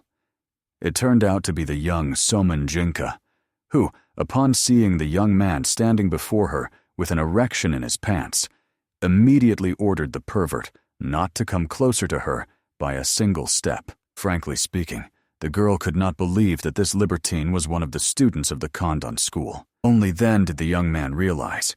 It seemed this girl was the youngest daughter of the influential Soman family. Of course, he in no way expected to meet her so late at night. Soman Jinka herself could not understand how the protagonist recognized her.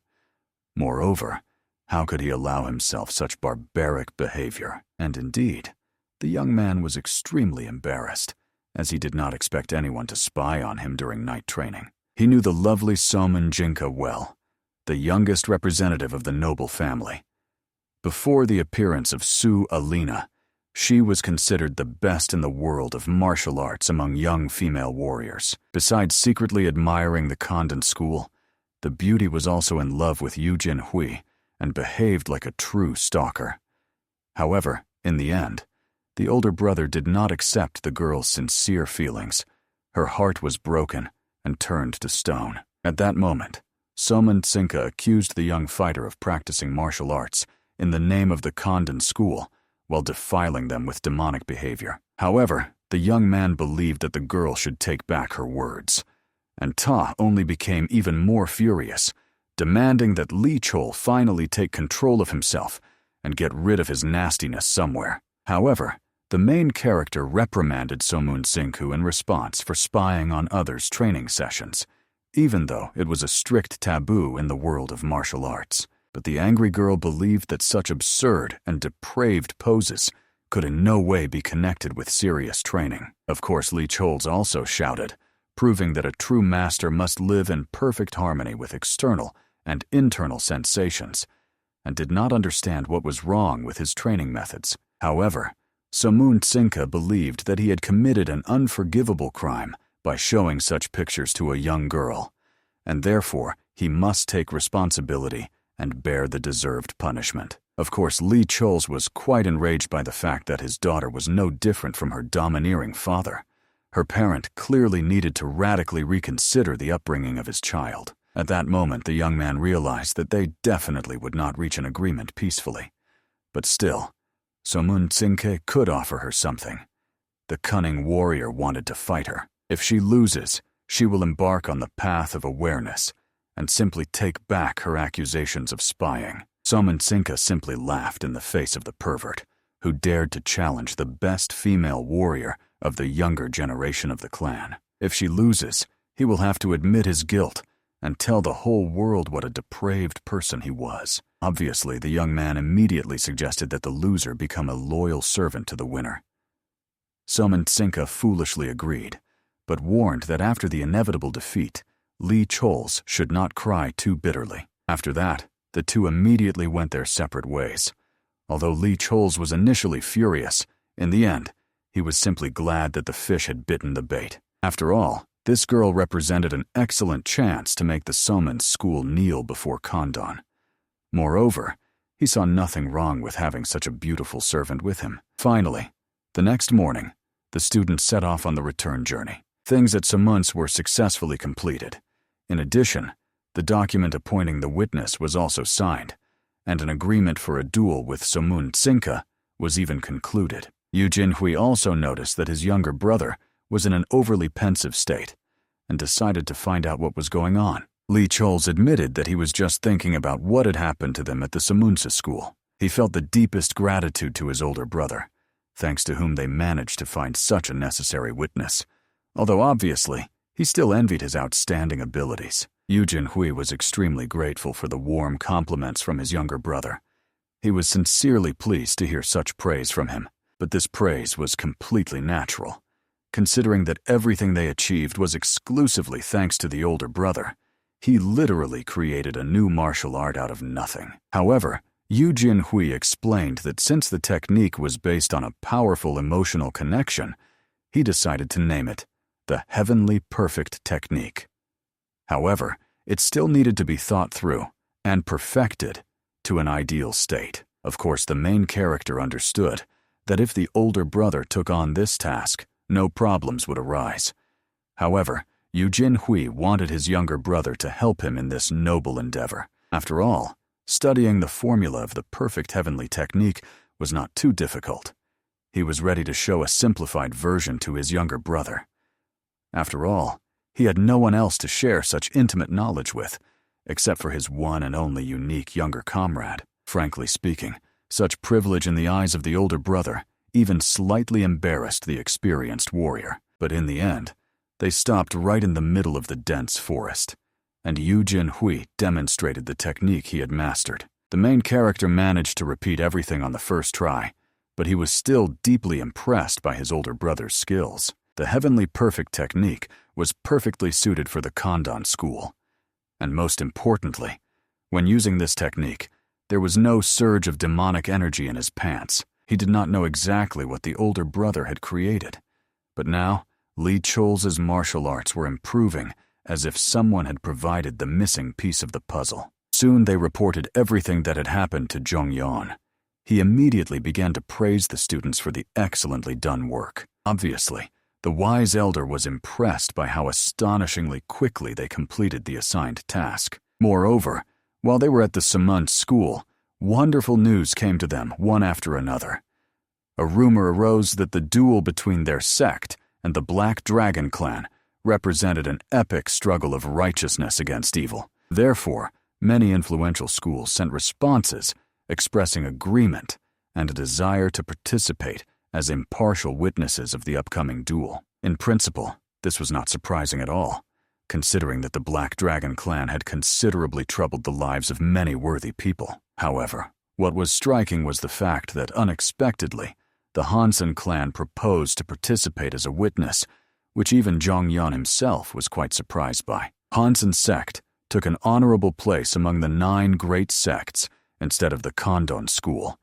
Technically, they were on the same level of power. Obviously, if the Hansen clan arrives, then the legendary Queen of Swords should also arrive, who will participate as an unofficial witness. At that moment, the embarrassed Lee Chols realized, for him, this represented simply an excellent opportunity. First of all, she was his first candidate for the role of wife, so he literally could not resist the desire to finally see the Queen of Swords, Yun Solan. At that moment, the events moved precisely to the Hansen province. The beautiful girl was telling an exciting story to little children about a young 16-year-old warrior. She came to the tournament where youth from all over the martial arts world gathered, after which Yun Solan announced that she would marry the man who could defeat her. Status and belonging to an influential clan were completely unimportant to her. The legendary beauty wished for someone to challenge her worthy and defeat her in an honest duel. However, she perfectly understood that hardly anyone would dare to oppose her crushing power. Of course, this was an extremely innovative approach on her part. Not the man chooses a wife, but the woman decides who will become her husband. Obviously, her devoted admirer considered it simply excellent that she was born a woman who controls her own destiny. She taught this to both little girls, and they too were in awe of Eun Solana. In the end, whole decades passed, and no one managed to defeat Visolon in an honest fight. It was in this way that the Hansen clan rose to the very top among 9 other great clans. Therefore, now they all had to be sincerely grateful to their lady, the great Queen of Swords. However, the suddenly appeared Visolon asked the girl to stop telling such nonsense. Everyone present immediately gaped in amazement when they saw that the legendary leader of the Hansen clan herself had arrived, the Queen of Swords in person. She immediately ordered her assistant to return to work. They needed to thoroughly prepare for participation in the Condan school duel against the Black Dragon clan. Of course, the loyal assistant could not believe that Visolon really intended to go there. After all, the Condan school and the Black Dragon clan were nothing compared to them. Their dispute was not of great importance to Hansen. However, the wise ruler knew that this was by no means just a duel for righteousness. The clan of the old dynasty had to be present at this fateful battle. Moreover, this was also happening for their great future. The day after arrival, the mentor hurried to compose an official message stating that a witness from their side had been found, after which he packed his things. Choles reported to the teacher that he wished to deliver this letter himself. Of course, Eugene Hua doubted very much whether his younger brother could manage alone. However, he only needed to deliver the message. There was nothing to worry about. But almost crying, Eugene Hua could not understand how the younger brother could be confident that the people from the Black Dragon clan would do nothing to him. The main character barely restrained himself from pushing Eugene Hui's hands away again. He was already tired of his older brother constantly touching him, so carefully removing his hands, he explained as gently as possible that the duel would begin soon. No matter who the Black Dragon clan considered themselves to be, they could not do anything bad to him. Therefore, Eugene Hua could only ask that the younger brother return home as soon as possible. Obviously, Choles asked the older comrade not to worry about anything. After that, he happily began descending the mountain, rejoicing in the fact that he could finally rest from the excessive care of his older brother, and convinced him not to come down with him. The whole point was that he not only needed to deliver the message, the young man also had his own plans for this trip. First of all, he went to the meeting place and immediately ran into a representative of the Black Dragon clan. Visolon could not believe that they had really brought an official letter from the Condan school. The cunning warrior calmly explained that the message stated that they had found a sufficient number of witnesses on their side. And indeed, when the girl reviewed the list, it turned out to be quite impressive. However, she reminded him of their dispute and asked the main character to start practicing addressing her as lady in advance. Insulted by such antics, Choles reminded that they were determined to win this duel. After all, the triumph in the tournament would remain with him, and although Visolon considered it the most foolish tales, she still decided not to argue with Choles anymore, as she was confident that on the day of the duel, she would easily kick this young man's ass. Although displeased, the young man was already heading towards the exit. Only at the last moment, looking back at the girl, he did not forget to tease her, calling her his dear little sister. Obviously, this infuriated her quite a bit, after which he left quite happily, rejoicing that he had angered the rude girl. If she had not yet won, but was already stooping to provocations, then the hero decided to approach the matter with all seriousness. Therefore, the cunning strategist turned to one of the guards and asked to meet with his lord. Still, the young man had been spending too much lately, so he wanted to borrow some money from him. Frankly speaking, the leader of the Black Dragon clan was quite surprised that a student of the Condan school came to them with such a request.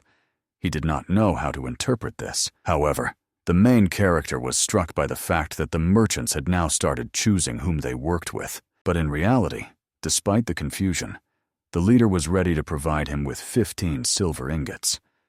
However, he warned discontentedly that their interest rates were quite high, and indeed, the interest rate at the office was 30% per month, which was a real ripoff. These unscrupulous bastards expected that upon hearing such an amount, he would immediately run away with his tail between his legs. However, he still took the money, only promising to return it as soon as possible, and asked to wait a little. The whole point was that, Although the interest rate was killer high, he had a premeditated plan. After that, he went to the Halmun Information Guild.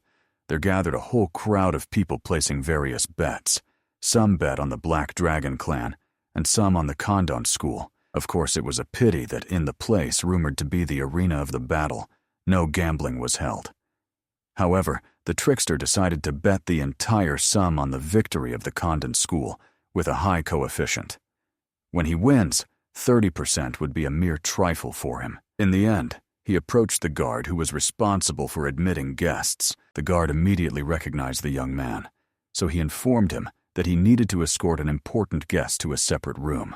As soon as the main character entered inside, he immediately greeted Liu Yueshang affectionately, whom he missed very much. However, to his great surprise, instead of her, there was a stranger. It was the senior master, a man who hid his face behind a mask. This unique and unparalleled disciple of the Mistress of the Dead, the senior master of Halmun. Moreover, this man was also the most powerful male lover in the world. The main character immediately froze, explaining to the senior master that it was a great honor for him to meet him, while the master himself wished to find out what had brought the hero here at such a late hour. He only awkwardly explained that he had come to place money on the totalizator in honor of the duel organized by Halmun. Of course, he wanted to bet all his money on the victory of the Condan school, namely 15 silver coins. He awkwardly decided to inquire about the odds. The senior master explained that currently, the odds for the victory of the Condan school exceeded 20 times. Therefore, if the victory was on their side, he would receive a full 300 silver coins. The man whispered this into his ear, causing the main character to immediately become embarrassed, explaining that he had no more questions. The senior master himself explained that after the duel ended, he needed to take the given tablet with him and find the chief observer. Immediately snatching the tablet from the man's hands, the young man hurried to bow and run away from this master, who was a lover of men. Right after the door slammed behind the young man, the senior master hurried to report to the mentor that the young man had left. Of course, Liu Yueshang became curious about how the inspection went. However, the senior master could state with absolute confidence that the student Li Chols was not a supporter of male love. Frankly speaking, Liu Yueshang was pleasantly surprised by such news. After all, in order to become her partner, every person had to undergo a very thorough inspection. Finally, the day after the bet came the day of the duel, taking place in Huajianhen. Many people gathered there. It was a wonderful opportunity to meet old friends. Li Chols truly felt sincere pleasure. He could not believe that the day of the duel had finally come. He had been preparing for this fateful event for a long time. But suddenly, the elegant Insolana approached them from behind. She immediately greeted the clan leader, after which she introduced herself. Obviously, Li Chols also blushed, gazing at the beautiful Queen of Swords. Immediately, Chan Yen bowed respectfully and named himself, and after him, his students bowed, for whom it was a great honor to meet Visolon. Li Chols could think of only one thing. As befit the most beautiful woman among the righteous sects, she truly possessed outstanding looks.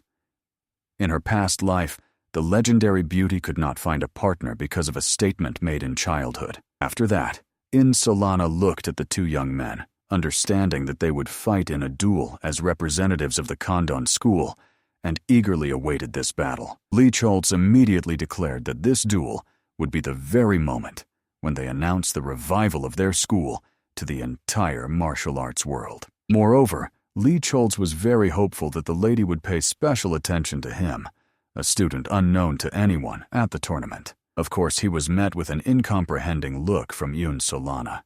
However, he could do nothing about himself.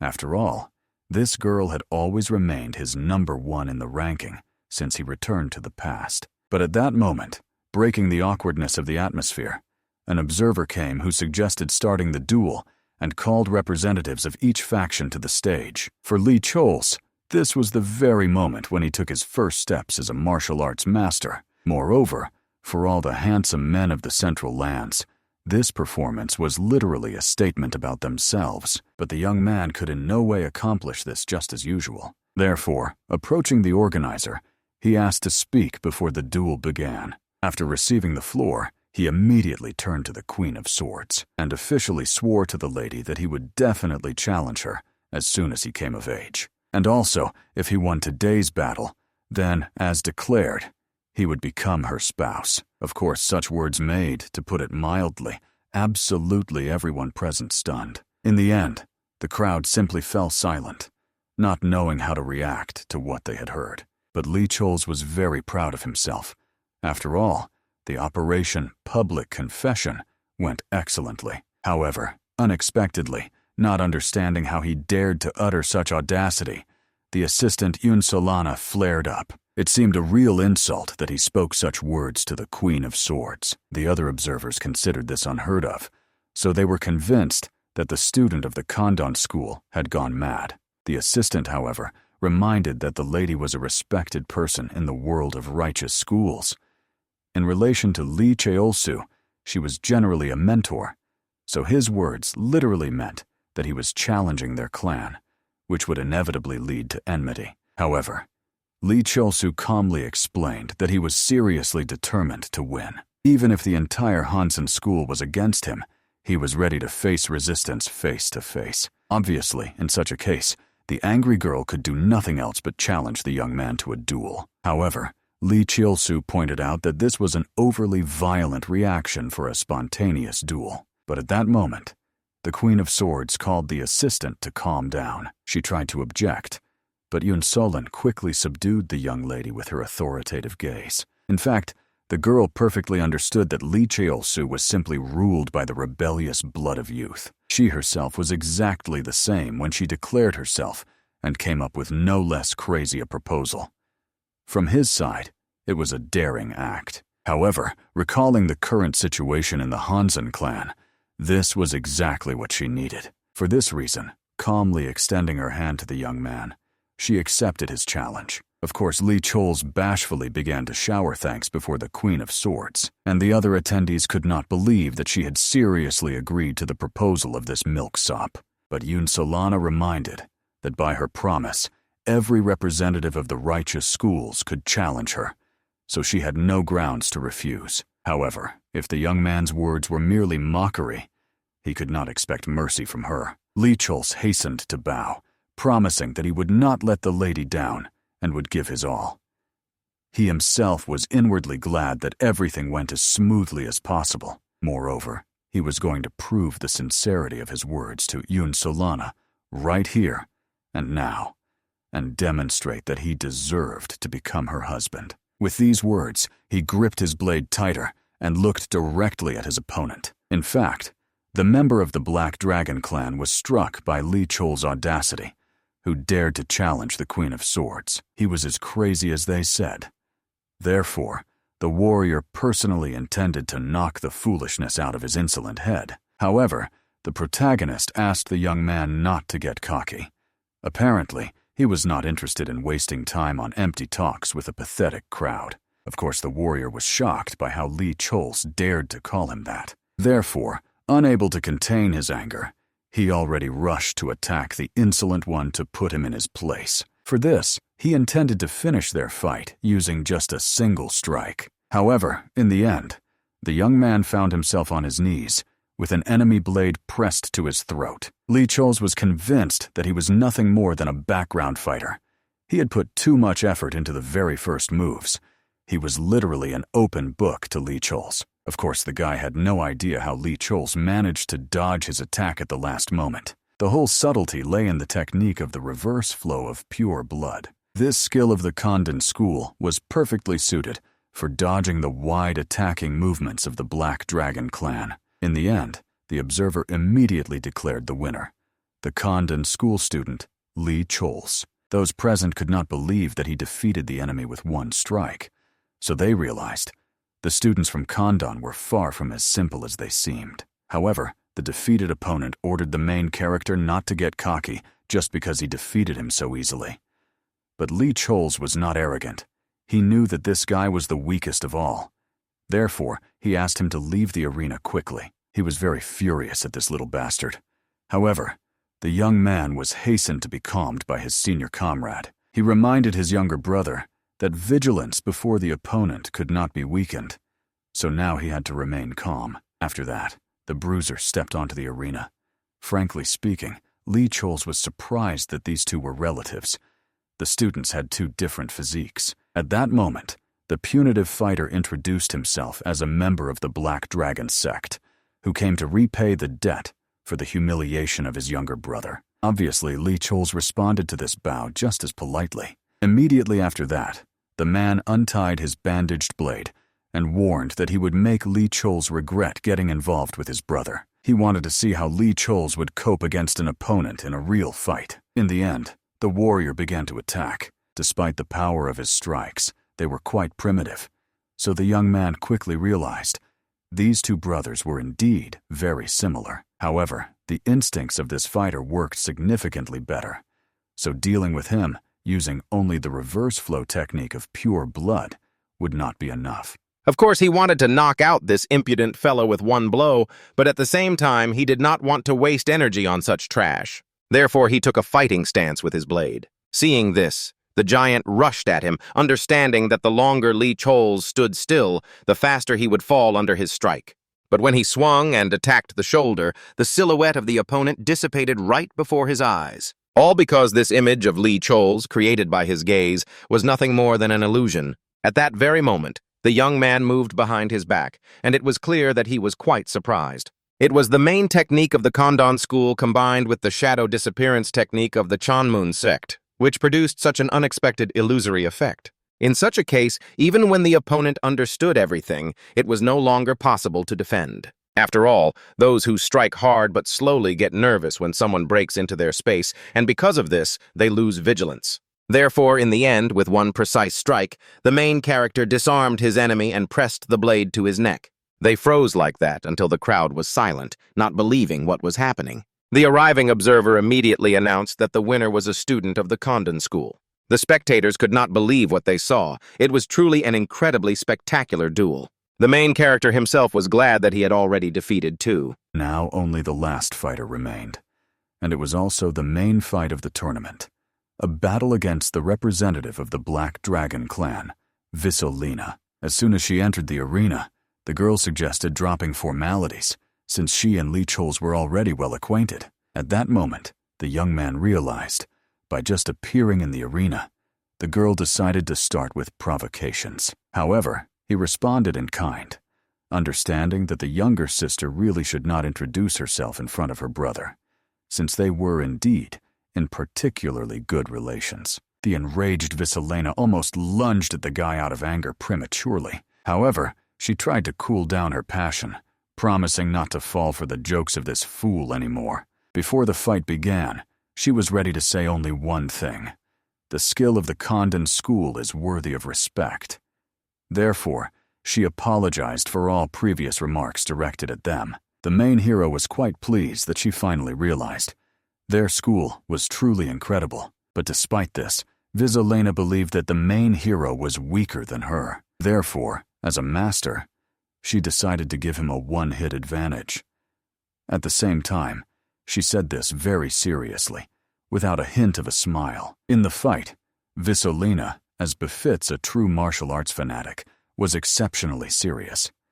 Taking a fighting stance, she allowed the main hero to attack first. The young warrior immediately rushed forward, but warned the woman that he would not hold back here. Watching from the stands, Eugene Hua immediately noticed the powerful concentration of energy of his younger brother.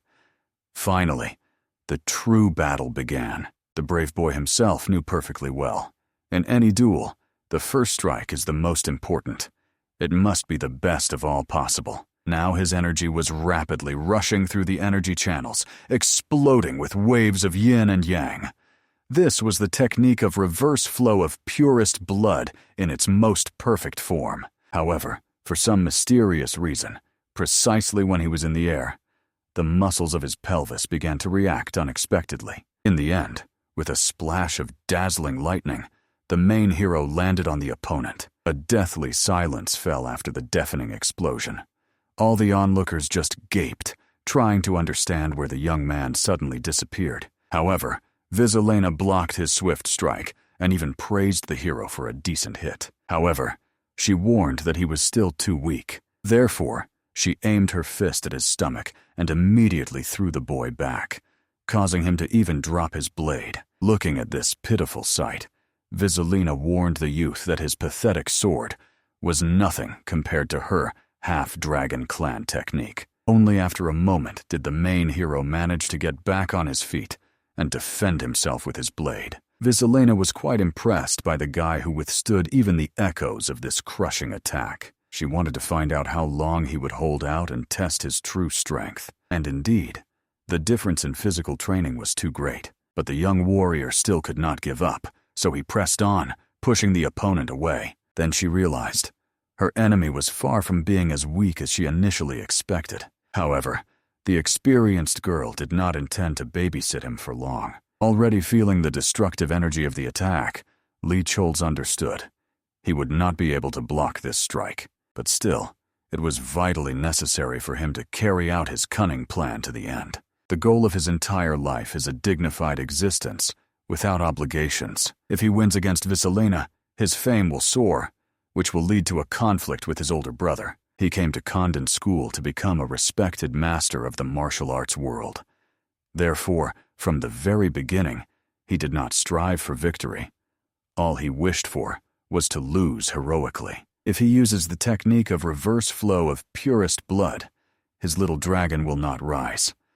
Therefore, he immediately activated this technique, but in the end, the light of his dignity literally illuminated everyone in the vicinity. Everyone froze, not knowing how to comment on what was happening in the arena, and the main character began to panic, not understanding why his buddy resurrected at this critical moment. At that moment, even Lady Visolina went mad, but in the end, she missed her strike. However, she was extremely outraged that this little pervert dared to do such a thing during the sacred duel. It seemed that in this way he was trying to deceive her and hope that she would fall for it, but all the onlookers could see from her face, it seemed she actually took the bait. At that moment, John Yeon was simultaneously enraged, humiliated, and simply trying to justify that Lee Cholz was very young and his hormones were just raging. Embarrassed, Solin hurried to calm Jeon Yeon, lying that she had once read in ancient books, if energy is not controlled, such incidents could happen. Even the older brother fearfully asked the younger one to concentrate his energy. He needed to release the reverse flow technique. Then she would be able to suppress the effect of his move. And indeed, thinking about it, the young man realized that this was not the end of the fight yet. Therefore, he boldly lied to Visolon that it was only a distraction technique, and feigned pure surprise that the head of the Black Dragon Sect was so naive as to fall for him. But still he admitted that he had gone too far. Therefore, to make amends, he suggested deciding the outcome of the duel with a single strike. He was sure the girl herself clearly did not want to waste her strength on him. In the end, she shyly agreed, wishing to finish off the scoundrel and his pathetic tricks forever. And indeed, the young man could only breathe a sigh of relief that Visolina was so naive. Moreover, the elder brother had set him on the right path, but he did not know when something like this might happen to him again.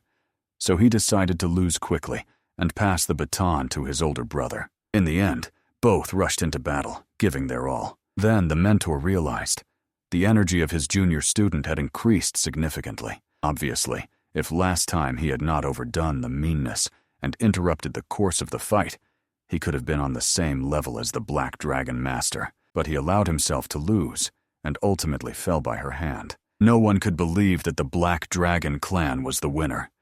It seemed everyone thought Lee Cholz had no chance against the clan leader. Visolina herself was angry that the main hero did nothing but tease her, but in the end, he himself ended up looking foolish. Only later did she notice that during the attack, the guy tore his clothes. In the end, the whole crowd immediately roared, realizing how powerful Lee Chol's attack was in the final release of power. They wanted to know, when the young man entered the Condan school, what had he managed to achieve such power?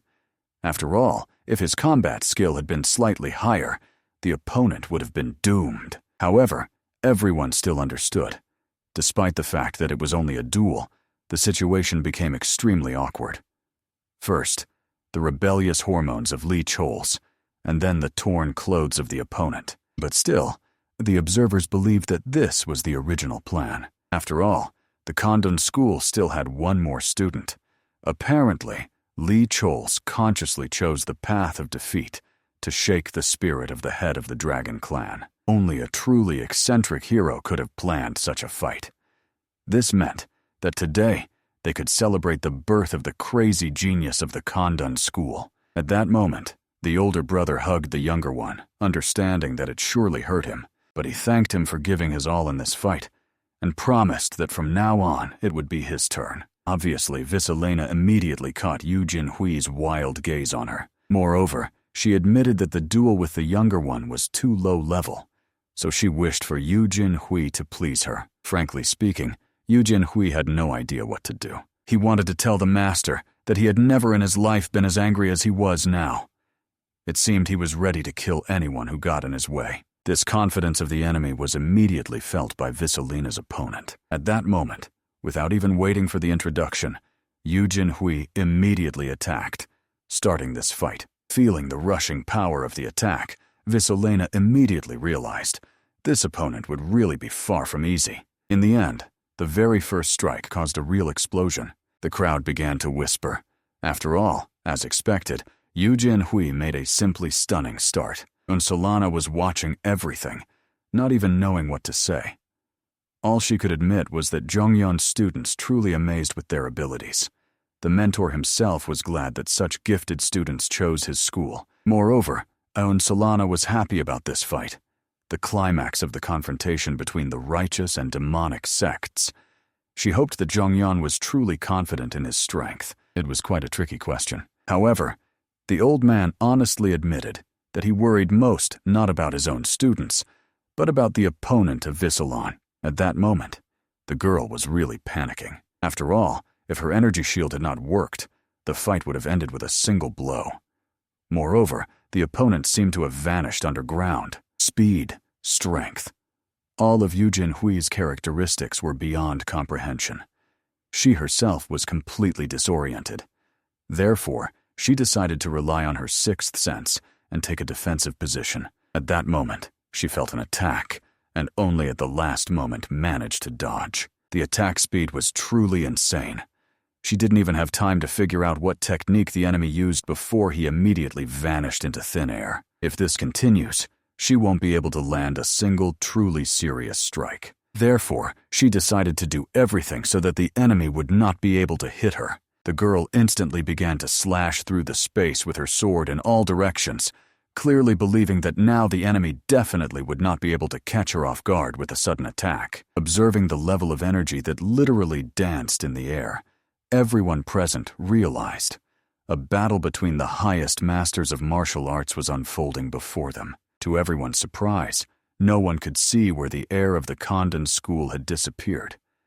But suddenly, the first spectators near the arena noticed a young man who somehow inexplicably appeared on the opposite side of the battlefield. At that very moment, Eugene Hua was fully aware that the duel had dragged on much longer than it should have. He was insanely infuriated by this mad spawn of Visolona, who even now could not calm down after what she had done to his younger brother.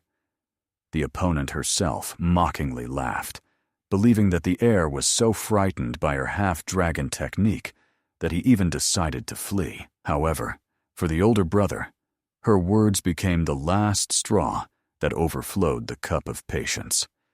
The young man firmly decided to end this duel with just one strike. Naturally, Visolona perceived this as an empty threat. After all, the battle was supposed to end with her sword. Therefore, the warrior swiftly rushed into battle against Eugene Hua, and he continued to stand his ground, not moving a single step. The heir calmly announced that he was now going to proclaim to the entire martial arts world the legendary art of demon subjugation had returned to the Condan school. After these words, the young warrior took a fighting stance precisely from this very lost martial art. In fact, all those ancient treatises that the brothers discovered in the cave contained the peak of the Condan school's combat power, as well as representing the ultimate perfection of sword technique. Therefore, now the elder brother was going to take revenge for his younger brother with a technique filled with their shared memories. By doing so, he would be able to demonstrate to Visolina a power unattainable for demonic sects. It was the legendary art of demon subjugation,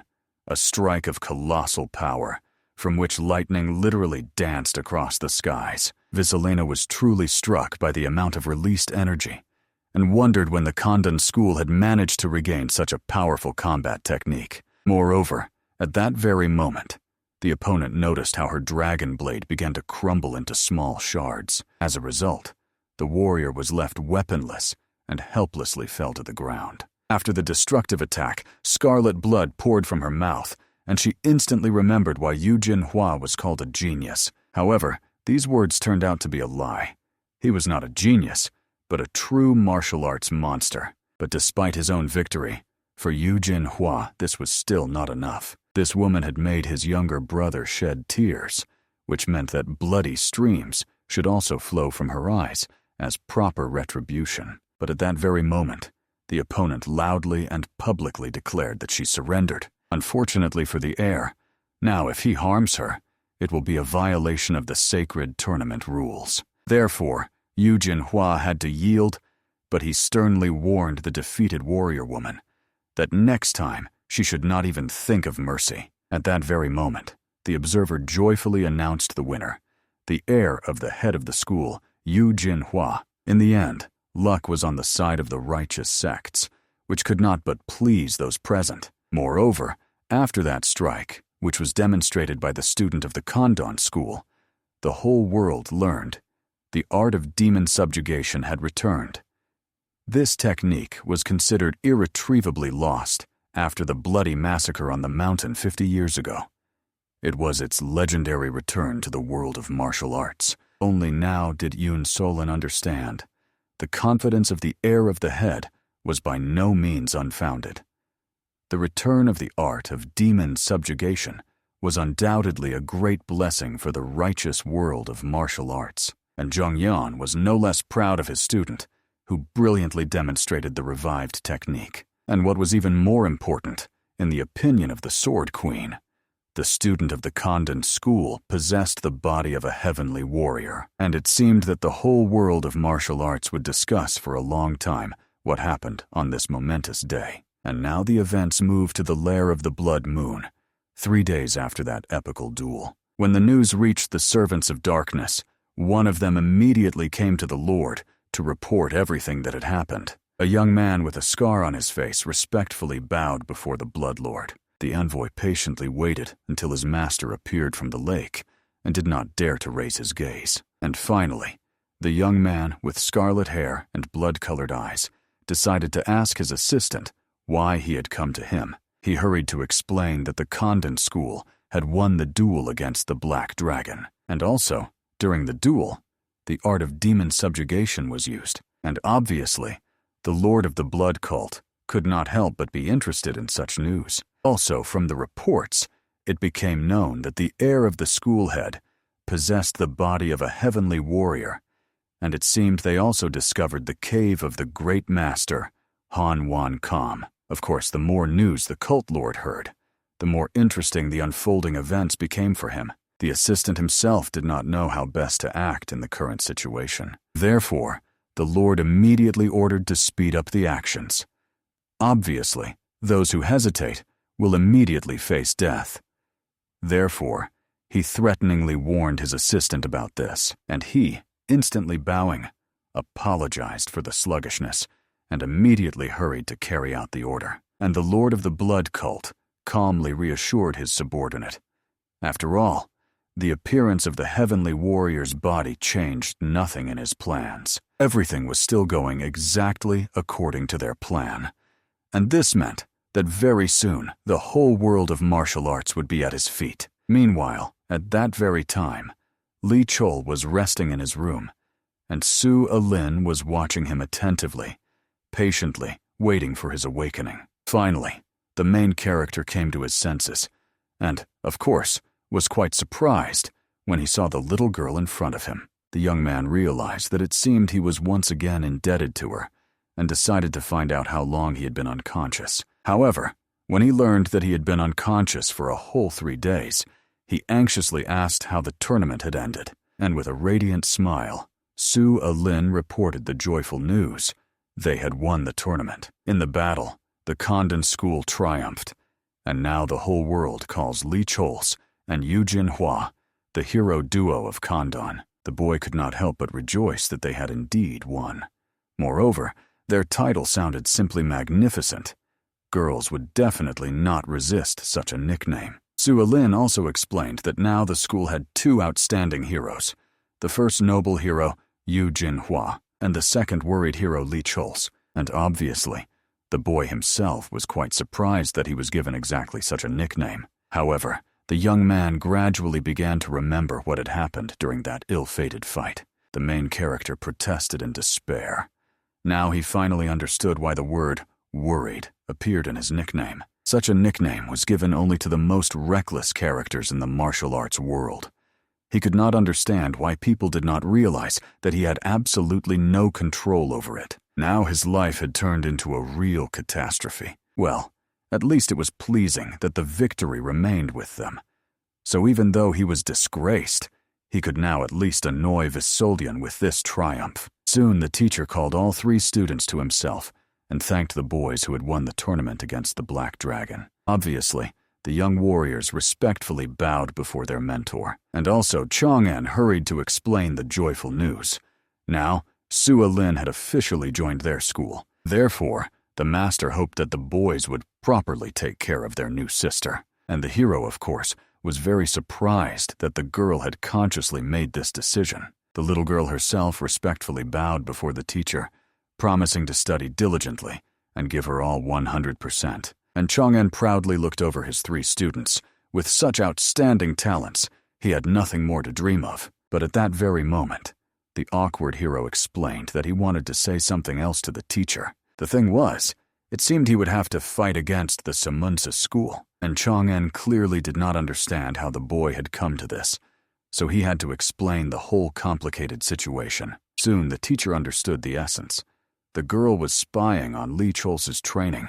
Then a fight started, and now avoiding the duel really wouldn't be possible. The main character, of course, carefully veiled that unfortunate part of the incident where he got aroused, but he was in a joyful mood because no one suspected anything. After all, even during the incident with the Black Dragon clan, the mentor barely accepted his mistake, and if the teacher finds out that this happens not for the first time, he will definitely make him a eunuch. At that very moment, John N. himself warned that Lee Chol's opponent would be the sword, Niza Saman Tsinka. Although she does not compare to the Black Dragon, a genius among all evil, the battle clearly would not be easy. However, if the student had known in advance about his inevitable defeat, he would by no means have agreed to the duel. Therefore, the young man asked the teacher to trust his student, and since the boy had already given his word of honor, Jean N had no other choice. He was obliged to agree. But Eugene Hua was in great anxiety regarding the condition of his younger brother, because he had not yet fully recovered, and he should not overexert himself at all. However, Lee Chols, with a carefree smile, reminded his older brother that he was in perfect order. With this duel, he would prove that he was not a burden to the Condan school. But Eugene Hua was still worried, because Lee Chols only regained consciousness after 3 days, and was already eager to fight. The main character himself was angry, because his older brother did not understand him at all. He was handsome, and bore the majestic title of noble hero, while he needed somehow to get rid of his stupid nickname. In the end, the young man promised not to overexert himself, and that was their agreement. Also, Lee Chols decided to find out from his older brother where the Black Dragon Visolon was now. It turned out that the opponent had returned to her estate, and immediately the cunning young man decided to go for his reward, due after the bet concluded with the girl. The young warrior immediately headed to the gates and at once ordered the guards to greet him properly, for they should know the one who defeated them. At once the men froze in amazement, not expecting a concerned hero with 2 swords to come to them. They had no idea why he had come here, but Lee Chols was very surprised at how the 2 dared to name him. However, They were furious that the hero dared to insult their lady so disgracefully during the duel, so they intended to take revenge on this perverted warrior by beating him up. And at that fateful moment, Lee Choles completely lost his temper. He was ready to accept the nickname Concerned Hero, since it still contained the prefix hero. However, these demonic mutts dared to call him simply a pervert with 2 swords, which he could no longer tolerate. Therefore, the young man sternly ordered these scoundrels to open the gates if they did not want to get punched. Immediately after that, they fearfully flung open the gates, and Lee Choles began feverishly thinking about how to get rid of his stupid nickname. Soon the young warrior appeared before Visolon, who clearly wanted to find out why the young man had come to her, after which she sarcastically called him a pervert with 2 swords. However, Lee Choles was not even surprised. He had expected something like that from her. After that, the girl herself reminded him that all their agreements had been fulfilled. The 15 lions of silver that the boy owed were also written off, so he had nothing to worry about. However, the guy had come for something else entirely. She was now his little younger sister. Moreover, they had agreed that she would call him older brother, but so far she had not done so even once, and immediately embarrassed, Visolena averted her gaze. Although a promise was a promise, she still could in no way acknowledge Lee Cholsa as her older brother, and for the boy himself, it was only a reason to mock the girl who, despite the majestic status of the great black dragon, broke her word. In the end, the opponent had no choice but, blushing to the state of a ripe tomato, to still call Lee Choles older brother, while the guy had the audacity to pretend that he did not hear her words, so that she would repeat them once more, and in the end, the girl was literally ready to forbid him to breathe, just so that the cunning youth would finally leave her alone. And in the end, he counted the address this time and suggested to his little sister to meet more often, since after all, they were not strangers to each other. Well, the girl only shouted angrily and drove Lee Choles out of her house. Despite having to retreat, the young man was quite happy that he managed to tease Visolena a little. The cunning strategist knew perfectly well that the weakness of this girl was precisely bad boys, so he was firmly convinced soon she would get attached to him and possibly even fall in love. But now it was more important for him to receive the last reward for winning his bet. All the young man hoped for was that the annoying subject would not be there. However, unexpectedly, when he entered the chambers, he felt a most pleasant aroma. There on the table was prepared a whole luxurious feast of various exquisite dishes. As well as present was Liu Yuexiang, moreover dressed in light, almost transparent clothing. And the incense, which he immediately sensed upon entering, was very similar to an aphrodisiac. At that very moment, the girl, as if nothing had happened, shyly greeted Mr. Lee Choles. After that, she with a charming smile invited him to sit at the table she had prepared. This time she truly made an effort to properly welcome the guest, so she asked him not to be shy. But Lee Choles found it excessively strange that the guild representative had tried so hard for him. All this was clearly not without reason. The girl herself calmly began to put dishes on the plate, especially for the gentleman, so that he could try them. The whole matter was that Liu Yuexiang could in no way forgive the hero for daring to propose marriage to the Sword King in front of everyone. She was obliged to seduce him at any cost, so she decided to feed him herself, just not to lose to that juvenile Unsolon. In the end, the young man almost fell for such a sophisticated trick, but very quickly pulled himself together. He lightly hit the girl on the wrist and knocked the chopsticks with food out of her hands. The insightful strategist perfectly understood who Liu Yuexiang was, and that she was literally a fox, acting solely in the name of personal gain. He absolutely must not fall for her next tricks. Whatever the goal was, this girl was surely just testing his feelings, so he could not be led by her. The young warrior asked her to stop all these unnecessary ceremonies, as he had come here for dividends, not for entertainment. The same girl calmly placed a handbag on the table, which contained 300 silver ingots. After that, she seriously suggested to the hero to get straight to the point. Immediately after that, she took off the scarlet cloak from her shoulders. Obviously, the hero, insanely embarrassed, did not understand at all what Liu Yuexiang was doing. However, she shyly explained that she had long made a decision. In the world of the 9 continents, her destined one was precisely Mr. Lee Choles. She was ready to fulfill absolutely every one of his most cherished wishes. And honestly, Lee Choles began to lose control over himself, especially considering the fact that Liu Yuexiang started undressing right in front of him. Once, at a meeting in a past life, the hero heard that Liu Yuexiang never showed her skin to men. Perhaps this girl really had feelings for him, after all. Even now, she was ready to do anything to win the hero's heart. To begin with, he decided to find out if she was joking about his feelings, and of course she immediately declared that she had been completely sincere with him. And so Lee Choles decided to use her sincerity to spread a rumor throughout the martial arts world. In fact, the cunning strategist was insanely happy that now the guild representative was at least partially under his control.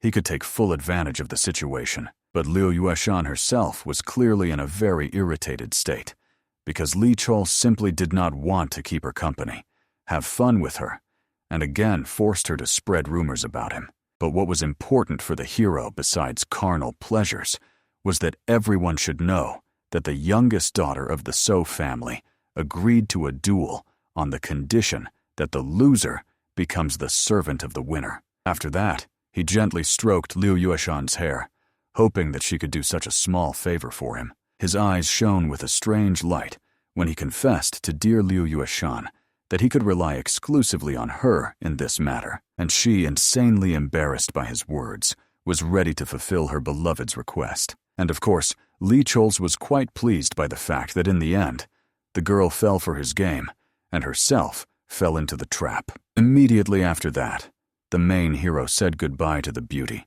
counting on her kind cooperation, and disappeared into the darkness of the night. And despite the fact that the guild representative was simply used for their own purposes, she could not help but rejoice that Lee Choles called her so tenderly. Her entire being was overwhelmed by a rather exciting feeling to which she could not resist. The perceptive girl perfectly understood that even if the public proposal was addressed to the Queen of Swords, it did not matter at all, because Lee Choles' beloved would be her. For her beloved betrothed, she was ready to spread any rumor around the district, but using her from the very beginning was excessive audacity, so the cunning lady wanted to play a little prank on her beloved. At that very moment, the main hero was rushing home, rejoicing in the fact that the guild representative had fallen before his irresistible charm. Now the cunning strategist had received his well-deserved dividends, and at the same time, got rid of the headache related to the duel against the So family. After all, as was known, the prestige of the sect rapidly increases after a triumphant victory over the Black Dragon. It was quite obvious how the opposing side would perceive this battle, and as soon as the rumor spread everywhere, to maintain a flawless image, it would be necessary to accept this challenge. So everything would naturally fall into place. The Condan school that issued the challenge and the So family defending the majestic title would be obliged to fight. There remained only one problem. The main hero needed to find someone who would witness this duel. Unlike the fight with the Black Dragon, here there was no righteous justification. Since representatives of 2 honorable sects were fighting, it was a risky move, but the boy already had an idea about how he could solve this problem. For this very reason, the cunning tactician visited the house where the Queen of Swords was staying. However, at the entrance, he was greeted by a displeased assistant, who in no way understood what they owed the visit of a pervert with 2 swords to. The hero, honestly, did not understand why such a complicated nickname stuck to him, considering that he was not even a renegade from the righteous path. However, the assistant could not comprehend why the young man protested, taking into account the fact that he himself had come to the woman's chambers late at night. However, he tried to explain that he needed to negotiate with the Queen of Swords, asking to inform the lady of his arrival. But the assistant hastened to upset the hero by saying that the mentor had gone for an evening walk and was not present at the moment, so he should come the next day. Of course, Lee Choles tried to explain that he could in no way come tomorrow. However, the assistant knew this perfectly well, and also understood that in that case, Li Cholz would have no opportunity to meet with the mentor. However, suddenly a well-known voice was heard behind the boy, and Su Alin returned from the walk and wanted to find out what had brought Li Cholz here at such a late hour. The assistant could not believe that the lady had returned so early.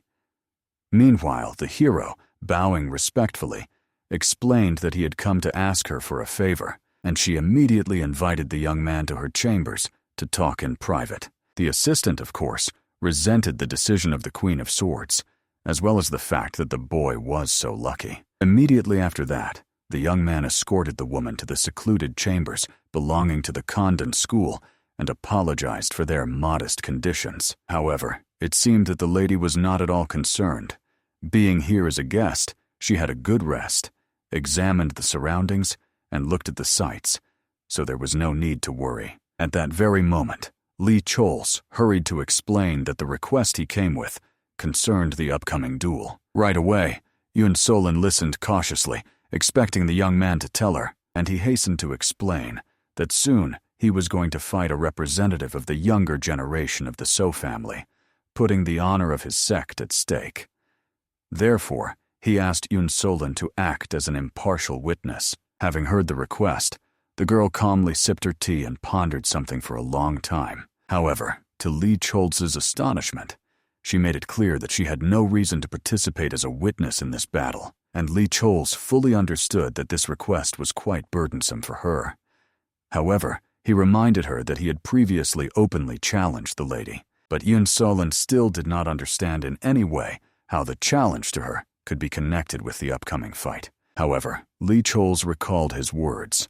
He promised that one day he would become a worthy opponent for her, and these were by no means empty words. The very duel he was about to arrange was the first step on the path to his majestic goal. Therefore, he would be immensely grateful if Lady Su Alin would still accept his sincere request. Su Alin fully understood the boy's feelings, but reminded him that now the Condan and Hansen schools were in confrontation. One sect took advantage of the fall of the other to gain profit, which often happened in the world of martial arts, but she still liked to support the growth of worthy opponents, so she agreed to help him, and all that was left for Li Cholz was to shower the Queen of Swords with all kinds of gratitude.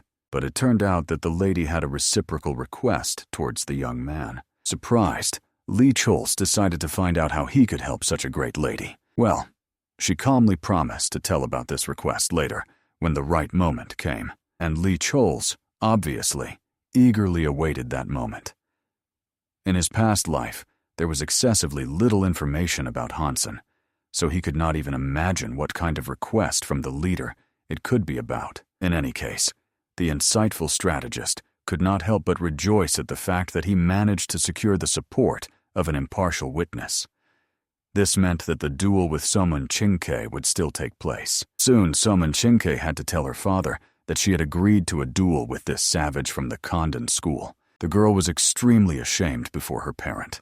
She in no way wanted things to turn out this way, and Somun Hunchan himself, obviously, was not in the best mood, since the whole district was buzzing with rumors about the duel between these two. Moreover, as the rumors said, the loser would become the servant of the other person. In Somun Hunchan's eyes, the duel would determine who would become the leader in Gansu. He wanted to find out why his daughter had compromised, or why she had chosen this guy in the first place. However, the girl was already almost crying, apologizing to her parent. And then Somun Hyunshan calmed down. The formidable warrior perfectly understood that if his daughter won, the duel would bring them victory, and that would work exclusively in their favor. He hoped that his daughter was ready for this chance to crush the guys from Condan school once and for all, and Somun Jinka literally beamed with delight, asking her father to write the ethics notice right now. Then she would throw the shameful Li Cholz out of Condan school once and for all. By that time, the rumor spread by the guild representative had already spread across the entire continent like an all-consuming flame. So Li Cholz was eagerly awaiting the official challenge to the duel, but at that fateful moment, a worried older brother rushed swiftly to the boy. He hoped that Li Cholz had slept well, as he had come to show him something extremely important. However, his reaction was so intense and enthusiastic that Li Cholz had no idea where Eugene Hua got the strength to shine so dazzlingly from early morning. It turned out that the older brother had brought the boy an official challenge to the duel. The Su family had sent it in the hero's name, and he was amazed by such swiftness, not expecting in any way that the opponent would beat him to the official part. Even the heir of the school head was surprised by this. It seemed the Su family had accepted this challenge with the greatest enthusiasm. It was by no means surprising, considering the fact that Soman Tsinka was first class in swordsmanship. Apparently, Soman Hyunshan was firmly convinced that his daughter would achieve a triumphant victory, and Eugene Hua was also worried about whether the younger brother would manage this difficult task. And Lee Chols was well aware that the battle would be by no means easy. But if he focused properly, there should be no problems. Exactly for this reason, Eugene Hua prepared a special gift for his brother. Still, the elder brother believed that those arrogant bastards from the Su family deserved to get what was coming to them for how they treated them. Therefore, the brothers went to the training ground, where Eugene Hua continued to teach the hero his original technique. At that very moment, the young man realized that it had become much easier for him to control the reverse flow technique, all thanks to the fact that Eugene Hua had slightly improved the formula. The elder brother wished to help his younger comrade in some way before the upcoming duel, and he remained in the greatest gratitude for such, though excessive but sincere care of the elder brother. In fact, Lee Chols often took pride in him. He had brought the raw technique to the highest level in such a short time. He was truly a deserved hero of the Condan school. At that very moment, the awkward heir decided to find out something from his brother. During the duel with the Black Dragon clan, he confessed his feelings to the King of Swords, and Eugene Hua was curious whether the hero's words were sincere. Right now, the boy did not even know what to say. The young man suspected that the older brother was somewhat shocked by his straightforwardness, so he calmly touched his shoulder, apologizing for not explaining anything earlier. Moreover, he hastened to say that his words simply could not be true. The duel with the Black Dragon clan was the event that was supposed to announce the revival of their school, and he was thinking about doing something memorable. Eugene Hua expected roughly this from his younger brother, and was delighted by his deep plans.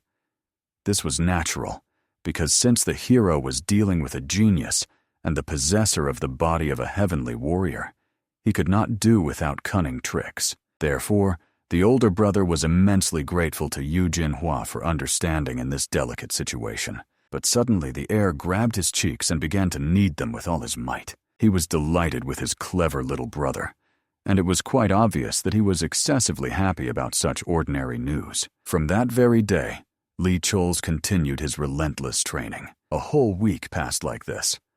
Now, thanks to continuous practice, he was confident that he had almost completely mastered his technique, but there was still one very delicate problem. His reproductive organ would not leave him alone, continuing to show itself to the world in all its glory. The whole matter was in the technique of reverse flow of pure blood, but unfortunately, without it, the main character could not fully use the art of demon subjugation. Initially, Lee Chols believed that he had already mastered the reverse flow technique and would then be able to use it in battle without difficulty. But in reality, everything went far from the plan. Now the Su family gladly accepted the battle, and if one does not prepare properly, they will definitely suffer defeat. And to prevent this from happening, Lee Chols was obliged to master the technique of reverse flow of purest blood perfectly. At that very moment, the hero heard some suspicious noise in the bushes ahead of him, and immediately looked around cautiously to see. It turned out to be Su Alin, who was walking around the territory adjacent to the school, but unexpectedly ran into Mr. Lee. Of course, the lady was curious why the young man was training in such a remote place, and he lied that it was easier to concentrate on lessons in a quiet place.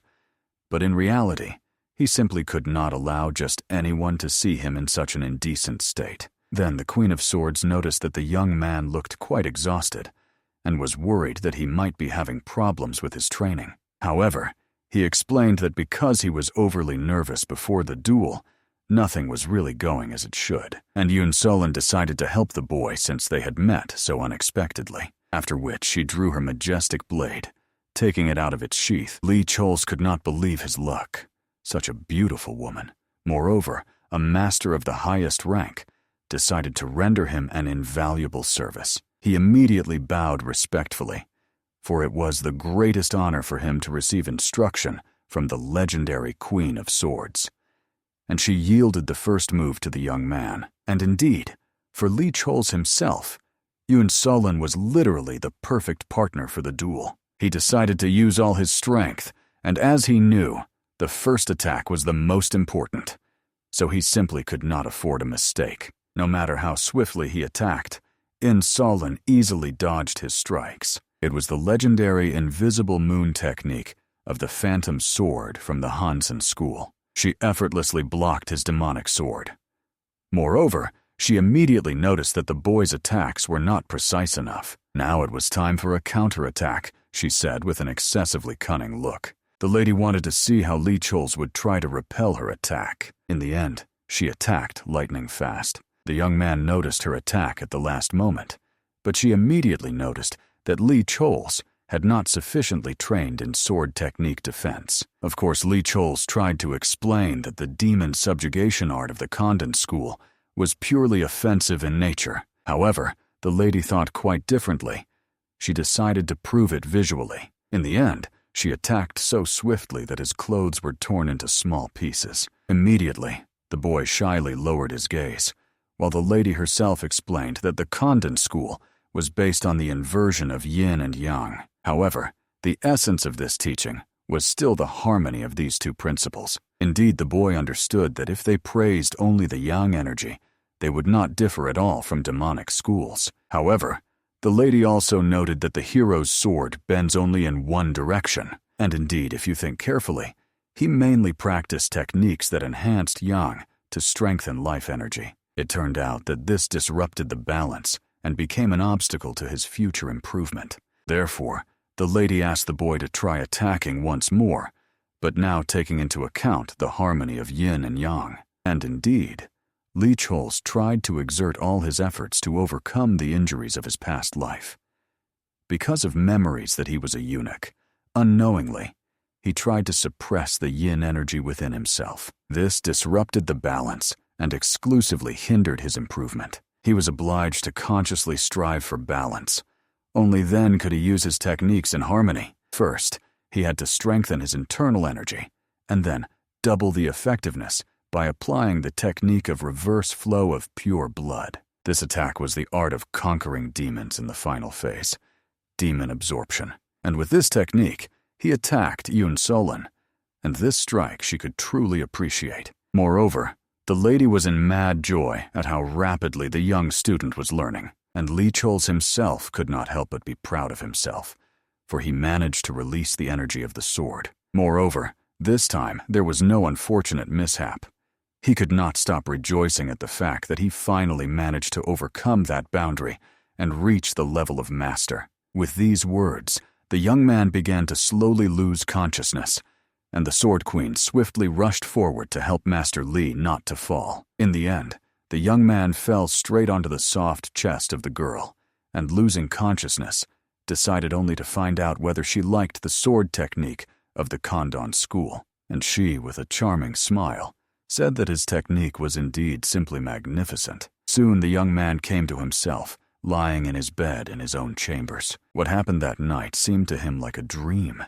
A chance meeting and duel under the moonlight with the King of Swords, and moreover, a rapid leap in level during that battle. The moment when they touched each other's skin, all of it was literally an unearthly dream for him. Moreover, it seemed that the lady herself carried him to the chambers. So Lee Chol's could not help but rejoice at such a development of their relationship. But at that fateful moment, he heard a loud scream from his little sister, Su Alin, before she burst into his room. However, at just one glance at Su Alin, it was completely obvious. The girl was excessively worried about something since early morning. The matter was that she had heard very strange rumors at the market square, and Lee Chol's could not believe what was so unusual about these fabrications. However, The rumors concerned the fact that Lee Chol's brother was supposedly dating 2 girls at the same time, and this really made the guy lose his temper because it was complete nonsense. He demanded that Su Alin tell all these rumors in the smallest details. It turned out the little girl went to the market square for fresh fruits and vegetables. At that time, the townspeople were lively discussing that the hero of Condan school had pulled off a very unusual trick again. It was about a duel with Mrs. So and a prize for the winner. But that was not all. To be honest, everyone thought they were secret lovers. And then suddenly, the boy told her that their relationship was completely over and got close to another woman, Mrs. Liu Yashan, an elite courtesan. And obviously, Mrs. Somansinka was furious. She swore that she would never forgive her unfaithful lover and challenged him to a duel. Of course, it was extremely hard for everyone to believe that this eccentric hero had stolen the hearts of 2 beauties. Apparently, that was why he was a pervert with 2 swords. She told her brother in the smallest details everything she had heard. Obviously, the little girl herself could not believe it, so she immediately came to report everything to her brother, and he was honestly simply beside himself with rage, for he had never heard such nonsense before. Soon, Chan Yan called the student to himself to find out what was going on, and Lee Chols did not even know how to justify himself before the mentor. The teacher had no idea what was happening, for on the eve of the most important duel, such dirty fabrications had spread. Even if the boy won, it would certainly bring him no good. However, Lee Chols could swear that the rumors that he had allegedly gotten close to Lady So or to Liu Yueshang were complete lies, and obviously, only one person could have spread such a lie.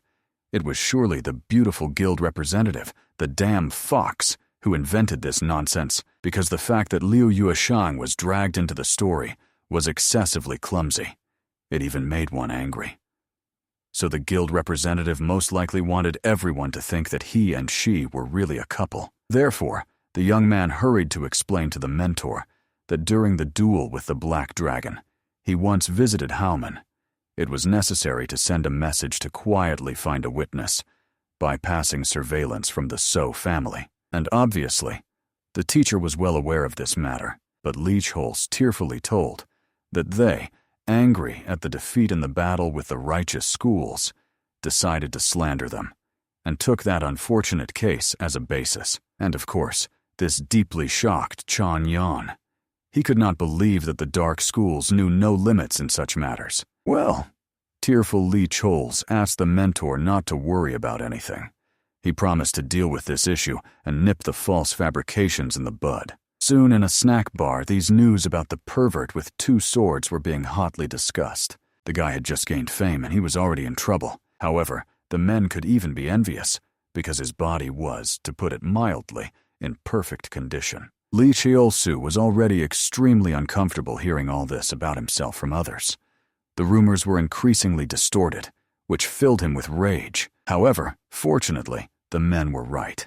His body was indeed in good shape, and to change these rumors, he needed to know where the wind of change was blowing from.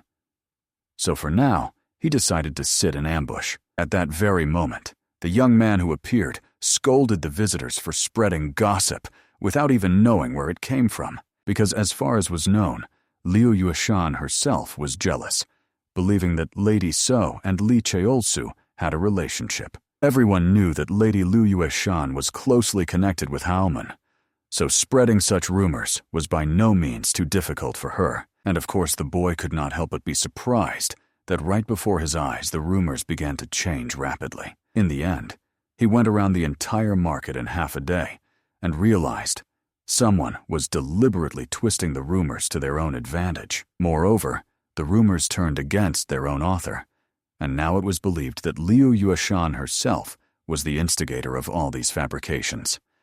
And this was exclusively to Li Cheolsu's benefit. But it still seemed to him that what was happening was excessively suspicious. Apparently, someone he knew was behind what happened, and he wanted to find out who was responsible. Therefore, the cunning strategist found 3 homeless men who were warming themselves by the fire and greeted the respected gentleman. They knew perfectly well that Lee Chols had visited them, a great hero who had won the hearts of two beautiful girls, as well as a renowned master of the Condan school. However, Lee Choles calmly explained that although he was called a hero, that idiotic nickname Heart Conqueror definitely did not apply to him in any way. The trio belonged to the Horde of Beggars, which consisted of brothers and was an honest and righteous organization.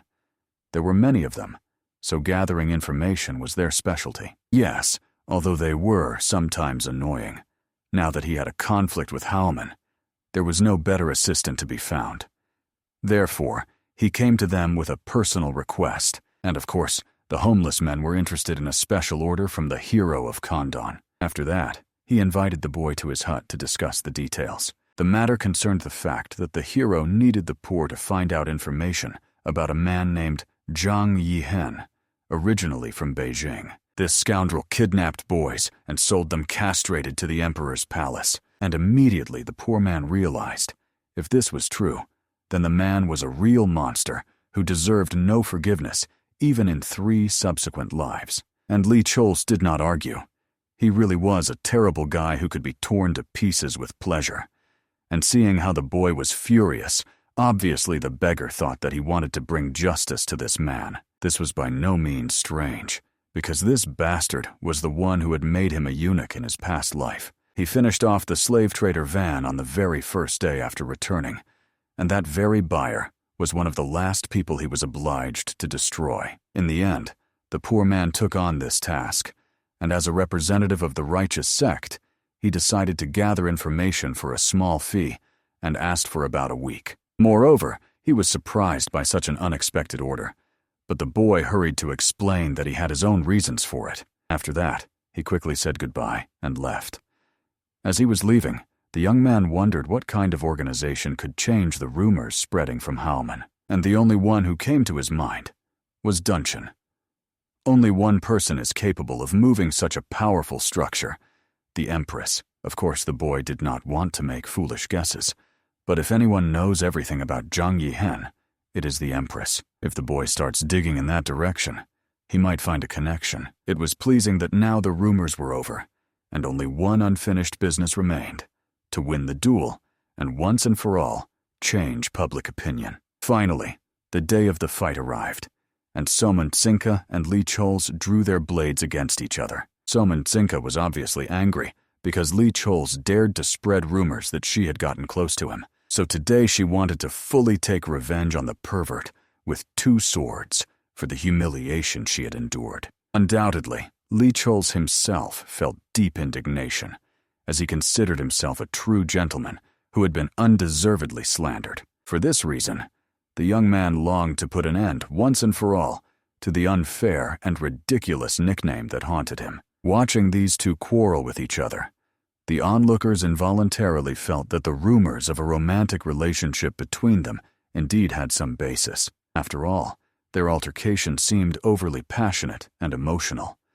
It was quite likely that Soman Tsinka truly harbored feelings for the young warrior, considering the virtues and skills everyone had come to appreciate during his duel with the Black Dragon. Such admiration was not surprising. However, the interlocutors found it difficult to believe that the heiress of the Samunts clan possessed such a fiery and temperamental character. Unexpectedly for themselves, the two friends felt a chilling thirst for murder hanging in the air. Turning around, they saw the enraged head of the family, who was literally scorching them with his fierce gaze. After that, the formidable elder warned the two whispering onlookers that many had already paid with their lives for their long tongues, and they could very well be next on this sad list. The observers froze with horror, immediately beginning to explain that Soman Tsinka was definitely not to blame for anything. The entire fault lay with that vile libertine with 2 swords. At that very moment, seeking to distract the angry patriarch, Yun Solana decided to find out why the duel conditions were so unusual. The loser would become the servant of the winner. Obviously, Soman Hyunchan was convinced that all this was the machinations of the main character.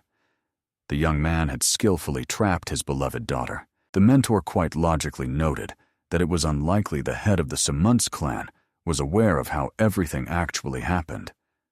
However, he felt that the situation spoke for itself. Moreover, the man was frankly surprised at how much the Queen of Swords had changed since the last time he saw her. At that moment, the woman realized the elder was referring to that distant time from the past. The embarrassed warrior hurriedly turned away, pretending not to understand at all what Solana was talking about, and suggested focusing on the duel that was about to begin. At that moment, the judge solemnly announced the start of the fight between the Condan school and the Sumun's clan. Sominsinka was in a furious rage because her insolent opponent did not even admit his guilt. He demonstrated masculine dignity in all its glory before the innocent girl.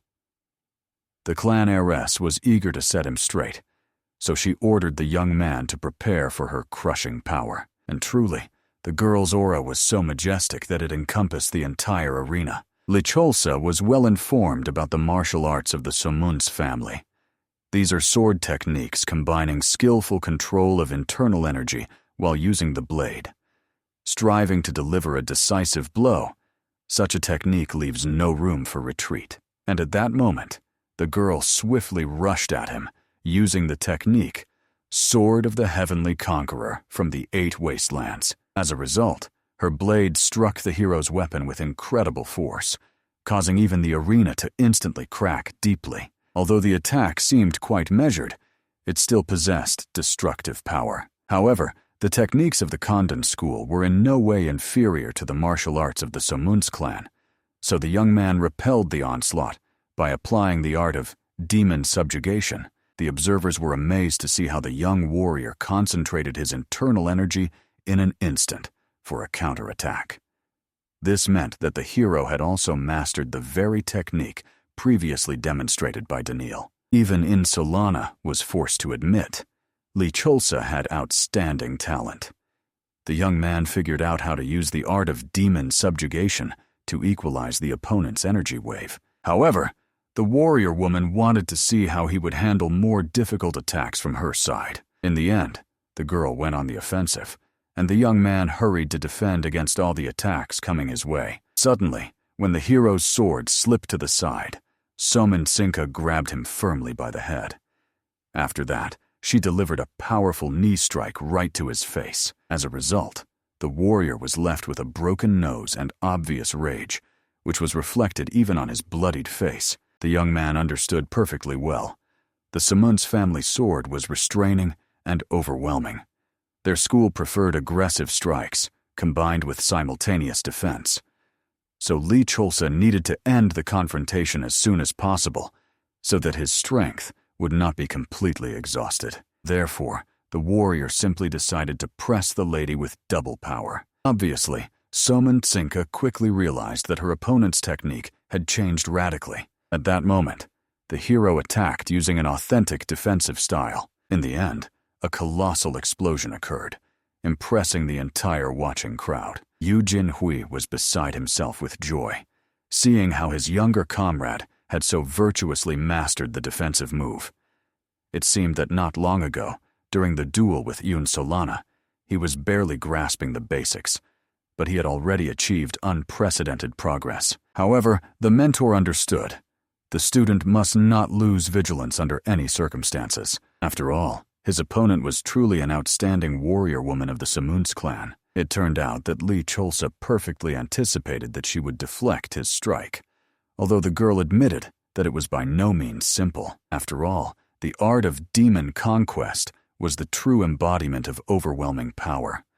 But if the sword's trajectory remained unchanged, then knowing the initial point of attack made defense not so difficult. The clan heiress counted that the hero was no more than an open book to her.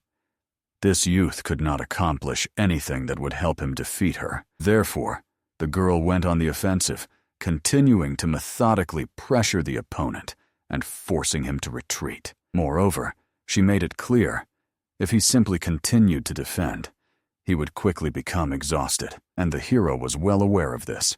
He basically guessed that Sominsinka was not a weakling, but did not expect her to be so strong.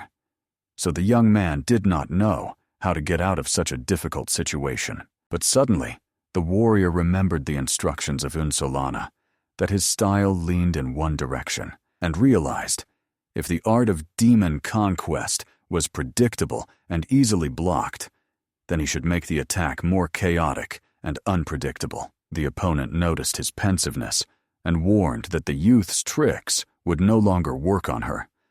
After that, she aimed to attack. However, Lee Cholsa seemed to dissolve from under her strike into the air. At that moment, he was already behind the lady, recalling the technique 9 swans in blooming harmony. He often used such movement art in his past life. It was perfectly suited for a sudden attack on the enemy. Using this technique, even someone like the clan heiress momentarily lost his location, being at such a high level of mastery. Of course, the young man did not expect the girl to make him use a technique from a past incarnation, so he was forced to admit she turned out to be truly strong. However, now Lee Cholsa will combine the art of demon conquest with the softness of the technique 9 swans in blooming harmony. The charge will be smaller, but the strike will become unpredictable. Obviously, the opponent quickly caught the sword's trajectory, realizing that the enemy intended to use an authentic style. It was sheer boredom, and she decided to block his attack similarly to the last time. However, to her greatest astonishment, even after blocking the strike, she found that the hero's attack was still rapidly rushing towards her. The trajectory changed in an instant. The young man, taking advantage of this opportunity, attacked the opponent. As a result, the girl flew to the side, and her father loudly screamed, frightened for his dear daughter. As a result, the clan heiress dropped her weapon and collapsed helplessly to the ground, coughing after the powerful blow. The judge hastened to proclaim the winner, Lee Cholsa from the Condan school. No one could believe that this young man had really managed to win against the legendary warrior of the Samunts clan, Soma Nchinka herself, and the hero turned around in fear, hoping that the girl was not seriously hurt. He deliberately reduced the power of the attack so as not to harm her. However, it turned out that, as in the last duel with the Black Dragon swordswoman, he tore her clothes. As a result, they flew apart into tiny pieces right before everyone's eyes. Of course, the guy had no idea what he was doing wrong, and why the opponent's clothes kept tearing to shreds. Perhaps because of his final strike, 9 swans in blooming harmony, the technique had a tearing effect, and Soma Nchinka could not fully reflect the attack, so the residual energy tore the garment to pieces. At that moment, the girl herself, covering herself with her hands, screamed hysterically, accusing the hero of deliberately humiliating her by tearing her clothes with his sword. The crowd had already begun fiercely attacking the hero, considering him worthy of his scandalous nickname. The spectators did not understand how he could do such a thing to the girl. Lee Cholsa desperately tried to explain that he did not do it on purpose.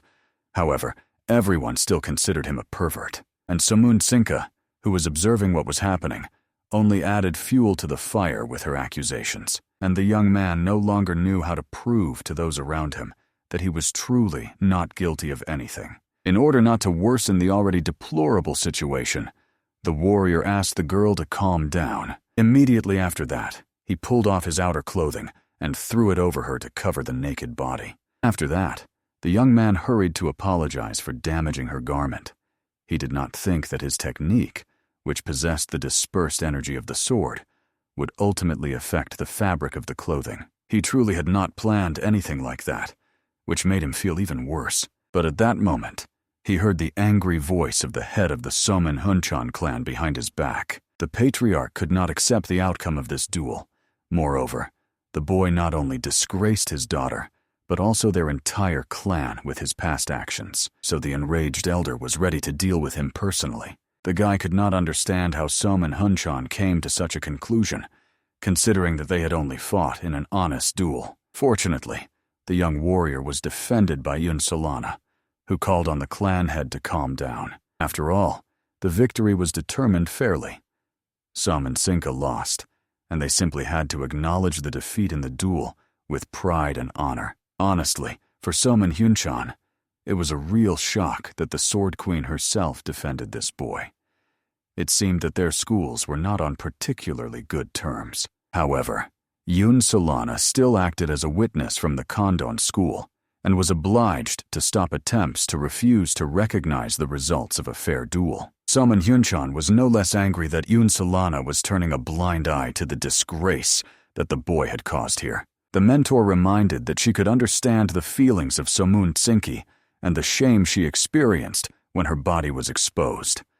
However, Lee Cholsa apologized for what happened and also helped her hide from the crowd's gaze, so they had to accept his sincere apologies. Moreover, the woman reminded the lady that she was a warrior first and a woman second.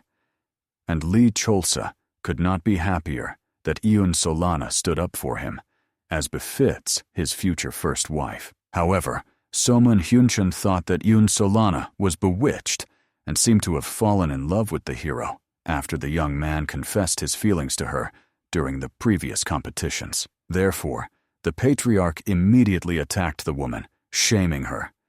Considering the age, Lee Cholsa was like a son to her. Of course, Yoon Solana made the man understand that he clearly should not say everything that came into his foolish head. Moreover, the mentor reminded that once Somun Hyunchan himself, just like Lee Cholsa, confessed his feelings to her. Everyone was stunned by this information, especially Somun Hyunchan himself, who wanted to keep it a secret. It turns out that not long ago the Sword King came to the Sword Queen so that she would accept his challenge.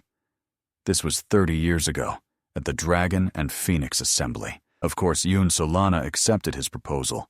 After all, since he confessed his feelings to her, he had to prove his strength. But in the end, obviously, after Somun Hyunchan fell from her single strike, there could be no relationship between them. So now Yoon Solana was sure that the patriarch was so angry only because he possibly still had feelings for her. All the observers began to whisper, not believing these words, and that Somun Hyunchan was really in love with another woman, considering that he already had a wife. Lee Cholsa barely restrained laughter at the unfolding drama.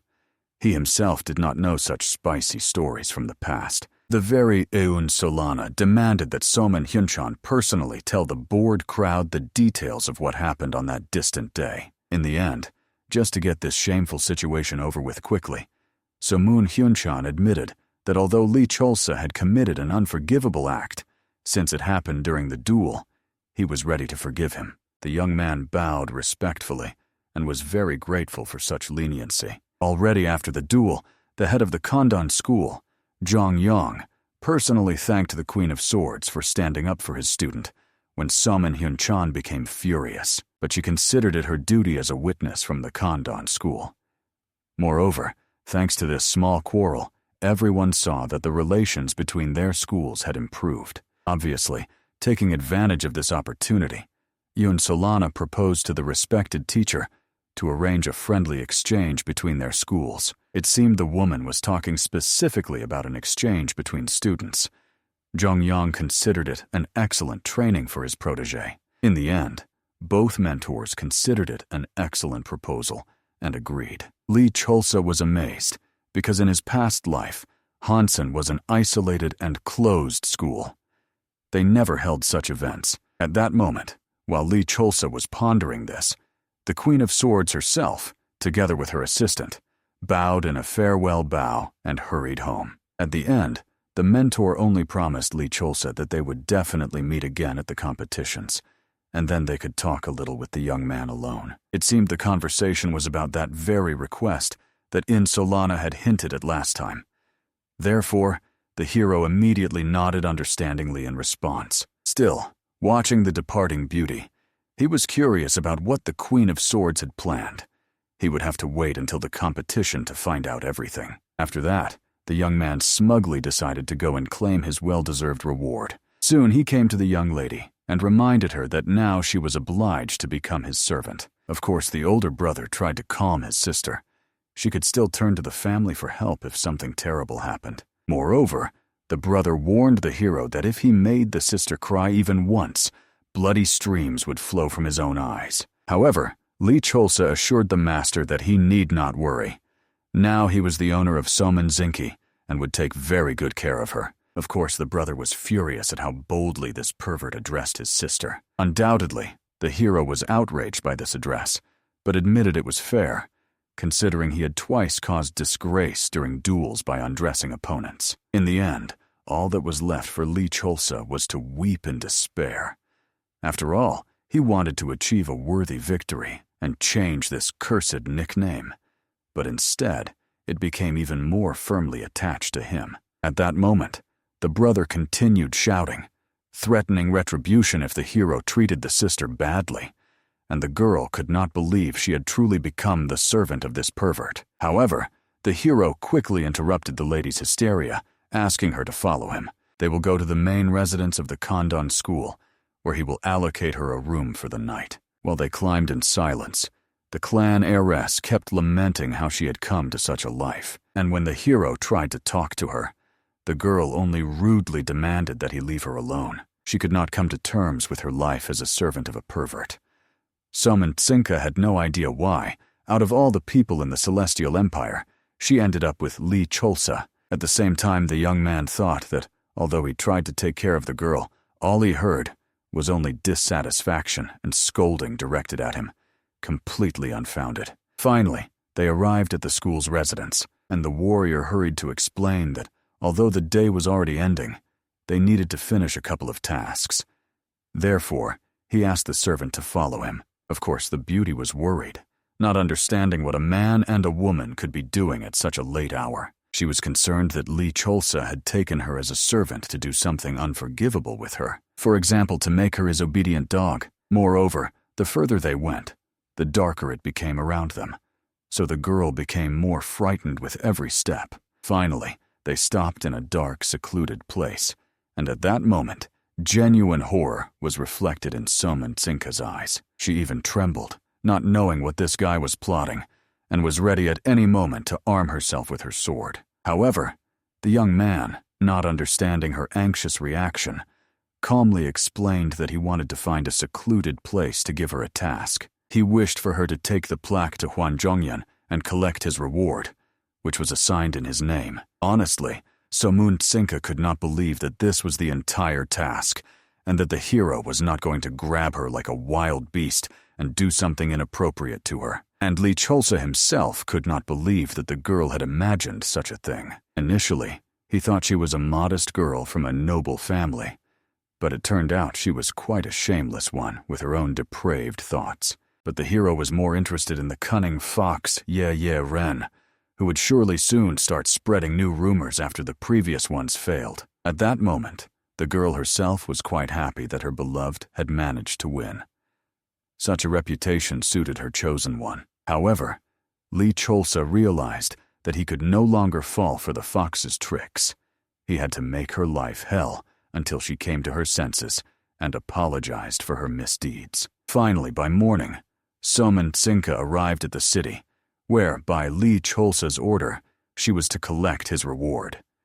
She was still furious that she had fallen so low to carry out the orders of some pervert, and what angered her even more was that the hero turned out to be so pathetic that he became a regular visitor of various brothels. Finally, the girl approached the gates of the establishment, where the manager kindly greeted her and hurried to find out why the lady had arrived. The heiress of the clan shyly showed the man a sign, explaining that Mr. Lee Cholsa sent her to collect his winnings. The manager was quite surprised, after which he politely pointed the girl to the entrance. She was supposed to go up to the second floor to the luxury room, where she could collect the reward. Honestly, Somen-Tsinka, who had never visited such establishments, did not even know what a luxury room was.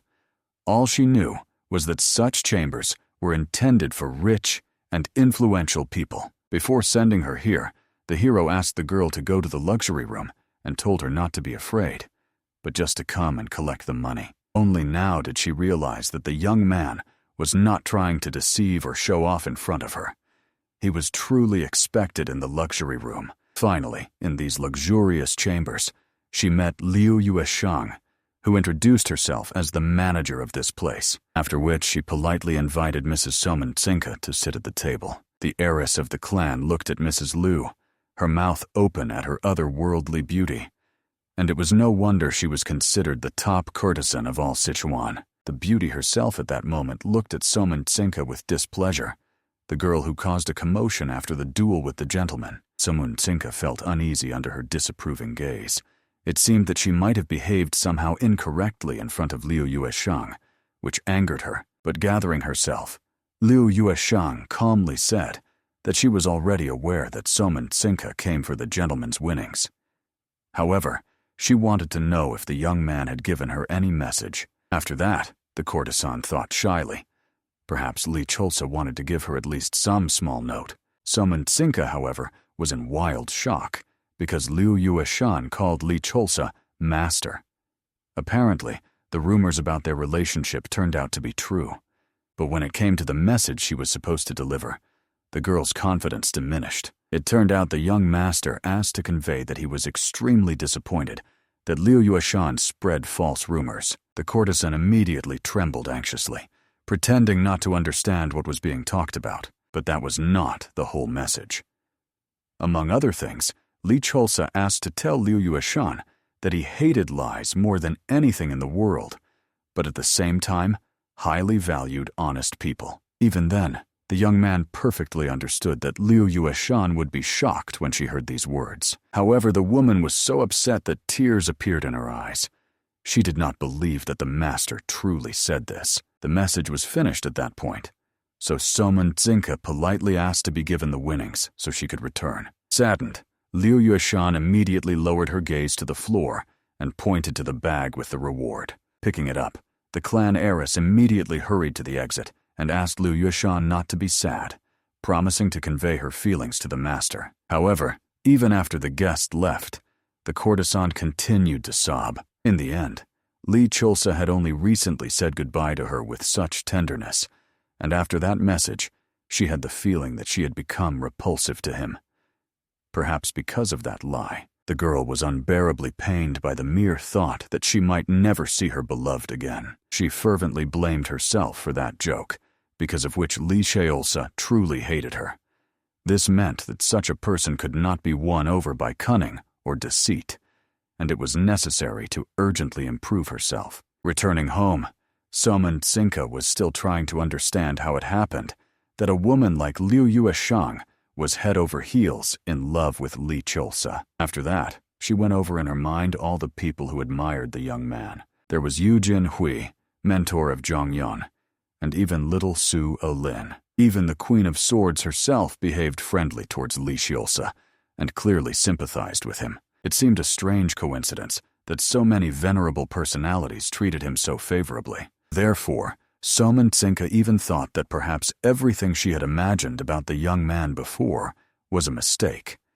And that meant that Li Cholsa's words were true. After all, he had previously fought the leader of the Black Dragon to protect the Condan school, and had won. Moreover, he challenged the Queen of Swords herself to restore the school's honor, and even entered into a duel to stop the pressure from the influential Sumun's clan. So perhaps Li Cholsa truly was the very hero of Condan, whom she had always dreamed of meeting.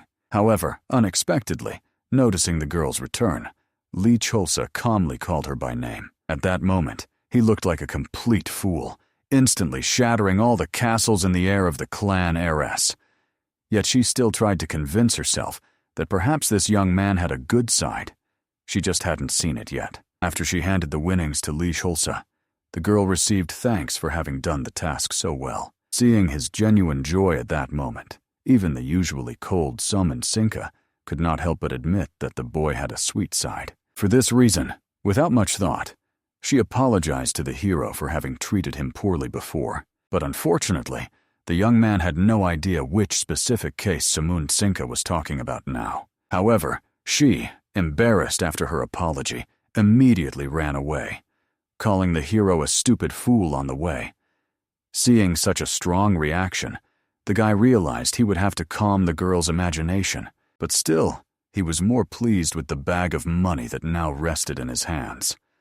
There were almost 1,000 coins inside. Suddenly, he heard someone's carriage approaching the Condan school. The servants reported to the school manager about the arrival of Lady Liu Yueshang, who came for the Manhwa ceremony, a ritual where someone burns incense, offers prayers, and gifts in a Buddhist temple. Naturally, Li Cholsa did not expect to see Lady Liu Yueshang so soon. At that very moment, The girl herself explained to Jian Yan that she wished for them to accept her gifts as a donation to the Condan school. The mentor, shocked by the carts full of gifts, tried to dissuade the lady from such generous offerings, believing they did not deserve it. But Liu Yuexiang hurried to explain that the Condan school had recently suffered because of rumors spread due to her fault. So these offerings were her way of apologizing. Moreover, she also wanted to meet Mr. Li Cholsa personally to tell him everything in more detail. Seeing how the girl blamed herself, Zhang Yan had no choice but to accept her gifts, for which she was very grateful. Meanwhile, Yun Solin, who was observing the situation, noted that the girl was going too far, considering that their relationship with the young man was literally at the flirting level. Soon evening came, and the hero secluded himself with Liu Yuexiang in his room. However, Su Alin and Eugene Hua could not find peace, as they could not allow the junior comrade to be alone with the cunning woman. Tsinka decided to come to their aid, as she had a better idea how to follow those two. At that moment, the girl, wiping away tears, sat at the table opposite the hero himself. All she could do was sob and apologize for her unforgivable act, after which, unable to bear it, she burst into tears about how much she loved the young master, and it seemed from her facial expression one could conclude that the woman spoke about it sincerely. The young man had never before thought that a noble lady could behave like that. In his past life, he could not even dream of such a thing. Moreover, if he started playing the silent game with her, it could end badly. Therefore, calmly extending his hand to her, he promised that he accepted her apology, but asked her not to act so thoughtlessly in the future. At that moment, Tsinka had just made a small hole in the paper door so that they could peek without revealing themselves. However, all three were in incredible shock from what they saw. Right now, Lady Lu Yueshan rushed at the hero, thanking the gentleman for forgiving her. She swore that it would never happen again, and proclaimed herself the only true love for the young man. Obviously, combined with all these words and actions, all three were not only shocked, but also in a furious rage. After some time, at the end of the conversation, the young man went out to escort the lady back to her palanquin. At the end, he only asked the girl to take care of herself and not to do foolish things anymore. But at farewell, the beauty gently grabbed the young man's hand and promised to leave the back door of her chambers open for the young gentleman. She hoped that the young man could visit her without attracting too much attention. All the warrior could do was promise that he would definitely visit her when such an opportunity arose. In reality, he had no intention of visiting her at night, as he did not want to die after having his head cut off. Not knowing his true intentions, Lu Yueshang had already begun to fantasize about a passionate night, for which she thanked the young master in advance. Only when she sat in the palanquin did the young man exhale with relief. After all, it didn't matter whether this girl truly had feelings for him or not. She scared him. Therefore, he did not want to show himself to her. Moreover, if her obsession grows even stronger, it will bring the hero even more headaches. But at that moment, the older brother called out to the guy from behind, not understanding why Li Cholsa looked so pleased after the conversation. Turning around, he immediately met the displeased gazes of the trio, Eugene Hua, Su Alin, and Tsinki, directed straight at him. Of course, Li Cholsa pretended not to understand why they were looking at him with such an angry glare, but the offended Eugene Hua immediately ordered his junior comrade to follow him. They had something to do now, instead of useless talks. They went to the training ground, where Eugene Hua made Li Chol's practice techniques until late at night. He did not allow the hero to finish the training, because the older brother had already changed the formula of the primordial soul technique. The younger comrade had only managed to train the 3rd level out of the existing 10. In the end, Li Cholsa could not argue, so he had no choice but to continue his training. A Eugene Hua, seeing his helplessness, demonstrated the full technique to him to make the young man repeat the movements. In fact, Eugene Hua himself found it hard to watch the suffering of his younger comrade, but he believed he was doing it only for his protection. Not long ago, Tsinka realized after what she saw, Liu Yueshang and the young master were indeed in a close relationship. but no one wanted a woman like Liu Yueshang to possess the hero. So the whole trio decided to unite. Only Eugene Hua did not know how, being a man, he could help his younger brother. But Su Alin calmly made it clear that she already knew everything anyway. These words sounded so ambiguous that Eugene Hua thought that the sister understood. He was only pretending to be a man. However, Su Alin knew that Eugene Hua was worried about the younger comrade, so she could not just stand by and watch him get closer to that vixen. In principle, Su Alin was right, so Eugene Hua was glad that she only knew this part of his secret. Soman Tsinka still could not understand how these two planned to separate the loving couple, but Su Alin had a suitable way to separate these two. To begin with, as soon as the master had free time, they scheduled endless training sessions for him so that he could not even think about anything else. Finally, when morning came, Eugene Hua allowed the hero to stop training.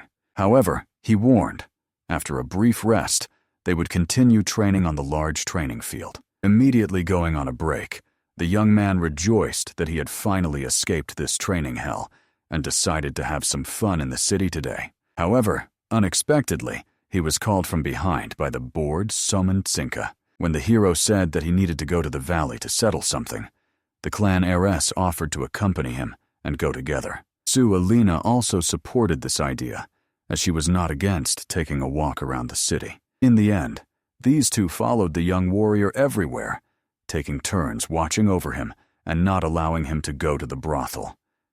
However, Li Cholsa was clever enough to realize that he was under the constant surveillance of these two. The tactic used by this trio literally sounded like, distance is the best way to cool feelings. Therefore, the hero had an extremely tight schedule every day until the tournament started in a year.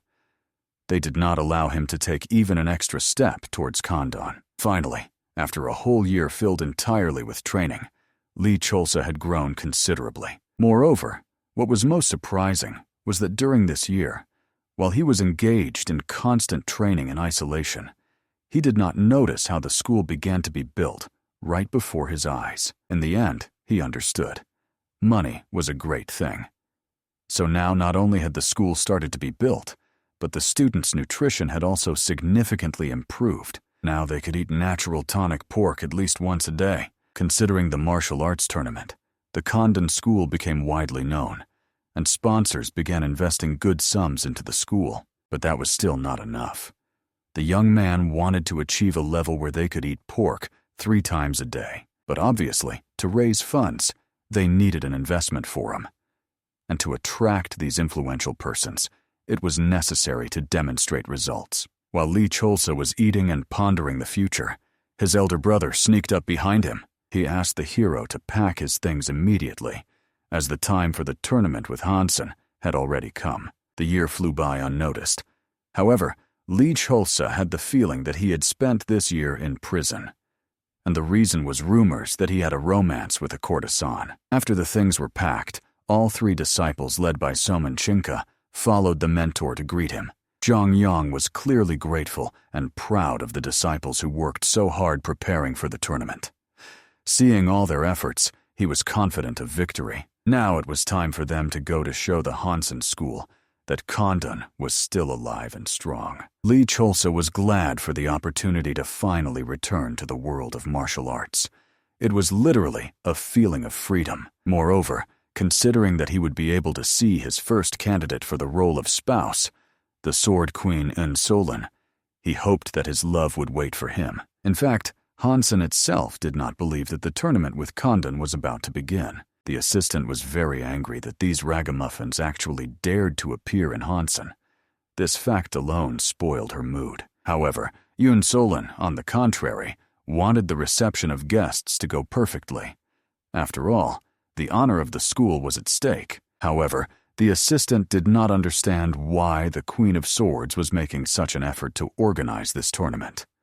Although even without it, their school was extremely strong. However, the mentor smiled and reminded that the strength of spirit they saw at the Tournament of Justice in Condan would become an excellent incentive, including for the Hansen school. Moreover, considering the especially impressive performance of the new warrior Li Chols, who impressed her the most. In the end, not wanting to argue, the assistant promised the mentor to ensure that the preparations were carried out in the best possible way, after which she thoughtfully walked away, not understanding why her lady, the Queen of Swords, smiled every time she remembered Lichul's and the Condan school. Obviously, it annoyed her, and she could do nothing about it. At that moment, the girls gathered near the very entrance to the main residence, awaiting instructions. The assistant, marching among them, conveyed orders from their mentor.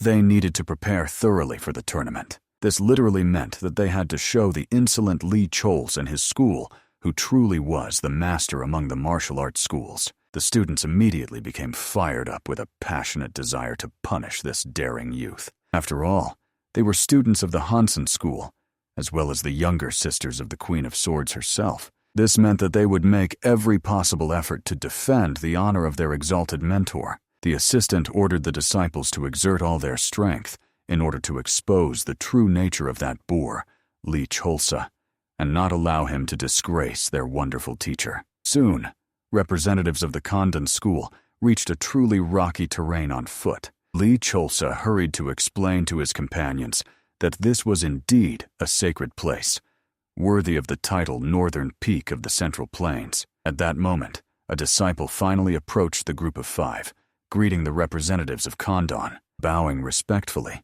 she reported that they had already sent a message to the main residence on their side, so the guests should wait a little until the escort arrives. Chan Yan gratefully bowed before the disciple, agreeing to wait a little longer. Li Cholsa, with a somewhat lewd smile, enjoyed the fact that he had finally arrived at the legendary Hansan.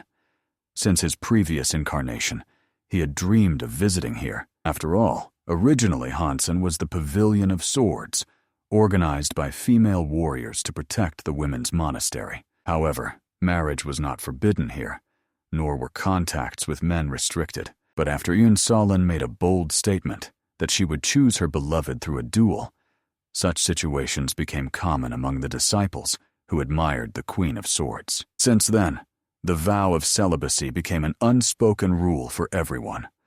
Only young men who proved stronger than the girls in duels earned the right to claim their hand. For this reason, Hansen turned into forbidden territory for men and a sanctuary for lonely female martial arts masters. For Li Xiaoso, it was truly an exciting journey to step onto territory where men were forbidden entry. He longed to find out what was hidden behind these impregnable walls. But at that moment, the hero was called a pervert from Condan by the clan leader's assistant. She immediately noticed that the boy's cunning look had not changed at all since their last meeting. Li Cholsa was very upset that all the girl could say to him after a whole year of separation was just another insult. However, the assistant only grumbled to the youth that Hansen was known for its severity. There was no place for weaklings here, so Li Cholsa had to keep himself together and not fall behind the group. Only after these words did the young warrior become convinced the assistant had not changed at all.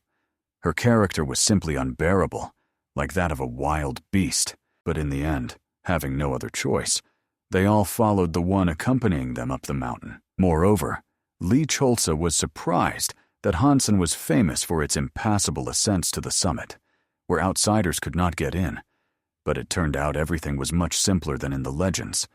The reason was that the assistant led them by the least dangerous paths. After that, she decided to find out from Li Chols whether he really intended to challenge Kim Hu herself. As a true man, the young man could not go back on his words. However, obviously, the maiden immediately reminded the hero that no one expected him to show valor. So it doesn't matter whether he retracts his words or keeps them, he will still remain an ordinary pervert to everyone. It seemed that the warrior himself should understand her correctness, so the assistant asked him simply to refuse the duel for his own good. However, she was unlucky, for Li Cholsa was firmly determined to gain the favor of the Queen of Swords. So the assistant might as well not try to divert him from his intended path. However, the girl was extremely curious to find out whether the young man would succeed in carrying out his plan, especially considering that he definitely would not maintain his previous audacity within the walls of Hansan's school. Finally, they reached the very gates of the school. When the assistant fell silent, Lee Cholsa began to mentally resent that he had merely challenged his beloved, yet her displeased admirers had already pounced on him. Finally, the doors opened, and before the guests appeared, rows of girls who had been awaiting their arrival. To be honest, everyone was amazed by the scale and incredible luxury of the clan.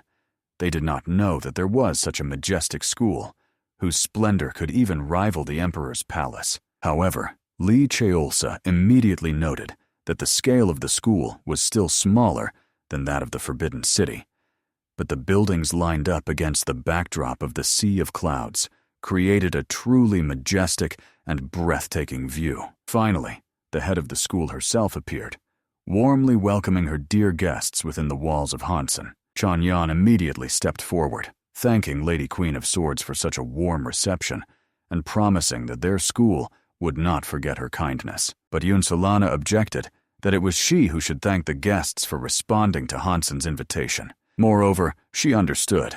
They were tired from the long journey.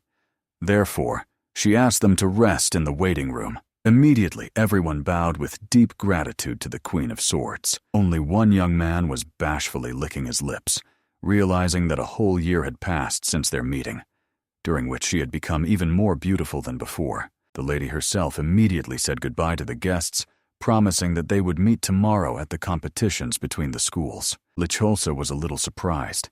He thought the lady should finally voice her request to him. But for some reason, she postponed this important matter. Finally, the guests were settled in rooms, fed, and allowed to rest after the long journey. After a hearty dinner, the hero went out for a walk, rejoicing that, as befits one of the 9 great clans, they were fed the best products: eel, oysters, and horse meat. Truly an impressive assortment. However, the young man could not simply calmly doze and rest from the road. He needed to set out on a journey. It turns out that at the moment Lady Yunsolin said goodbye to the young man, she arranged a meeting with him using the inner voice technique. Lee Cholsa did not even expect such a talent in this technique from her. She asked that the young man come to the pavilion in the evening so that they could talk face to face. And although Lee Cholsa realized how risky it was, for some reason, he had the feeling that he was going on a date. That was why his heart beat faster than usual. After all, his beloved was a reserved but capable of unexpected actions woman, truly worthy to become his first wife. Thus, thinking about this, he finally reached the pavilion, but looking around, he saw the Queen of Swords nowhere. Only then did he notice the water surface of the lake, which shone beautifully under the moonlight. Right from the lake appeared the lady herself, whose dress lightly fluttered in the evening wind. Lee Cholsa, without showing it, greeted Lady Queen of Swords with restraint. At the same time, he duly appreciated the first beauty among the righteous schools, who looked even more beautiful in the moonlight than during the day. As for Yunsolana herself, not noticing his embarrassed glance, she explained that she had called the hero for a delicate matter. Therefore, she did not want anyone to know about their meeting. Lee Cholsa obviously understood. Surely it was about that favor they had not agreed on a year ago. There simply was no other reason to call him for a personal meeting. In principle, the young man was right. However, before voicing her request, the lady decided to start the conversation with bad news. The fact was that Hansen was in a real crisis. As the young man already knew, their female students were distinguished by the highest degree of devotion to the Queen of Swords. But several years ago, their admiration turned into fanatical obsession. The girls followed her everywhere, taking a vow of celibacy, breaking external ties outside their clan, and secretly conducting rituals, praising the Queen of Swords. Honestly, Lee Cholsa was amazed that they not only revered the woman as a mentor, but literally worshipped her as a goddess. After all, if such information got out, the Hansen clan could be accused of sectarianism. It was this circumstance that worried the girl the most. She realized that the main problem of their clan was the excessive closedness of the structure. Because of this, she passionately wished that the main hero would make every possible effort to demonstrate to their students during the upcoming trial how vast and diverse the outside world was. Lee Cholsa was not fully confident in the success of the enterprise, but solemnly promised that together with the students of the Condan school, he would make maximum efforts to establish relations with the students of Hansan. And Su Alin could only sincerely smile and thank the young gentleman who so nobly agreed to help. After the meeting, the young man slowly walked home, immersed in memories of his past life. He was always surprised that Hansan practically had no contact with the outside world, and only now did he finally understand the true reason for this seclusion. Moreover, the young swordsman remembered the annoying assistant who persistently followed the Sword Queen. Only now did the main character begin to realize why this girl was so wary of him. However, what was happening in Hansan could not be considered a mere coincidence. Within the walls of this school lay an ancient martial art intended for demon extermination, and the young man felt that everything happening was an ominous omen of forthcoming events. Suddenly, someone called out to the pervert with 2 swords from behind. When the young swordsman turned to the child's voice, a little girl appeared before him, who had been watching him all this time, hiding in thick bushes. Naturally, the hero was very interested in what the child was doing at night, in such a dangerous place. It turned out the little girl had gone after a cute kitten, and hopelessly got lost in these surroundings. Of course, the main character, being a true gentleman, immediately offered to escort her home. However, the girl categorically could not allow the pervert to touch her. Otherwise, according to an old belief, she would suffer misfortune for 10 years. Honestly, the young man had no idea why he was treated so terribly. He was not even some evil spirit to be spoken of in such a way. Moreover, Lee Cholsu could not retreat either, because if he left the child here alone, he would worry all night. Therefore, the young swordsman asked the little girl at least to walk beside him, keeping a safe distance. However, this proposal only frightened the girl even more, and she quickly ran away, with such incredible speed, as if Lee Cholsu himself was chasing her closely. In the end, the young man had to calmly follow her at a measured pace, so as not to scare the frightened child even more. The little girl herself turned out to be extremely nimble, but the main character was worried that she might get completely lost in these wild thickets. Therefore, the young warrior tried to find her by following the faint traces of inner energy. Finally, he felt some energy coming from the dense bushes. Carefully approaching, the young man explained to the girl that she had lost a decoration that he wanted to return to her, and sincerely tried to prove that he was not the bad person they portrayed him to be. However, it turned out that it was not a little girl hiding there, but the lady's assistant, who, hearing the approaching footsteps, instantly became alert, but it was already too late. The main character managed to see her, and from what he saw, he simply froze in place, not knowing what to say. In the end, both froze in fear, and the assistant screamed and threateningly ordered the madman to get away from her immediately, fearfully covering her body with her hands. The young man hurried to explain that he really did not know where he was going, and was by no means looking for her intentionally. At that very moment, to protect their lady, 4 Hansan swordswomen appeared out of nowhere, drawing their blades to defend their mistress. The main character desperately tried to explain to them that an unfortunate misunderstanding had occurred, but the women quickly realized that before them was the very Condan pervert. Moreover, this impudent man dared to spy on their lady, and without a doubt deserved to be punished. Obviously, Lee Cholsu tried to explain that he accidentally wandered here while searching for the lost child. However, the girl who had already dressed by that moment did not believe his pitiful excuses.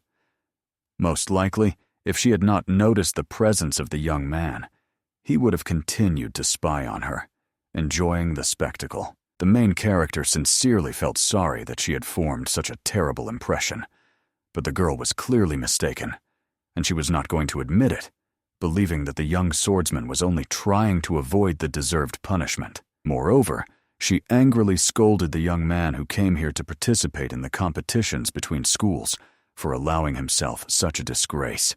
In her opinion, the youth should have immediately left Hansan, but first received a just punishment. All the women only grew angrier when the main character tried to justify himself. They categorically did not believe that the young man was really looking for the child, and had gone so far as to accidentally discover the lady, especially considering that there was not a single source of light around, and no matter how much the young man pondered it, the situation looked extremely suspicious. The assistant only screamed loudly, and as if by a prearranged signal, the Hansen students instantly rushed over. After that, they all immediately began demanding that the young swordsman leave their territory at once, as if it had all been carefully planned in advance. To top it all off, the main character did not mention in his explanations that he was looking for a child, yet they somehow already knew about this fact, and now accused him of the search for the lost child being a completely implausible explanation for what happened. It was at that very moment that Lee Chol-soo finally realized he was being treated like a complete fool and was being treacherously set up. Of course, the sword wielder continued to shout fiercely, but the main character explained in a calmer and colder tone that he was not going anywhere, and firmly insisted that what had happened was just an unfortunate misunderstanding. Naturally, the young woman was surprised by the suddenly changed tone of the young man, for Lee Chol-soo no longer tried to guiltily prove his innocence, but simply confidently and unwaveringly asserted his correctness. However, the young man calmly reminded that the swordswoman should have listened to his explanations from the very beginning. Moreover, since everything had now gone so far, he had no choice but to resolve the dispute according to the ancient customs of the martial arts world. The next morning, the teacher learned that his student had done something disgraceful the previous night. The mentor could not believe that the main character had really been spying on the young Miss Hansen. Lee Cheol-soo hurried to explain to the teacher that it was a vile slander. He had ended up in that place completely by accident, and he had no intention whatsoever of spying on anyone. Jung-yeon unconditionally believed his student. However, this competition was designed precisely to establish relations between the schools, and what happened at night seriously threatened this great goal. Lee Chol-soo could only bow his head guiltily, cursing the blatant injustice of this cruel world. For no matter how hard he tried to justify himself, no one in this school took his side. The suddenly appeared Yoon Solon asked the teacher not to be too upset. They did not yet know the whole truth of what had happened. She had already heard that an extremely unpleasant incident had occurred between her student and the young gentleman the previous night. Jung Yeon could only sincerely apologize for the fact that such a thing happened right before the important competition. However, the lady saw no good reason for the honorable man to apologize to her. In fact, the real reason was that although she wished to believe her assistant, that one was more obsessed than all the other students with serving the Queen of Swords.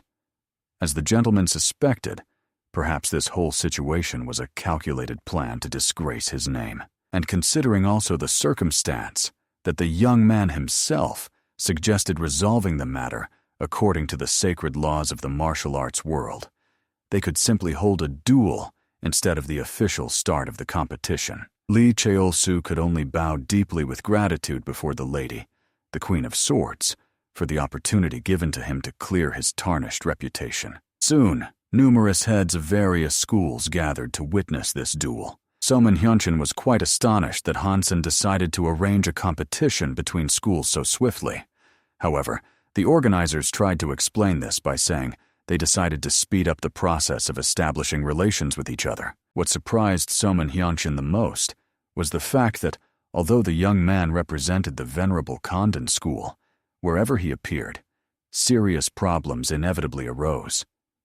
And once again, Lee Cheol-soo found himself involved in a duel even before the official start of the competitions. However, the venerable monk, as well as the foremost among the 6 pillars of the righteous path, believed that the cause was that Lee Cheol-soo was excessively young and impetuous in his actions. In the end, both swordsmen met in the arena for the decisive duel. Before the competition began, the main character put forward his conditions. If the younger lady defeated him in a fair fight, then he would leave Hansen and accept punishment. But if he won, Hansen would have to help prove his innocence in the crimes attributed to him. Confident in her own strength, the swordswoman immediately agreed to the proposed conditions. The whole point was that the girl was overly confident and perfectly understood. Regardless of the conditions set by the main character, she would still defeat him without much effort. Therefore, the young warrior swiftly attacked the opponent, using the elegant technique of the reverse moon sword, enhancing her blade with shining, pure energy. As expected, the younger lady was indeed an extremely strong master, at the very peak of her skill. Her flawless strikes contained the colossal power of the sword. However, Lee Cheol-su could still stand up to her worthily, as he had also trained relentlessly without rest for a whole year. Therefore, with one simple but precise movement of his hand, the young swordsman skillfully parried the girl's attack, pushing her away from himself. After that, the youth armed himself with his blade, gripping it more firmly, and directed the ancient art of demon subjugation at his opponent. Observing their evenly matched duel, the venerable monk was, frankly speaking, quite surprised that a late-generation disciple possessed such impressive strength. And although Soman Hyunchun did not want to admit it, the Condan pervert really did not waste his time dedicating himself to training combat skills. Only Lee Chol-su knew that this was far from all he could demonstrate to the astonished world. At that very moment, the opponent began to clearly panic, as the protagonist's mastery had improved many times over, making his blade's movements completely unpredictable. Soman Jinka watched the young warrior's movements with undisguised admiration. Now he was using the very technique that had amazed her a year ago. Moreover, the youth had noticeably grown stronger, as it was immediately clear that he was literally closing in on the opponent, giving her no respite. Lee Chol-su, with a carefree smile, almost laughed in the girl's face, not understanding where her former confidence had suddenly gone. The young swordsman suggested she stop the senseless resistance and simply concede victory to him. After all, she would only have to admit that the whole situation had been carefully arranged against him. However, the lady only rudely ordered the pervert to stop spouting such nonsense and fiercely parried his blade. The youth was surprised by this strike, as the girl blocked him much better than before. Apparently, all this time, she had deliberately concealed a significant part of her true strength to lull the enemy's vigilance and relax him. The enraged maiden made the protagonist clearly understand that he had no idea how strong her mentor was, the Lady Queen of Swords, from whom she had learned the sacred art. This meant that the young warrior could not afford to lose in such a trivial duel. With these proud words, a fierce battle resumed in the arena. The girl attacked again, using her most precise moon sword technique. Looking at the shining energy of the blade, it was completely obvious that this was the highest art of the Hansen school. However, it was noticeable that the student, overcome by raging emotions, became excessively wild in her attacks. This meant only one thing for the main character. It would now be much easier to dodge her strikes. And indeed, the young swordsman skillfully dodged all the attacks flying at him.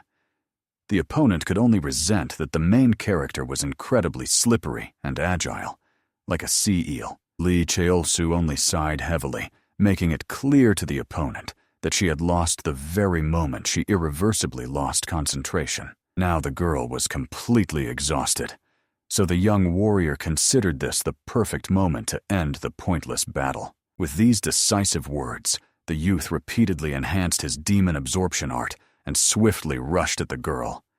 A deafening explosion of energy sounded in the arena. In the end, Lee Cheol-su from the Honorable Condan School was declared the undisputed winner of the duel. After these solemn words, Eugene Hua even jumped up from his seat with overwhelming joy. Even Soman Jinka sincerely rejoiced for the young man, as this was truly a worthy victory for the great Moram swordsman. The main character himself calmly thanked the girl for the excellent duel at that time, but the young warrior still could not come to terms with her crushing defeat. She could not even lift her gaze from the all-consuming shame, realizing that she had truly lost. Seeing her depressed state, Lee Cheol-su hurriedly left, promising that they would definitely meet again at the upcoming competition.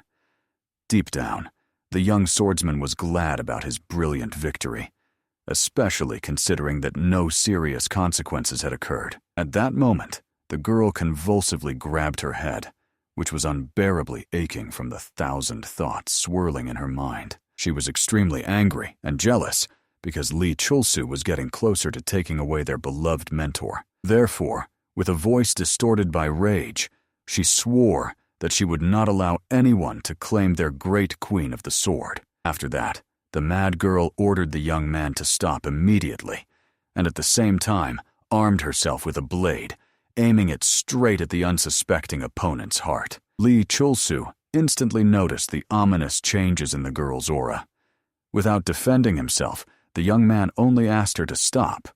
It was true madness to attack when the duel was already officially over, but she cared little about that.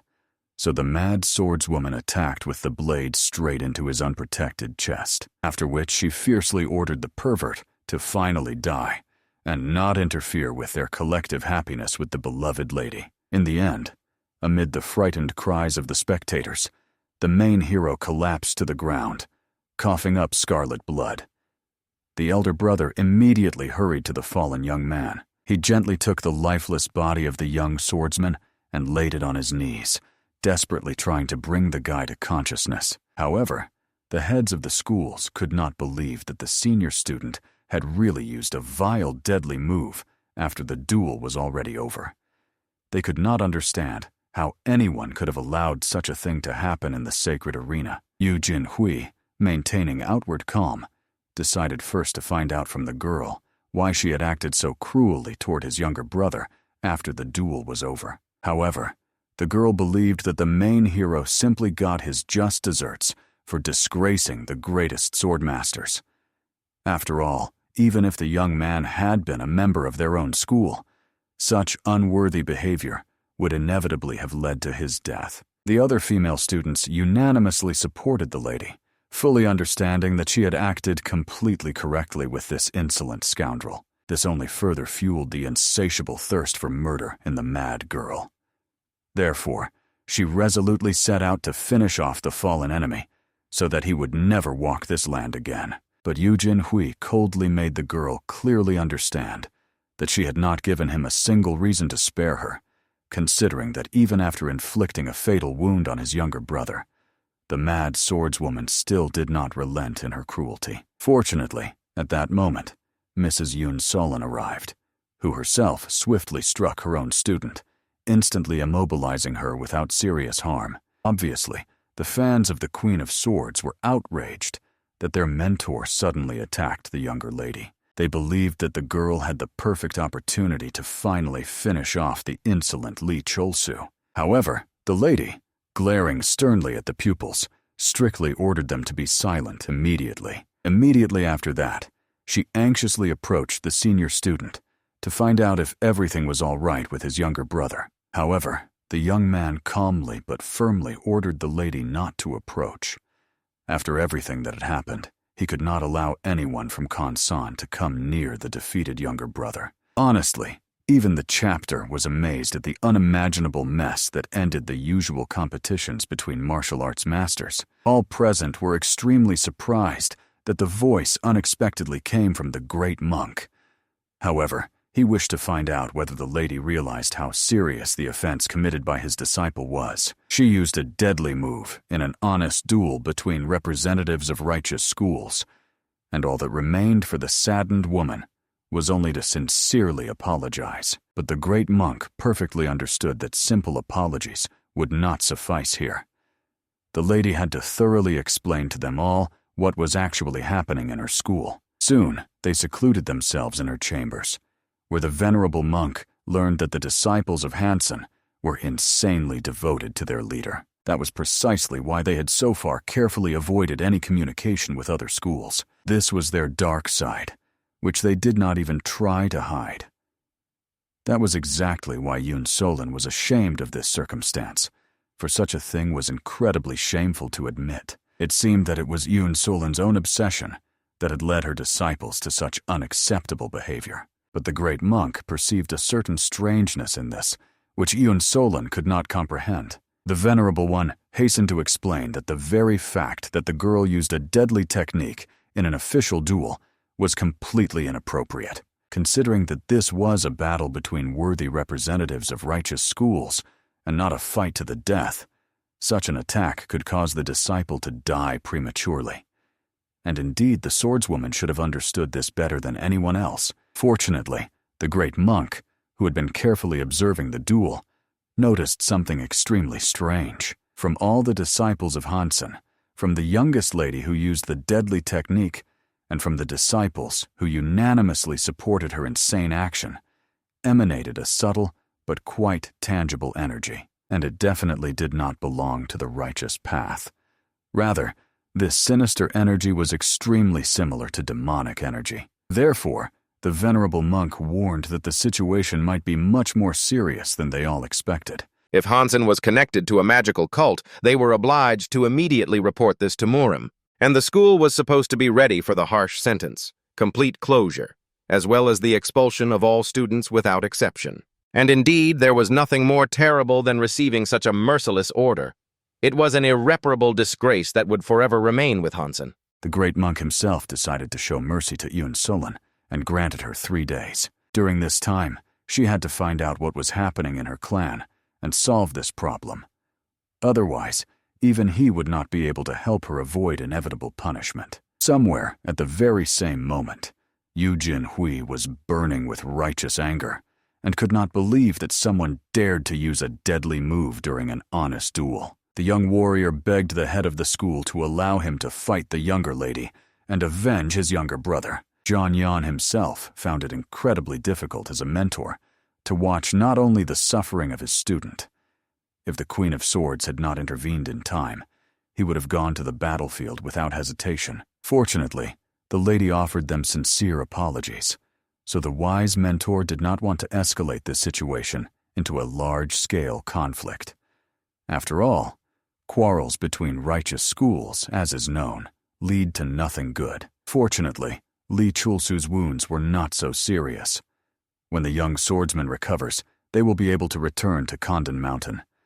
After all, in such a tense situation, continuing this meeting made no sense. However, Su Alin honestly admitted that the situation that occurred seemed a little strange to her. The Hansen female students, including the younger lady, were clearly not themselves. They behaved as if the actions of the younger one who challenged the lady deserved a death sentence. But the Queen of Swords once agreed to a duel with anyone who wanted to challenge her. Moreover, she once acted as a mediator for the Condan school when they were in a difficult situation.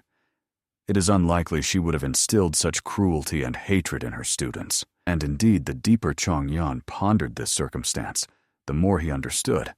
Although there might have been dissatisfied students, their behavior clearly went beyond comprehension. Therefore, Su Alin felt that something extremely strange was happening among the students, and there was indeed sound reasoning in her words. At that very moment, their conversation was secretly overheard by a little girl who carefully peeked out from behind the door. She giggled maliciously, as if she was glad that the demonic cult had finally managed to carry out their insidious plan. At that moment, through the girl's eyes, the head of the blood cult himself was watching. He found it indescribably pleasing to see these righteous fools gnawing at each other, unable to resolve the conflict that had arisen. At that moment, the Lord was approached by his loyal servant, who respectfully greeted the master of the Blood Alliance. He only discontentedly decided to find out from the assistant how their meticulous preparations were progressing. It turned out that years of effort were finally beginning to bear their long-awaited fruits. The preparation was almost complete. They secretly mixed a weak dose of demonic energy into the Hansen water sources, which gradually allowed them to cut off the students from the outside world and seize their minds. Several long years of preparation have already passed. Now, when the younger lady of the sword and the other disciples were under the influence of this energy, they acted according to the will of the cult. It was literally the perfect development of events. However, the chief strictly ordered the assistant to maintain utmost caution until the very end. For knowing the Queen of Swords, this strong woman could at any moment thwart their cunning plans. And indeed, even the fact that Visolon suddenly took part in the competition with Condan was already an unexpected move on her part. However, thanks to the brilliant plan of the Lord of the Bloody Cult, everything turned out only in their favor. They subjugated the disciples of Condan and intensified their discontent with the outside world, and then at the right moment, provoked the younger Lady of the Sword to use a deadly move. Now the representatives of the righteous path saw the schism in Hansen with their own eyes.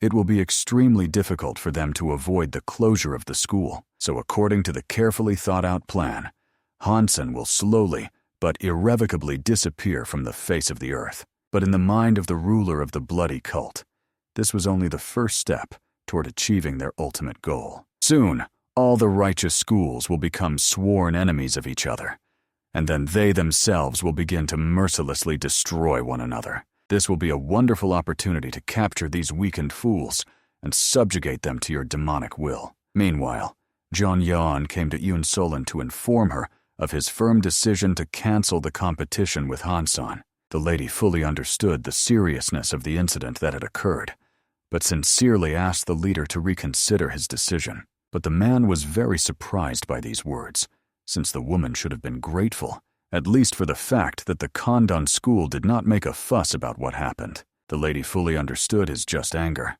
but they still did not know the whole truth about this situation. Although she did not want to believe it, it turned out that someone from another organization was secretly influencing Hansen. The surprised Zhongyan thought that the woman was hinting at some righteous school. However, the lady thought that people from Seonho, or even sinister representatives of a demonic sect, might be involved in this. It was at this time at night that all the girls gathered in a secret cave, where they usually held important meetings and prayed to their beloved goddess, the Queen of the Sword. Everyone was insanely grateful to the youngest lady, who had done them a great favor. She was ready to get rid of the hated Lee Cholsu forever, but Visolon decided to pity him. However, the girls were at least glad that soon the representatives of Condan would leave their territory. But at that moment, the youngest lady herself appeared behind them, who joyfully greeted the girls. When the students looked at her, it was immediately obvious how much the girl's expression had changed. She looked as if she were seriously ill. Therefore, the concerned warriors immediately rushed to help her, but it turned out that the girl felt great. She was just tormented by unbearable thirst, so she decided to drink a little more water from the cave, and she was promptly, respectfully handed a small bottle filled to the brim with water. As soon as the younger lady was sated with this liquid with a reddish tint, she immediately felt better. The unbearable thirst passed. Therefore, the girl with a wild smile decided to find out from the girls what had happened while she was unconscious. Unfortunately, the latest news was that Lee Cholsu's wounds were not too serious. But the joyful news was that due to the incident, Condan refused to participate in the competition and decided to return to his territory. And all of them could not help but rejoice at the fact that these insolent people were leaving Hansen. However, only the younger lady felt that their departure could in no way be allowed. Therefore, the crazy girl decided to find out where the representatives of the Condan school were now, in order to pay them a visit for a talk. At this time, late at night, Su Alin continued to sit constantly by her younger brother's bed. His whole face was covered with cold sweat, and the girl continued to carefully change the bandages and wipe him. What was frightening was the fact that the always cheerful young man now looked so emaciated and weak. Before this, Su Alin had always only accepted help and care from the young man. Remembering everything Lee Cholsu had done for her, she began to feel completely helpless. For this reason, the girl could not just sit idly by now. By caring for him in this way, she could somewhat repay the young man for his kindness. But since she noticed something was wrong at Hansen's school, she wanted to find out why this mad swordswoman attacked Lee Cholsu with such cruelty. First of all, the girl went to the lake to wash the main character's clothes, which were soaked through with his sweat. But at that moment, her heightened inner intuition sensed that someone was very close to her. After the incident, Su Alin began to often go to the river and noticed a strange circumstance. The Hansen female students often walked along a narrow path by the shore, and after that, they mysteriously did not return, and it did not matter at all when exactly this happened. Sometimes they walked alone, sometimes in a whole group, but none of them ever came back. It seemed that this path led to some secret place that Su Alin passionately wanted to check out. and just now she unexpectedly noticed a student who was slowly walking along this path into the distance. It was the perfect chance to secretly follow her. However, the path turned out to be much longer than Su Alin had previously assumed. The way continued for quite a long time, so the girl wondered where this mysterious path would lead her. But suddenly, when she carelessly stepped on a dry leaf, something living swiftly jumped out from the thick bushes. The little girl immediately became terrified and instinctively covered her mouth to avoid screaming in fright. But it turned out that a small red fox ran out onto the forest path and swiftly ran along the path into the distance. But unfortunately, due to a momentary fright, Su Alin lost sight of the student who was supposed to lead her to the secret gathering any moment now. But at that moment, the younger lady had already silently followed the girl, whom the little girl did not notice at all behind her back. Obviously, the child was horrified, for he did not feel the presence of that girl at all. The mad swordswoman, even covering her face with a veil, immediately struck Su Alin on the head, causing her body to instantly go limp. Looking at this spectacle with dark satisfaction, the maiden just burst out laughing at this pathetic weakling. At that moment, a heavy rain began on the street, and the main character finally started to slowly come to his senses. The young swordsman realized that he was still on the territory of Hansen. Moreover, when the young man tried to get up, his stomach hurt unbearably. Only then did he remember that the younger lady of the sword could not come to terms with the crushing defeat in the duel and used a deadly strike. But most importantly was the fact that now no one was sitting next to the unfortunate wounded man. Suddenly, the young warrior heard someone's loud scream, which ordered to search everywhere. Some of the girls rushed to search towards the north and some to the west to find the younger lady of the sword. Of course, the main character had no idea what was happening. His older brother ran to his shout, as well as Soman Tsinka, who was surprised that the lord had recovered so quickly after the wounds received. Running closer, the girl hurried to explain that Lady Su Alin had suddenly disappeared. And not only she, along with her, the younger lady of the sword vanished without a trace. Now large-scale searches were being conducted in Hansen to find them. Naturally, Lee Cholsu found it extremely strange that both the swordswoman and Su Alin disappeared at the same time. Moreover, judging by the girl's insane behavior that day, she was already completely out of her mind then. And considering all her unrestrained hatred towards the Condan representatives, there was a serious possibility that the swordswoman intended to cruelly harm their little Su Alin. In that case, the main character needed to find her as soon as possible. And suddenly, behind a stone, the young man saw a girl carefully watching him. It was the very same girl who had lured him to the shore, where at that fateful moment, the younger lady of the sword was. Instantly realizing she was noticed, the little girl quickly hid in the bushes and ran somewhere into the distance. The main character thought it would be the best idea to follow this mysterious girl, because then, perhaps, he could find at least some traces leading to Su Alin. Soon the young swordsman found himself in a dense forest, which was soaked through due to the pouring rain. The main character kept running persistently, despite the unbearable pain in his chest wound and his feet constantly slipping on the wet grass. Now the young man finally began to understand.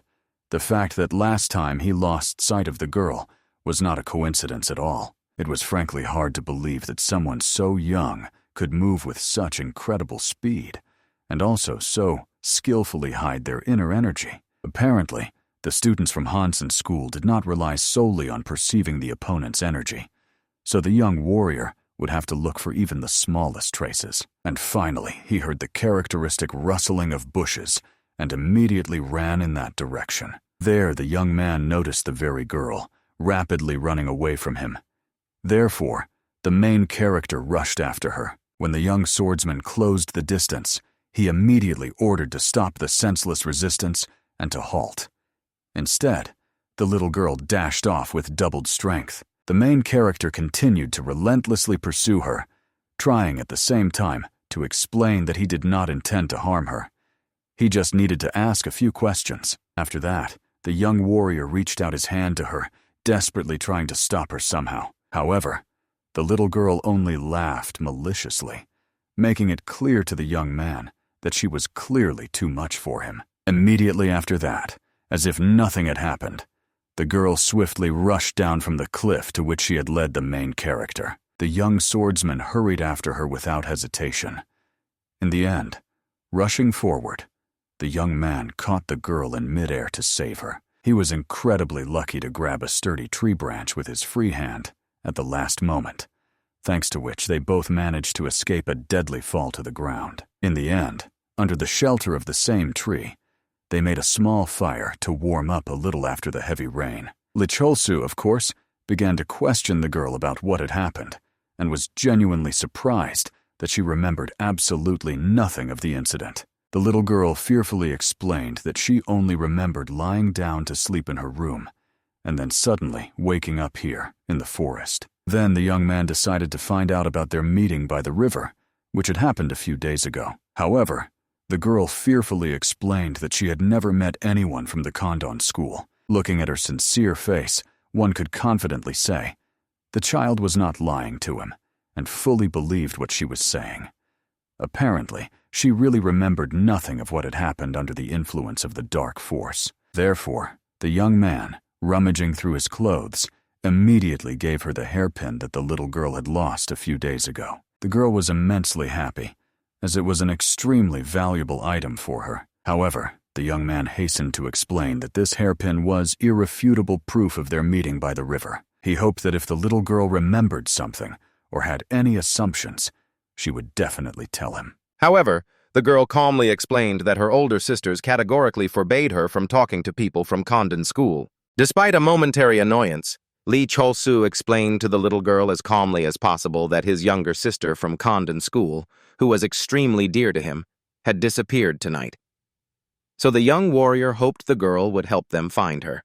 In the end, the little girl believed the stranger and told that among the students of Hansen school, some secret events were held. They gathered in a cave in the mountains and drank sacred red water, praising the Queen of the Sword. The strange thing was that when the girl first drank this water, she felt incredible pride for her school, and the reverence for the Queen of the Sword increased many times. But at some point, the little girl began to experience unbearable thirst, and only this mysterious red water could quench it. In the end, to get rid of the agonizing thirst, she drank more and more, and then on days like today, the girl simply began to lose consciousness.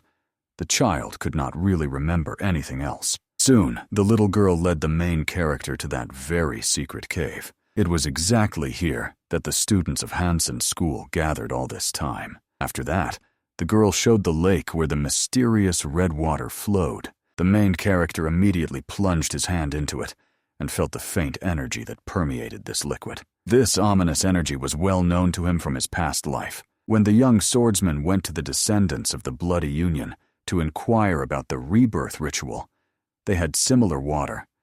They said that water soaked with blood greatly enhanced the power of the spell. So this red energy in the water was the energy of blood.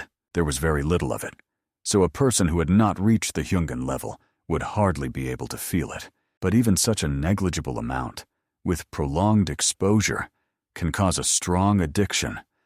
And in the most extreme cases, the Bloody Union can even possess a person's body. The situation was extremely bad.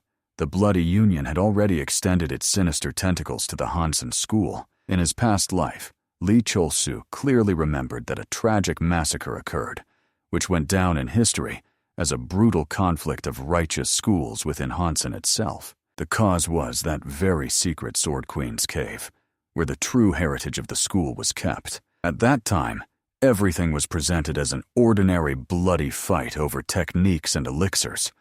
But in reality, ancient martial arts against demons were sealed in the cave. When numerous rumors about treasures hidden there spread, warriors began flocking there in crowds.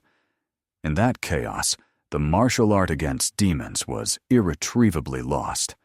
The biggest beneficiary of this catastrophic situation was precisely the Bloody Union. Also, in the main character's past life, it was the Bloody Union that organized the brutal conflict of the righteous schools. If in this life they had the exact same goal, then they would definitely try to ignite a large-scale internal conflict. This meant that the Condan school would become the new target of the Bloody Union as soon as they finally dealt with Hansen. At that moment, the worried Eugene Hua was running through the forest and could not believe that first his younger comrade was cruelly wounded, and now his younger sister had disappeared without a trace. The young warrior blamed himself for his inaction all this time. Moreover, he believed that he really turned out to be a useless senior student. But even so, the warrior was simply obliged to find the younger sister, Su Alin. In the end, wandering through the forest here and there, the young man stopped and immediately began calling for little Su Alin. However, instead he heard an ominous male voice behind him, sending chills down his spine. It was a man in blood-red robes who was glad that he had finally managed to find that very person with the body of a heavenly warrior from the Condan school. At that moment, the warrior felt the energy emanating from the man, which he had never felt in his life before. It pierced literally to the bone marrow. The man refused to introduce himself in any way, believing that Eugene Hua did not necessarily need to know it. He was sure that the young man would die here and now, and his name would forever disappear from history. Immediately after that, the man created many clones that literally appeared from under the ground. They all surrounded Eugene Hua in a tight circle, not letting him pass. Only then did the young warrior begin to realize the person who came for his soul was a true demonic beast. At that moment, the enemy attacked the young man, using clones to finish him off here and now. At the same time, the main hero led the little girl out of the cave and strictly ordered her never to drink that water again. Moreover, when she returned home, she needed to rest well. The little girl gave a firm promise, for she finally understood that the young master was a kind person, and not at all as others described him. The girl promised to tell the other sisters about this. Lee Cheol-su was sincerely happy that at least one person understood who he really was, and hoped that all sorts of falsehoods about him would stop spreading. After all, it was unlikely that there was another such worthy young man in the world like him. After that, the youth escorted the little girl to the trail and promised to continue searching for a solution to the red water problem. In the end, having changed clothes, the young swordsman sat by the lake and finally began to understand why the youngest chapter was in such despair. He could not have imagined that the Hansen school was being manipulated by those degenerates from the Bloody Union. If the main hero wanted to find Su Alin, he needed to uncover the treacherous plan of those people. After all, the only clue in his case was the fact that the little girl disappeared along with the maiden. The youngest lady of the sword fell under the complete control of the Bloody Union. If only the young warrior could understand what the Bloody Union intended to do with her and how to use her. Suddenly, the youth realized, to open the mechanism of the entrance to the secret sword repository, the reverse moon sword style was necessary, and this sacred style is passed only to the head and the successor of the Hansen school. It turns out everything began to converge into one. The Bloody Alliance took possession of the maiden's body to infiltrate the storage. If they are again preparing a bloody civil war among the righteous schools, as in the past life, then they are plotting something sinister precisely in the storage. Therefore, the main character hurried to this storage and found that it was already open. And in the past life, it was discovered no earlier than 7 long years after this event. Moreover, judging by the fresh sword marks, very little time had passed since someone unauthorized entered there. At that moment, an anxious voice of Yoon Solon was heard behind the main character. The woman clearly wanted to know what the wounded young master was doing here. The young man hastened to explain that his body was almost fully recovered, so there was no reason to worry. But he wanted to know what Yoon Solon had forgotten here near the storage. It turned out she distinctly felt that the atmosphere in the school was extremely tense. Therefore, the lady came to the quarters of the junior student of the Condan school, and when she realized that the young man had disappeared, she followed the faint traces of his energy. That's how she ended up here. Moreover, she felt incredibly awkward admitting it. But Lee Cheol-su was glad that this woman cared so much about him. However, what interested Yoon Solon the most was what was behind the young man's back. The secret storage The main character clearly needed to explain what the sword storage was, but now was just the right moment for that. Inside the storage, besides the young lady of the sword, there were surely representatives of the Bloody Union. The young man definitely couldn't handle them alone. Yet Su Alin was a master of the highest level. If she helped him, that would be simply wonderful. The problem was that the young man needed to come up with a plausible excuse for how he knew all this without revealing his reincarnation. But at that moment, the lady herself realized that behind the young man was the secret storage of the Hansen sword. However, she wanted to know how he found out where it was located. Until then, no one knew its location. The school had been searching for it for a long time. However, Lee Cholsu hastened to explain that what he was about to say should have remained a strict secret. Su Alin was embarrassed by their sudden closeness, but solemnly swore by her name and the name of the school that the secret the young man would tell would die with her. In the end, the main character calmly explained that he was the successor of the swordmaster, Hongwon Kam. Su Alin, of course, was shocked to realize that he was the successor of the very first head of the Murim Union, the legendary swordsman. In principle, this was not far from the truth, considering that Lee Cholsu had indeed received sword techniques from Hongwon Kam's own will in the storage. So, roughly speaking, it was pure truth. The young swordsman also hastened to explain that the swordmaster and the first head of the Hansen school were close comrades more than 300 years ago. In the battle at the lake, the swordmaster and the first head of the Hansen school united and beheaded the bloody demon. After that, the head of Hansen wandered the world in search of the lost martial art of her school, as well as the divine artifact, the Sword of the Immortal Heart. But in the end, the lady disappeared. After returning with the artifacts, she was brutally attacked by the surviving members of the Bloody Union who had been watching her all this time. Severely wounded, she understood that her end was near, and therefore created the secret storage of the Sword Queen. The lady entrusted its location only to her closest friend, the swordmaster, Hongwon Kam. Since the main character was his successor, he was given this sacred information. So he came here to verify its existence personally. Obviously, Su Alin could not believe that the ancient legends turned out to be true. The main character actually just used technique. The best lie is the one wrapped in truth. After all, there were even rumors and unofficial stories that the head of Murim and the head of Hansen were passionately in love with each other. The lady herself was immensely grateful to the young gentleman. Thanks to him, they finally found the secret sword repository. Therefore, she did not know how to repay the young man for this, but the woman noticed the sword marks. Therefore, the main character hastened to explain that the missing young lady most likely used the reverse moonsword style to activate the mechanism and enter the vault. Obviously, the woman wanted to know how her subordinate had learned about this place. However, the young man had already realized that it was the work of the Bloody Union, so they needed to hurry before something irreparable happened. In the end, these two lit a torch and headed along the dark, winding paths of the cave. However, to their surprise, halfway along the way, the road simply ended.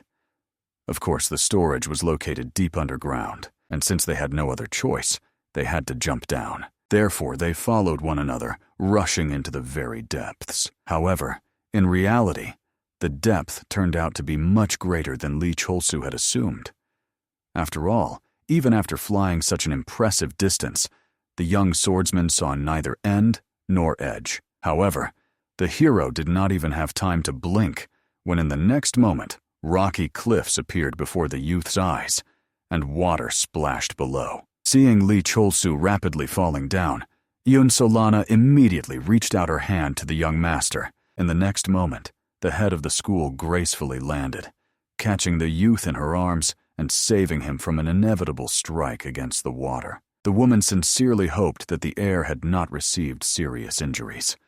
The young warrior himself was in the deepest embarrassment from such unexpected closeness with the beautiful lady. Embarrassed by this situation, he timidly asked the Sword Queen to let him go. However, she could not do this, considering that they were on a steep slope. If she released her embrace, the youth would simply fall into the water. Therefore, pressing the pupil even tighter to herself, the mentor promised to take him to a safe place, assuring him that he could rely on her. As a result, the main hero found himself in an unusually indecent closeness with the chest of the beautiful Sword Queen. The unfortunate youth tried with all his might to persuade his unruly organ in his pants to remain calm. However, to the greatest regret, it did not heed the owner's pleas and treacherously rose, which only worsened the already delicate situation in which both warriors found themselves. At first, Unsolana, noticing how the frightened young master covered his groin, did not understand what was happening. Only after a moment did the head of the school finally realize what their intimate closeness had led to, and blushed to the point of fainting. After that, the woman instinctively threw the boy away, causing him to immediately fall under the water. At that moment, the young man fully realized that sometimes even well-developed male attributes can cause considerable problems for their owner. Quickly getting to his feet, the embarrassed warrior began to solemnly apologize to the Queen of the Sword. He desperately tried to explain that due to the special martial art of the Condan school, based on yang energy, his lower parts simply did not obey his will. Of course, the mentor made the young man understand that she perfectly understood everything, but suggested getting out of the pond as soon as possible. It seemed the awkward situation was smoothed over, but the hero could not help but blame himself for getting aroused at such an inappropriate moment. It turned out that excessive endurance could also become a problem. Now, after having disgraced himself before the head of the school, the situation could get even worse, and strange rumors would inevitably spread around the district. However, in reality, the head of the school was insanely embarrassed by what had happened. For the first time in her life, she saw male genitals, all the woman could think about. Despite the young age of the young master, his attribute was indeed quite impressive. By this time, the hero's clothes had finally dried, thanks to internal energy, so the travelers could continue their journey. After that, they made their way through the narrow corridors of the cave, trying not to interact much with each other, so as not to embarrass each other even more. However, because they were walking literally close together, the hero's gaze kept bumping into the lady's constrained chest. Of course, he had considered the mentor insanely beautiful before, and now, recalling her indecently wet appearance, the young man was literally going crazy. To distract the student from indecent thoughts, Solon reported the young master about the arising problem. It seems their opponents were smart enough to cut the bridge and get away from the pursuers. Obviously, if they go around, it will take an unforgivably long time. As it turned out, Solana could perfectly jump to the other side using the light step technique. Although it was somewhat awkward, the head of the school suggested carrying the hero in her arms. In principle, the young man did not object. They simply had no choice. However, being in the arms of the lady after what happened last time was extremely awkward. In the end, the student tried his best to restrain himself and keep all his thoughts in check. However, deep down he was rejoicing. He never would have thought that reconnaissance could be so pleasant, and even while being carried by the woman he loved. But obviously, he would not survive a second shameful incident. Therefore, the warrior decided to calm down and mentally sang the anthem of his country. Finally, the travelers crossed to the other side, so the lady immediately put the hero down on the ground. However, suddenly the young man felt a strange smell in the air, the smell of blood. This ominous aroma was simply impossible to ignore. Moreover, blood was found on the floor of the cave, and judging by its quantity, someone had conducted a ritual here. The head of the school discovered something interesting, so she asked the young man to take a look at the traces. The marks in this cave confirmed that bloody zombies had been present here. Such were also mentioned in the records of the Hansen school.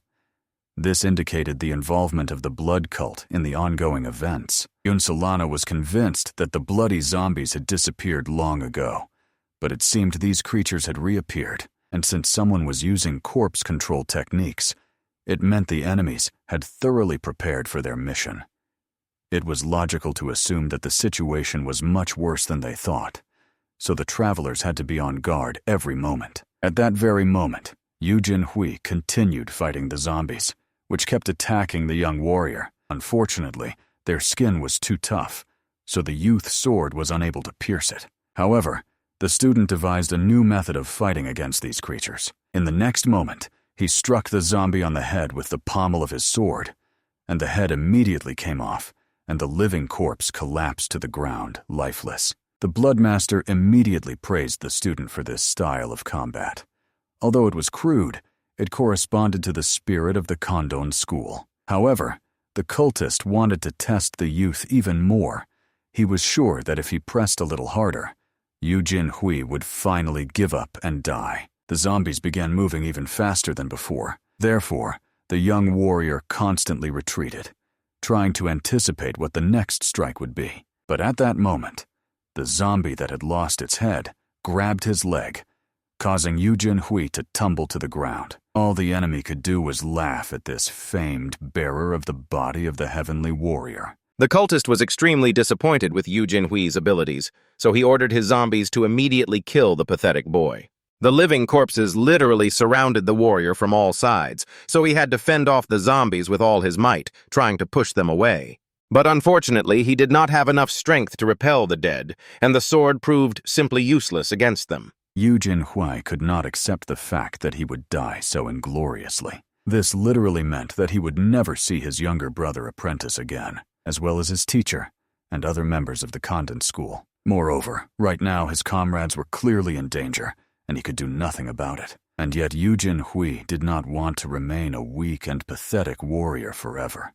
He wished to protect the people dear to him with his own hands. Therefore, the young man pressed harder, and his sword shone brightly, scaring the zombies away. In the next moment, having gathered enough strength, the warrior swung his blade, and the zombies simply flew into the air. Even the puppeteer of the living corpses was horrified.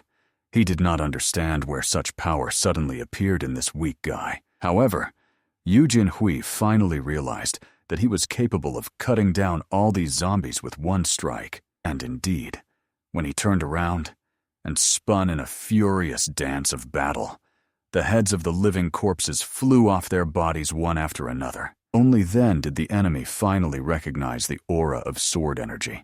Moreover, it had become much stronger than at the beginning of their encounter. It turns out the guy had risen to a new level of combat mastery in just half an hour of their fight. Finally, the young man dealt with all the monsters that had attacked him. Now the warrior aimed at the puppeteer himself to finish him once and for all. At that moment, the cultist fully realized, if he left this guy alive, he would become a serious obstacle for them in the future. Therefore, the man ordered all the remaining puppets to attack simultaneously, to tear the audacious one to pieces in one onslaught. In the next moment, new puppets rushed from all sides, surrounding the young warrior again. However, now he easily chopped off heads, using the enhanced technique of his sword. After that, the heir of the school pressed the bloodied blade against the remaining opponent. Then it became obvious Eugene Hua had not only reached a new level, but was already freely controlling the energy of the sword. Apparently, he really was the possessor of the body of the heavenly warrior. Eugene Hua himself ordered the enemy to immediately answer where he had dragged Lady Su Alin. Otherwise, the scoundrel would die at the hands of the enraged warrior in terrible agony. However, the cultist was not going to answer this stupid question. Taking out a small dagger, he cut his own hand, making it clear that he was not kind enough to answer the questions of a man who was about to die. After that, the puppeteer recited a mantra about the return of the blood demon who would rule the world, and prayed that the supreme demon would grant his power to the humiliated follower. Of course, Eugene Hua immediately sensed that the sinister energy in the air had sharply intensified. The Lord of the Blood cult himself granted part of his existing power to his follower. In the next moment, the cultist's body began to break apart, as if he himself was just a puppet in someone's hands. However, even despite this unbearable pain, the man understood. Eugene Hua was extremely unlucky to have encountered him in this forest, and indeed, the instincts of the young warrior, better than anyone else, told him that something alien had possessed this man's body. Therefore, the student of the Condan school demanded that the uninvited guest identify himself. However, The blood demon calmly explained that the gift Eugene Hua possessed was both a blessing and a curse. However, death at the hand of the great demon will be a huge honor for this boy. Immediately after these words, the enemy instantly moved through the air, armed himself with a blade, and aimed the deadly tip at the boy's head. Fortunately, Eugene Hua was lucky to dodge at the last moment to protect himself from this strike. After that, the opponent took all the initiative in the fight. Eugene Hua could only retreat fearfully and constantly defend himself. The enemy's blows became really very heavy and swift. The cultist had been completely different before. At the same moment, looking at his trembling hand, the follower of the blood cult realized that he did not have much time left.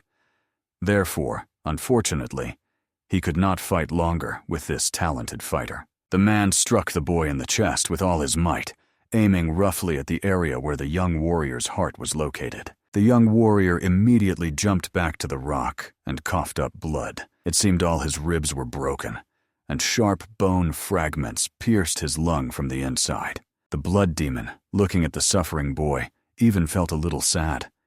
This boy had huge potential, but he chose the wrong side, so he needed to be crushed in the bud. At the same moment, the Sword Queen was engaged in a battle with the blood puppets. However, as Lee Chol-soo expected, she was truly amazing, killing the living corpses one after another. But while the young gentleman simply stood aside, praising her skill, he did not notice how a whole horde of the dead gathered behind his back. Fortunately, Solana turned out to be strong enough to take on the protection of this young gentleman. Moreover, the head of the school was enraged by how these vile monsters dared to attack her clan. The most surprising thing was that even though the puppets were beheaded, they could still move. Therefore, the even more furious mentor swore to personally cut them all down to the last one. All this was observed from his abode by the Lord of the Blood Cult. He did not expect that the legendary Sword Queen would personally decide to visit them.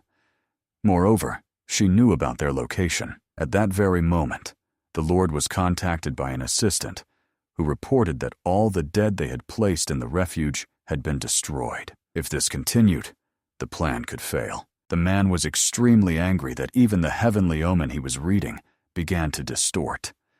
Someone was clearly changing the fate of the Celestial Empire, or perhaps they simply overlooked something in their calculations. However, fortunately, the assistants were loyal to the Lord and were even ready to contribute to the resurrection of the supreme blood demon at the cost of their own lives. The head of the cult explained that they would still have a chance to get rid of the possessor of the body of the heavenly warrior. He will send reinforcements to the assistant. The main thing now was to complete the plan in the shelter. Moreover, his assistant was weak and could not cope alone. Even if he sacrificed all his energy, with his insignificant skills, he would not be able to cut a single hair from the head of the Sword Queen. Immediately, understanding the hint, the cultist recited a prayer to the Demon King so that he, the ruler of the world, would grant him power. By this moment, Solana had finally defeated all the bloody undead that inhabited the dungeon. However, the woman felt that even more puppets of the bloody cult would soon come to them. They clearly could not afford to lose vigilance, especially considering that it was dark here and danger could lurk from any side. But suddenly, the lady sensed the presence of enemies and telepathically informed the young man that they needed to strike first and finish them once and for all. Therefore, the travelers rushed in one direction, aiming at the enemy together. But as soon as the woman got close enough, some kind of horror gripped her entire body. After that, the head of the school collapsed helplessly to the ground, as if paralyzed. Exactly the same situation happened with the young gentleman Lee Chol-soo. For some reason, he had the feeling that gravity was pressing down on him with all its might, not letting him rise. Only later did the heir notice the barrier drawn in blood out of the corner of his eye, and began to gradually lose consciousness. When he came to, he found himself in some kind of abode, not understanding what was happening. There was Madame Yin Solana, who greeted her savior. Meanwhile, Jae Sa-wol was arguing with the Sword Queen, believing that Lee Chol-soo belonged only to her. After that, the hero was also greeted by the embarrassed Visolon and Su Alin, and even Soman Sink, who also affectionately called her brother her pervert. All the girls surrounded the hero from all sides, carefully helping him undress to massage his body. In this situation, Lee Cheolsu could understand the behavior of Su Alin and Somin Chink. They had come with him from the Hansen clan. But he could not understand why Jai Sa-wol and Wee Sol-yeon, whom he had not seen for a long time, were forgotten in this place. So the young man quickly realized he was in an illusory space. In the next moment, pressing against the young man, Insolana asked the young gentleman to hurry in order to fulfill the marital duty. But Jae Sa-wol was extremely furious because Yoon Solin dared to set her sights on her beloved, as he was supposed to spend his first time with her. In the end, the girls began to share him among themselves, and the hero literally begged these sweet perverts to back off. In the end, the enraged young man immediately broke free from their tight embraces and hit those crazy beauties on the head. However, all five were extremely upset by the behavior of their beloved, who shouted at them like that. Immediately apologizing, Lee Cheolsu suggested to calm down first and discuss everything. Finally, he understood. He seemed to have 3 wives and 2 more concubines, and in principle, this was literally his ideal life. But even so, he could not help but feel the alien energy that the creator of the space put into this illusion. An illusion of such a high level can deceive even a master who has reached the realm of the flower. However, the heir of the Condan school had encountered similar techniques in the cave of the great master Han Wan-ko. It is known that if all this happens in the mental space, then the enlightenment he attained in a past life at the level of the mysterious realm remained with him. Therefore, the warrior immediately attacked, making it clear that no cheap illusion would make him break. In the next moment, all his mystical wives froze, covered in ice. Immediately after this, their icy statues shattered into tiny pieces, and impenetrable darkness fell. At that very moment, the fallen Eugene Hua lay on the ground, while the enemy pointed a bloodied blade at him. By this time, the cultist was informed that the Queen of the Sword was advancing too quickly. She already seemed to have reached the illusion trap, so the boy was extremely lucky that he truly possessed the body of a heavenly warrior. Therefore, when they meet next time, he may no longer expect mercy. As soon as the enemy retreated, Eugene Hua finally dropped the blade he had been using to defend himself with his last strength. He had no idea why the warrior controlling the demonic beast did not kill him, although he had the opportunity. In the end, whatever the reason, Eugene Hua had to get up. But every movement sent pain throughout the whole body. Moreover, the young man was coughing up blood.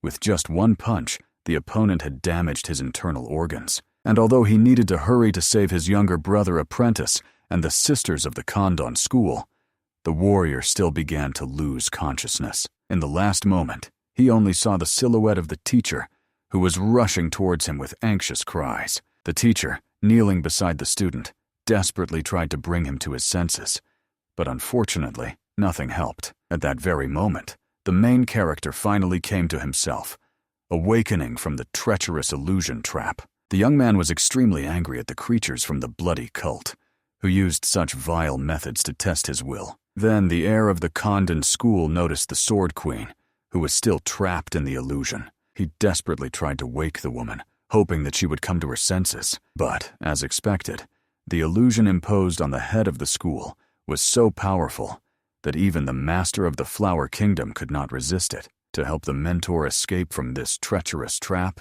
he needed medicine. The hero was immensely grateful to Jae Sa-wol. When she came to him in the form of Yo Ye Ryun, the girl left some healing potion with which he could restore the woman's energy. When the young man was about to put this pill into the lady's mouth, suddenly Yoon Solin asked the gentleman to stop. It sounded so frank and sensual that the hero even blushed. He became extremely curious about what kind of illusion the woman was seeing now. The head of the school, blushing as if from shame, begged the gentleman not to cross the line and even moaned a little. Therefore, the young man had to gather all his self-control, making it clear to himself that he was conducting treatment and nothing more. Finally, when he administered the healing potion, Insolana finally began to come to her senses. The hero hurried to explain that they had fallen into an illusion cast by the bloody cult. He gave this medicine so that she would recover. Of course, the woman was surprised that the young gentleman was all right. However, the young man explained that the illusion only worked under certain conditions, and he was fine. Certainly, the head of the school was deeply indebted to the young gentleman. But there was no time for thanks now. They had to hurry. She immediately aimed in the direction where the sinister smell of blood was growing stronger. This meant they were about to reach the culprit of all the troubles, but at that moment, the travelers saw Su Alin lying on the ground and the weakened younger sword lady. Obviously, they immediately rushed to these two. The hero checked the condition of his little sister, while Solana checked the condition of the disciple. Fortunately, the wounds on the girls' bodies were not that serious. This meant the bloody cult used their blood for some sinister ritual. At that moment, the disciple finally began to come to her senses. However, the girl was extremely surprised, not understanding where she was and why the Sword Queen was next to her. The head of the school herself demanded an explanation from the student, how she found out about the secret hideout, and why she brought the little Su Alin here. However, the pupil had no idea what her mentor was talking about. She remembered absolutely nothing after the martial arts tournament. This memory loss was exactly the same as that of the girl whose body was taken over by the bloody cult. Therefore, the hero hurried to explain to the woman that during the investigation of the strange incidents with the Hansen students, he had discovered something. The bloody cult performed a ritual that changed the flow of the underground waters of Hansen to subjugate the will of the students. Using their loyalty to the Sword Queen, the cultists took control of all their bodies. Only then did Solana realize how corrupted and depraved these people were. It seemed that only death could fix them, but for now, all they could do was to carry the two girls to a safe place so that no one could harm them anymore. However, the sinister silhouette that appeared behind them calmly explained that they would not be able to save these two. Nevertheless, he still praised the travelers for managing to get through the traps and illusions and reach almost to the very end. When the man emerged from the shadows, both warriors recognized him as a member of the bloody cult. The hero telepathically made the Sword Queen understand that they should not fight here. They needed to retreat, take the girls to a safe place. They simply had no other choice. However, the enemy immediately realized that they were planning to escape. At that moment, behind the fugitives appeared his little friend, making it clear that none of them would get out of here alive. The warrior had already missed the chance to destroy the sprout of the Heavenly Warrior's body owner, but he could not let these two go. The hero quickly figured out, when it comes to the Heavenly Warrior, they are surely talking about the elder brother, Eugene Hua, who, it seems, fought against the servants of the blood cult. The cultists themselves, without explaining anything, immediately began to cast spells to kill these four here and now. In the next moment, from the sinister power of these two puppeteers in the cave, appeared many puppets spreading towards the travelers. At that moment, Lee Cholsu realized the situation was getting out of control. There were too many puppets. Visolon promised the hero to take care of the blood zombies, hoping that he would break through to the exit. The young man immediately began to question the disciple, whether she could move. Fortunately, the girl felt much better, so he asked her to take Su Alin. The heir of the school himself had to distract the blood zombies so that they could escape. Of course, the young man realized that with his current martial arts skills, he would not be able to defeat them all. Therefore, the best solution was to attract the dead by the smell of blood. For this, the warrior slit his palm, after which he rushed past the living corpses with a technique of accelerated steps. In the technique of mastering internal energy, he was much more confident than in the technique of swordsmanship. Honestly, the disciple was amazed that the hero really distracted all the zombies onto himself. It was a great chance to escape. However, the bastard from the blood cult could not allow two girls to slip away because of such cheap tricks. Obviously, the frightened girl realized she would not survive. She was too weak, and the servant of the blood cult was too close. But fortunately, the arriving Solana chopped off the hand of this scoundrel, then pressed the blade to his throat. The head of the school ordered to keep dirty hands off her disciples. She wanted these scoundrels to be held responsible for what they had done to the Hansen school. However, instead of getting angry, The servant of the blood cult leader only laughed. After all, he expected such strength from the Sword Queen. She was clearly an unusual woman. In the end, the cultist decided to still allow these girls to escape, since such low-quality curs meant nothing anyway. However, Solana noticed that the opponent was somehow too calm for someone who had just lost a hand. But it turned out he was not worried about that limb at all. They had already collected enough blood for the ritual, so the hand was a small loss. He could also bring his dolls to life with the other hand, which, though beheaded, began to rise from the ground. After that, the cultist warned the woman that he would no longer give her any leniency. Now the truly serious battle would begin, and indeed, all the mad dolls immediately rushed at the Lady Queen of the Sword. The beautiful mentor became angry at these damn persistent demonic creatures. In the end, she whirled in a deadly sword dance, cutting off the heads of the unclean one by one. At the same time, the head of the school swore that she would wipe them all off the face of this earth. By this time, the returning hero was amazed that the Queen of the Sword, who was already a master of the highest level, had now become even stronger. This was great news. With her level, dealing with the mutants from the blood cult would be much easier than he had expected. However, the young man ordered the woman to conserve her strength. He would distract the cunning zombies, and Solon relied on the help of the young lord. Therefore, after inflicting a fresh wound on his hand again, the young man led these bloody dolls after him. Right now, this was their chance, so the hero immediately shouted, signaling the Queen of the Sword. She immediately rushed at the puppets, who rushed away after the young lord. While the living corpses were defenseless against her, the head of the school chopped off their heads one by one. Honestly, the hero was extremely impressed by her incredible speed.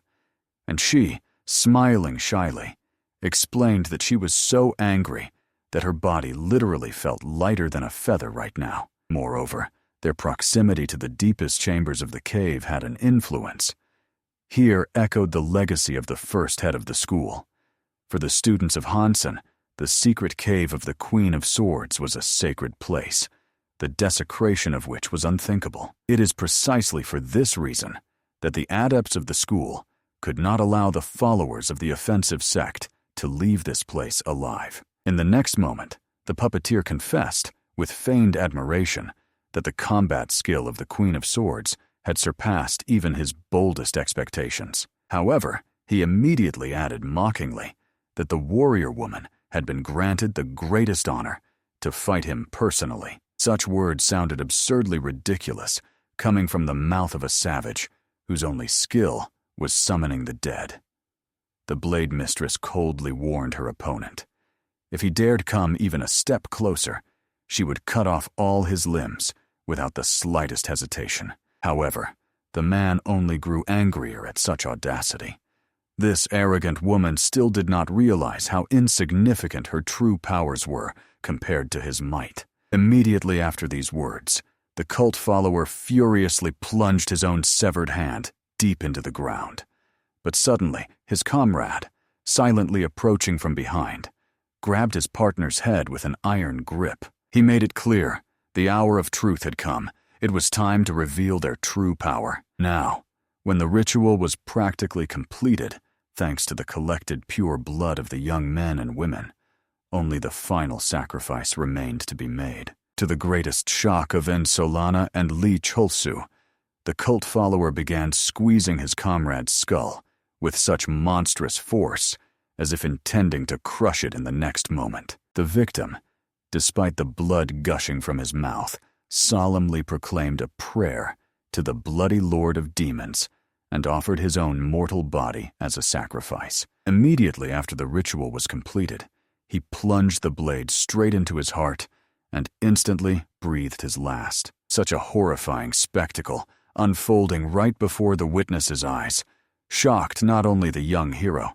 but even Solana, who had seen many battles. The surviving fanatic loudly proclaimed that it was the greatest honor for him to become part of the history of the bloody cult of Mana. He was also eager to give his life for the resurrection of his supreme ruler, and as a reward for such selfless devotion, the lord of the sinister cult endowed his follower with a fragment of demonic power. In the next moment, the sectarian's body began to undergo terrifying changes. The flesh deformed and grew at a frightening speed. Sharp horns appeared on his head. As a result, the cultist turned into a true spawn of hell. Moreover, because his size increased many times over, the monster appeared before the opponents naked, which only intensified the repulsiveness of the scene. Undoubtedly, the witnesses were frightened by the human body mutating with such terrifying rapidity.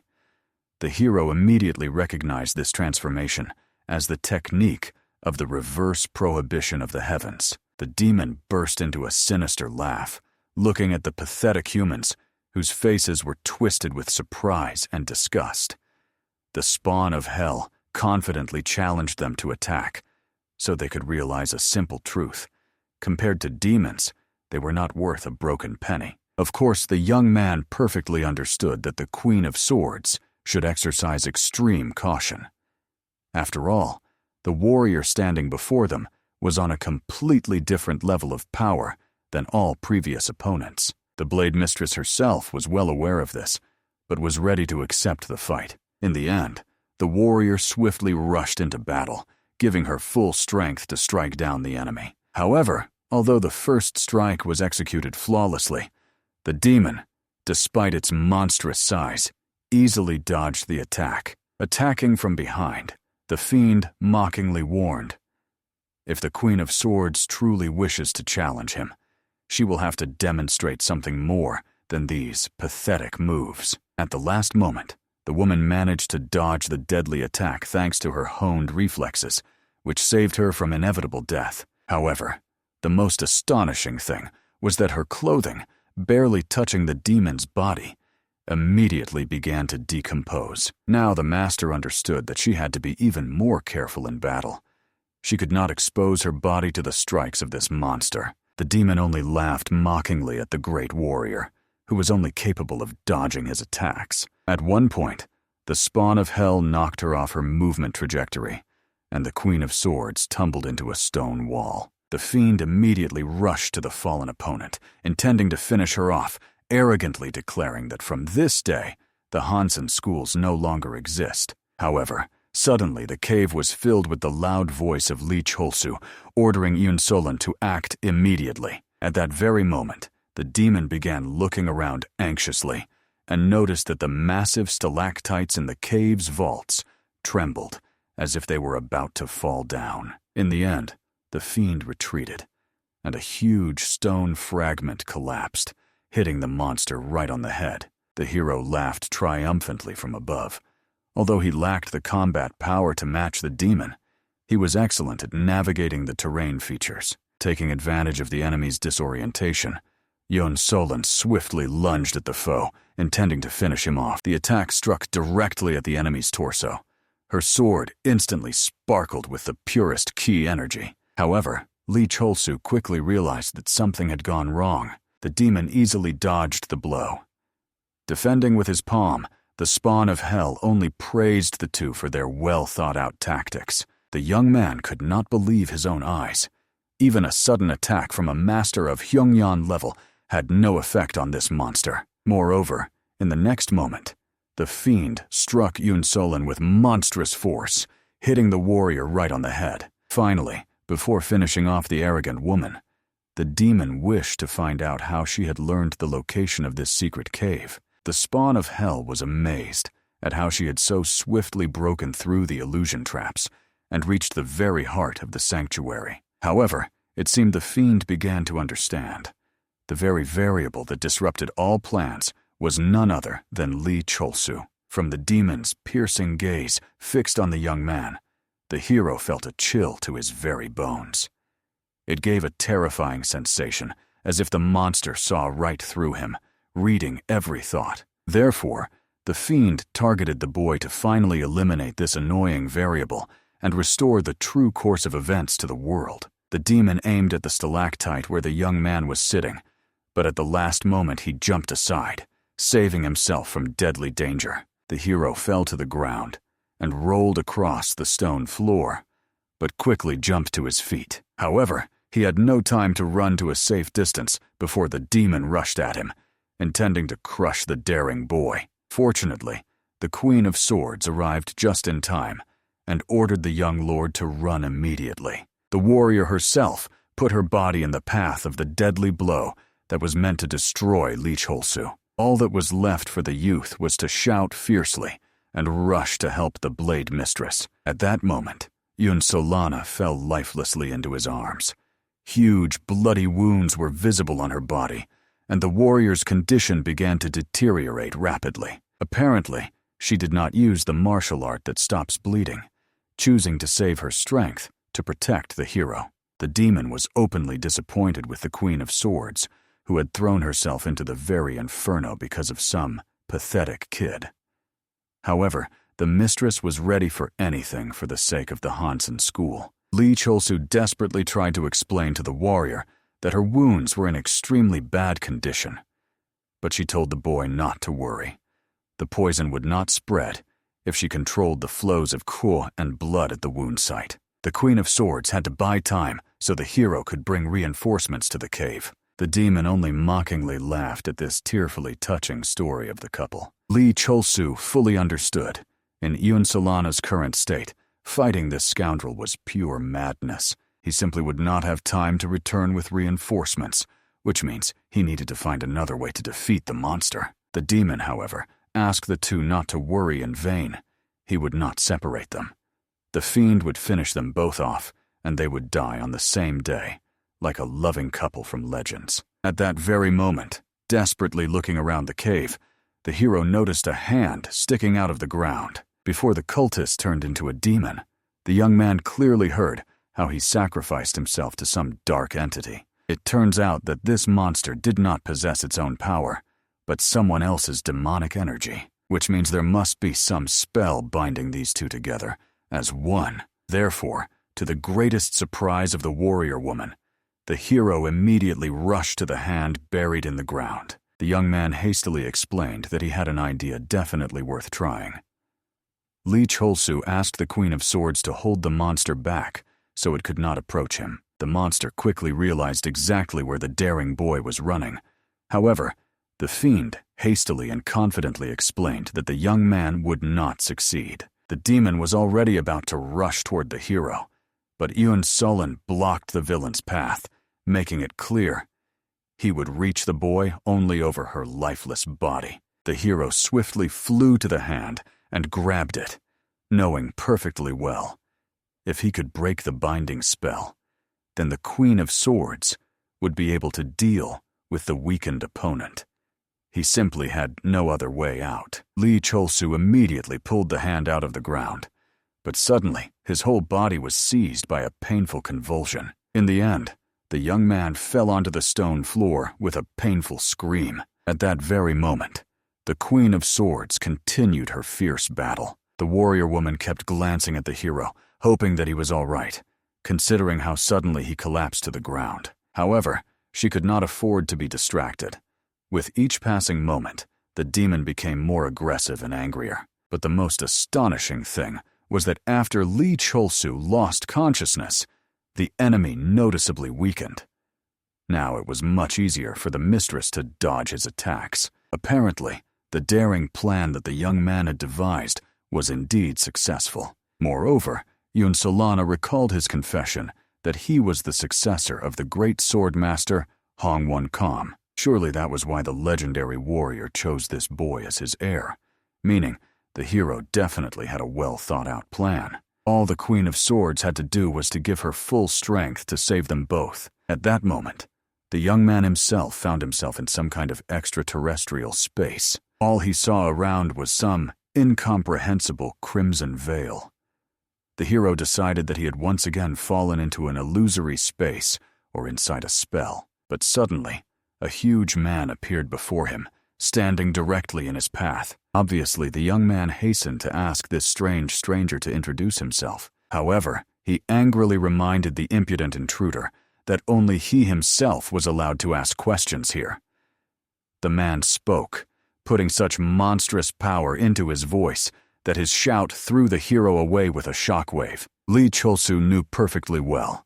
Not every person in this world possessed such a terrifying power. The Lord of the Bloody Cult himself was very impressed with Lee Cholsu. A miserable boy dared to invade the world of illusions. However, the hero felt that this illusion was of a completely different level than the one the Queen of Swords had fallen into.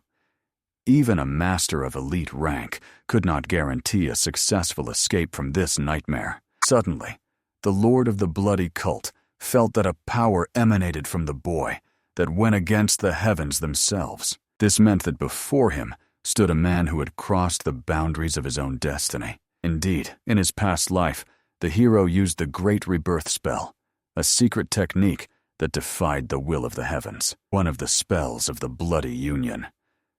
Until now, only the great swordsman Hong Wan Kam was able to recognize its essence. This meant that the red-eyed guy before him was at the very least on the same level. Among the adepts of the Bloody Union, only one could match him in strength, and that was the supreme demon of the Bloody Union. Apparently, this fiend, like the hero himself, was resurrected thanks to the Great Rebirth spell. But the young man did not understand why a master of such a level, the supreme demon, would hide in the shadows. The great demon himself demanded that the daring boy confess who he really was. However, the hero had no intention of answering a being who only hid in the shadows and cast illusions on them, and the Lord of the Bloody Cult calmly explained to the boy. If they met face to face in the real world, the guy would hardly still be among the living. In fact, this question was asked to find out whether the Lord of the Bloody Cult exists in the material world. Moreover, Lee Cholsu quickly realized, unlike himself, the bloody demon fell by the hand of Hong Wan Kam. So even after the rebirth spell, the fiend could not return to full strength. Most likely, the spawn of darkness was now hiding somewhere and restoring its power. Then it became clear why it did not reveal itself to the world. But even knowing this, the hero continued to provoke the opponent, calling the great demon nothing but a pathetic coward. This only amused the Lord. Therefore, the fiend proposed to the boy to fight one-on-one, to see which of the two was the true coward. Despite the demon's smirk, an aura of incredible power emanated from him. Not surprising, considering the enemy was the bloody demon, a master standing on the edge of life and death. But in the spiritual world, the young man still had a chance. He could use the powers of his past life. And at that moment, the Lord of the Bloody Cult himself felt some strange change in the atmosphere. In the next moment, the young man's body began to transform, taking on its former contours. As a result, Lee Cholsu acquired the appearance of the eunuch from his past life, and at the same time, the best master of the imperial court. Since it had come to the point that he returned to his former body, the hero wished for the Lord of the Bloody Cult to give his all and show what he was capable of. Honestly, the great demon was extremely enraged.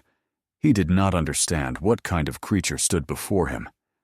The fiend did not recognize the opponent as either a man or a woman. Enraged by this misunderstanding, the spawn of darkness immediately attacked. However, Lee Cholsu easily dealt with this attack, suppressing it with his inner strength. Moreover, the hero was extremely outraged that this freak dared to doubt whether he was a man or a woman.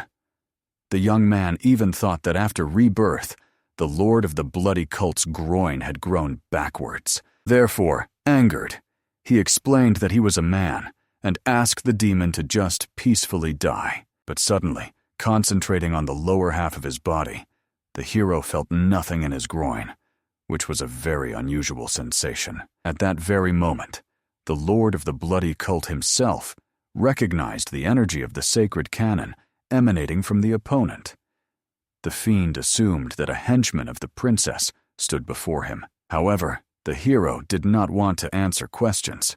Even though they were in the spiritual world, he could no longer tolerate being castrated again. Moreover, the young man thirsted to take revenge on the scoundrel for forcing him to take on this form, from which Lee Cholsu had so hard a time freeing himself. Therefore, the warrior attacked the fiend using the power of ice, so that the demon would fully pay for what he had done. Watching the attack rapidly rushing toward him, the Lord of the Bloody Cult realized only a master of no lower than the Huayan rank could cast a spell of such level. The hero continued to attack fiercely just to quickly finish off this vile freak from the Blood Union. The Supreme Demon himself was glad that the opponent turned out to be a formidable rival. The Spawn of Darkness proposed to fight seriously and immediately attacked, trying to grab the enemy by the neck with its clawed hands. In fact, the fiend was extremely impressed that this warrior was a master of the Imperial Palace,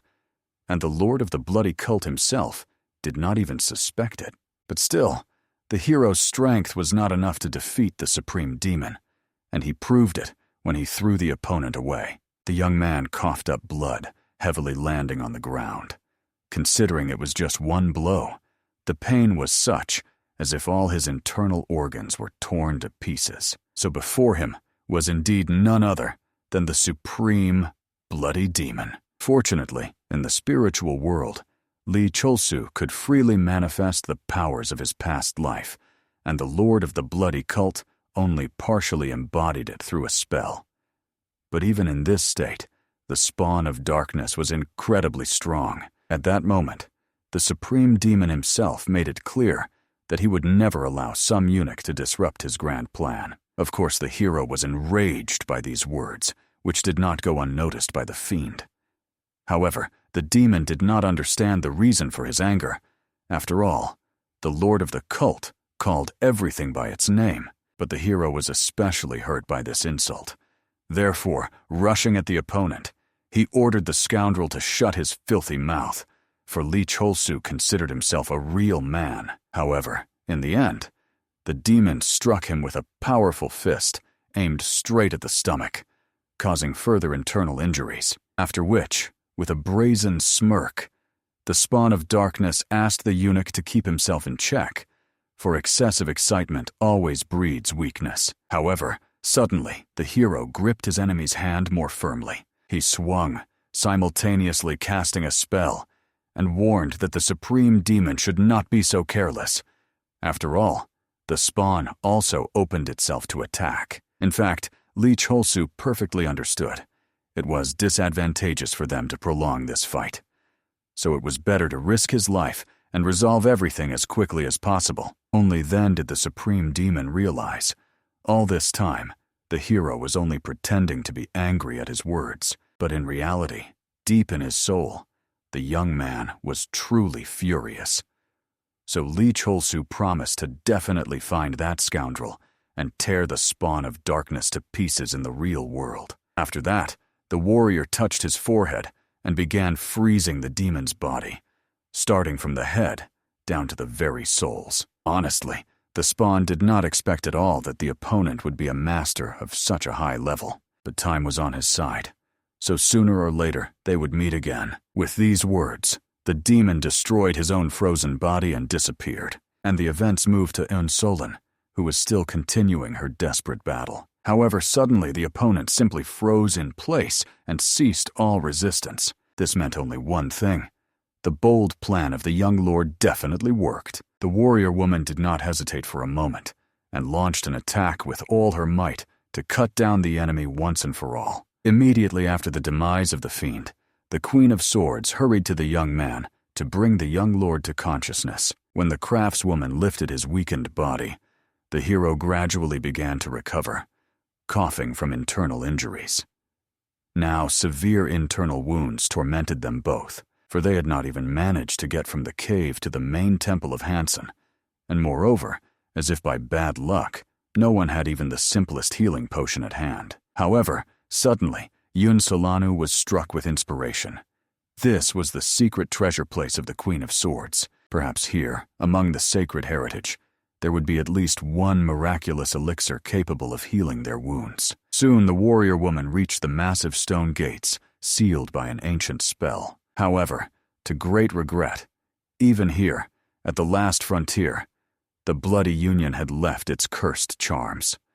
The craftswoman had to return here later to cleanse all these sinister traces. After that, Yun Solanu attacked the gates using her moon technique. Under the influence of her power, Recognizing the true heir of the first chapter of Hansen, the massive doors slowly opened. Inside they saw a truly breathtaking sight. Numerous priceless treasures, legendary blades, as well as that very sacred sword. There were stored the lost scrolls, the technique of the United Heart, the technique of the Sword of Buddhist Light, the combat doctrine of Hansan. Absolutely all the lost arts of the school were carefully preserved in this sanctuary. Also, the craftswoman noticed a small, elegant bottle with the elixir of the blue stone. As was known from ancient manuscripts, it was a legendary elixir created from the spiritual energy of heaven and earth, accumulated in sacred waters for over 1,000 years. If this was indeed that very elixir, it could heal even the most severe internal injuries. However, the hero continued to cough up blood painfully, making it extremely difficult for him to take the remedy on his own. The warrior woman had only one way left to deliver this precious medicine, so that it would be fully absorbed into his body. In the end, the Queen of Swords had to take the elixir into her mouth and lean over the young lord. She quietly apologized for the boldness she was about to commit towards him, then poured the miraculous elixir from her mouth directly onto his lips. Finally, after the remedy penetrated his body, the young man regained consciousness. The youth was very surprised when he saw the Queen of Swords in good health and safety, and hurried to ask what had happened to that terrible monster. However, it turned out that after the hero lost consciousness, the power of the spawn of darkness significantly waned, and the craftswoman easily defeated the weakened opponent. Lee Cholsu could not help but rejoice that his daring plan had still succeeded. After that, the young man began to curiously look around the unfamiliar place. However, the head of the school hastened to explain that these were the secret chambers, which their great predecessor had prudently left. Now the sacred heritage of the school was returned to its rightful owners. The warrior woman perfectly understood that all this became achievable only thanks to the young master, Lee Cholsu. Moreover, the woman read the letter carefully preserved by the ancestors and was convinced of the truthfulness of his words. The fact that the hero had previously challenged her and reached the sacred cave was literally predestined by fate itself. After that, the young man immediately took the ancient letter and read it by himself. It turned out that the legend that Hong Wan Kam was indeed the beloved of the head of Hansan was pure truth.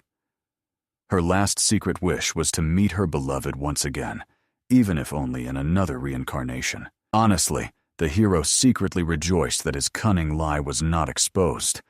Moreover, the young man was sincerely glad that their great mentors seemed to have been truly happy in their final days. At that very moment, Eun Solon thoughtfully noted that Lee Cholsu was literally the true successor of the former great swordsman Hong Wan Kam, and she was a direct descendant of that very lady. Probably that is why the warrior woman could not bind her life to another man. Such was her bitter fate. Therefore, the craftswoman shyly asked to henceforth call the hero her benefactor. The embarrassed young man did not understand such a respectful address at first, but still, only thanks to his intervention did their school fulfill the cherished wish of the ancestors, so such an attitude was quite deserved. Moreover, the Queen of Swords did not regret at all that she used the sacred elixir to save the hero. Lee Cholsu, who had just learned about the true fate of the priceless potion, could not believe it. After all, it was left by the great lady herself. However, the warrior woman objected. If the young man had not come to help, all the priceless heritage would have been taken by the blood union anyway. Therefore, she sincerely hoped that the hero would accept this gift, and her soul would finally be at peace. Now the time has come to finally cleanse this sacred place from the harmful influence of the bloody union. The craftswoman managed to study the ancient scrolls while patiently waiting for the youth's awakening. And now she is armed with the legendary sword of her predecessor. Until now, the adepts of the Hansen school did not even suspect that they were playing into the hands of the bloody union, almost losing everything bequeathed by the great ancestors. Therefore, the Hansen school will never forget the invaluable help provided by the benefactor in this terrible calamity. With these solemn words, the Queen of Swords performed the majestic dance of the Moonblade, methodically cleansing all the bloody seals imposed by the cursed cult. As the dark seals began to fall one by one, it felt as if the very earth was being purified from this vile corruption, and the pure light following the shining blade filled everything around with sacred purity. Now the hero began to clearly understand why the bloody demon so fiercely pursued the Hansen school.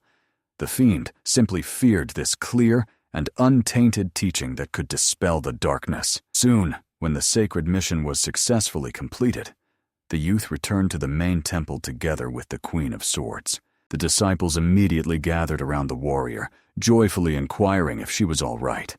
After all, they were just about to ascend, with the other adepts, to the mysterious cave in search. The novices also reported with noticeable concern that the younger Lady Mi-chol and Lady Su Alin had emerged from the cave first, and the mentors had already taken proper care of them. Of course, the hero also hurried to the younger sister to find out how she felt after the trials she had endured. And Solana approached Sabina uncertainly, which made her twitch with fear. All this time, while the mentor was in captivity, the girl bitterly cried from the realization of her actions. Now the junior apprentice could only sincerely apologize to the mistress for all the terrible things she had done. Of course, Sabina clearly realized that she was shamelessly used by the Bloody Union, but it was still unbearably shameful for what had been done. So she apologized with tears in her eyes to Mr. Lee Cholsu and to all the representatives of the Condan school for the harm caused. However, the hero gently patted the girl on the shoulder, comforting her troubled soul.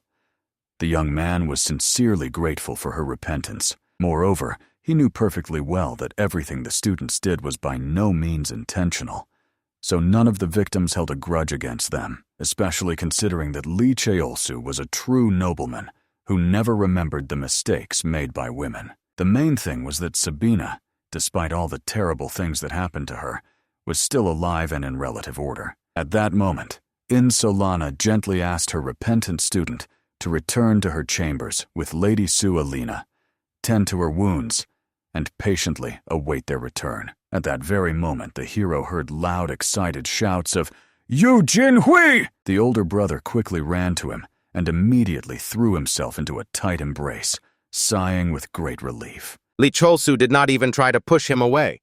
After all, during all the time spent together traveling, the young man had already begun to gradually get used to such male embraces. But still he could not endure the dazzling radiance of the beauty of this painted handsome man, for envy invariably triumphed over reason. Only then did the younger brother notice that the elder was noticeably wounded.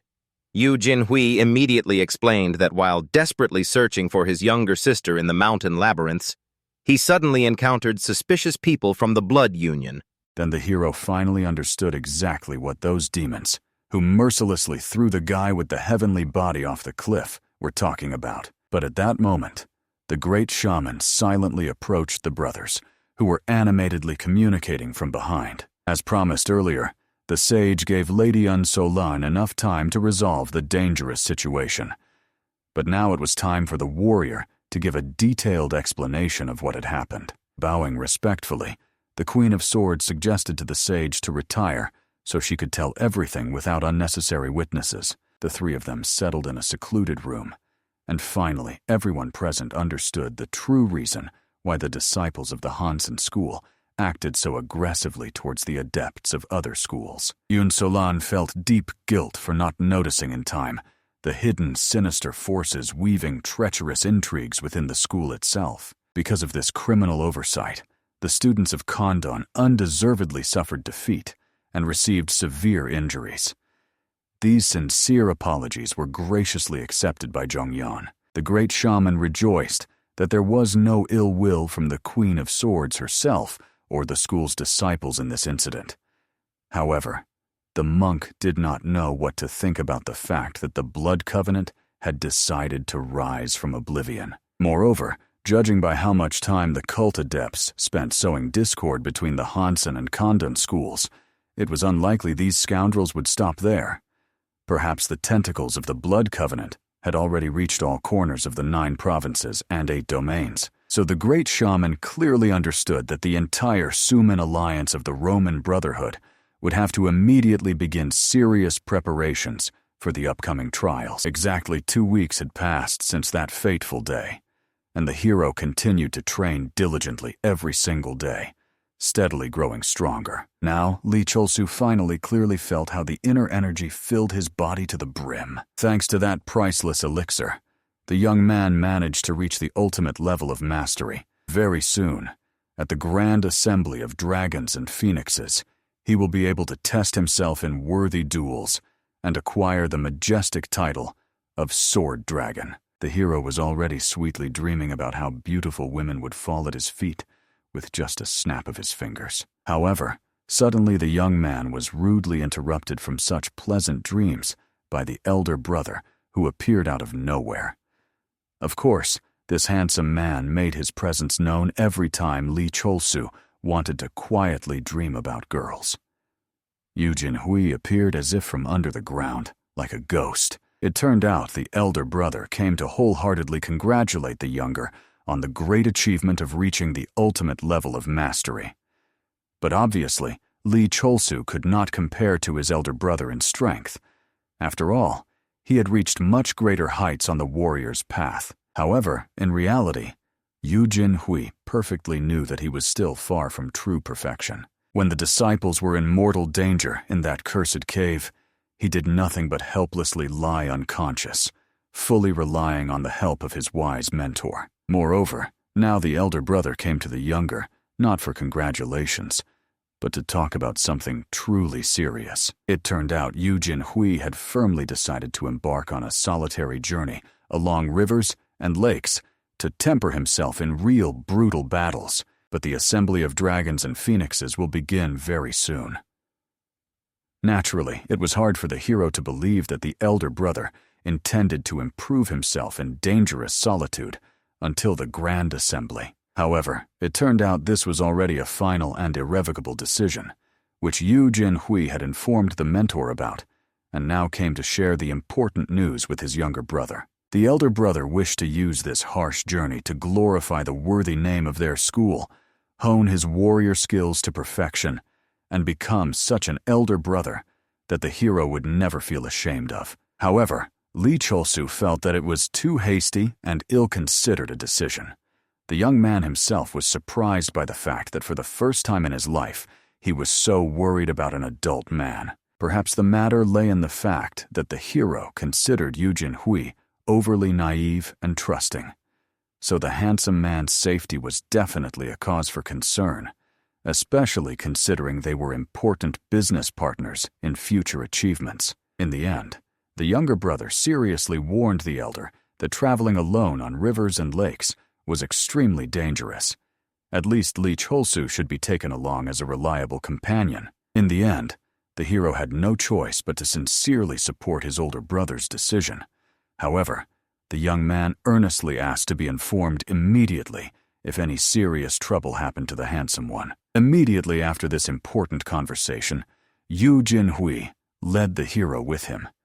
After all, the solemn ceremony of cremating the mortal remains of the former Queen of Swords was about to begin very soon. Soon, Solana reverently recited the sacred prayer and set fire to the coffin of the great founder of the Hansen school, which had patiently awaited its time for a long time in the secret cave. The most astonishing thing for the hero was that in the previous life, the funeral of the great predecessor was conducted completely differently. The atmosphere was completely different then.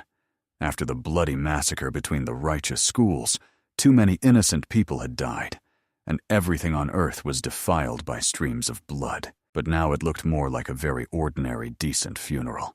It meant only one thing.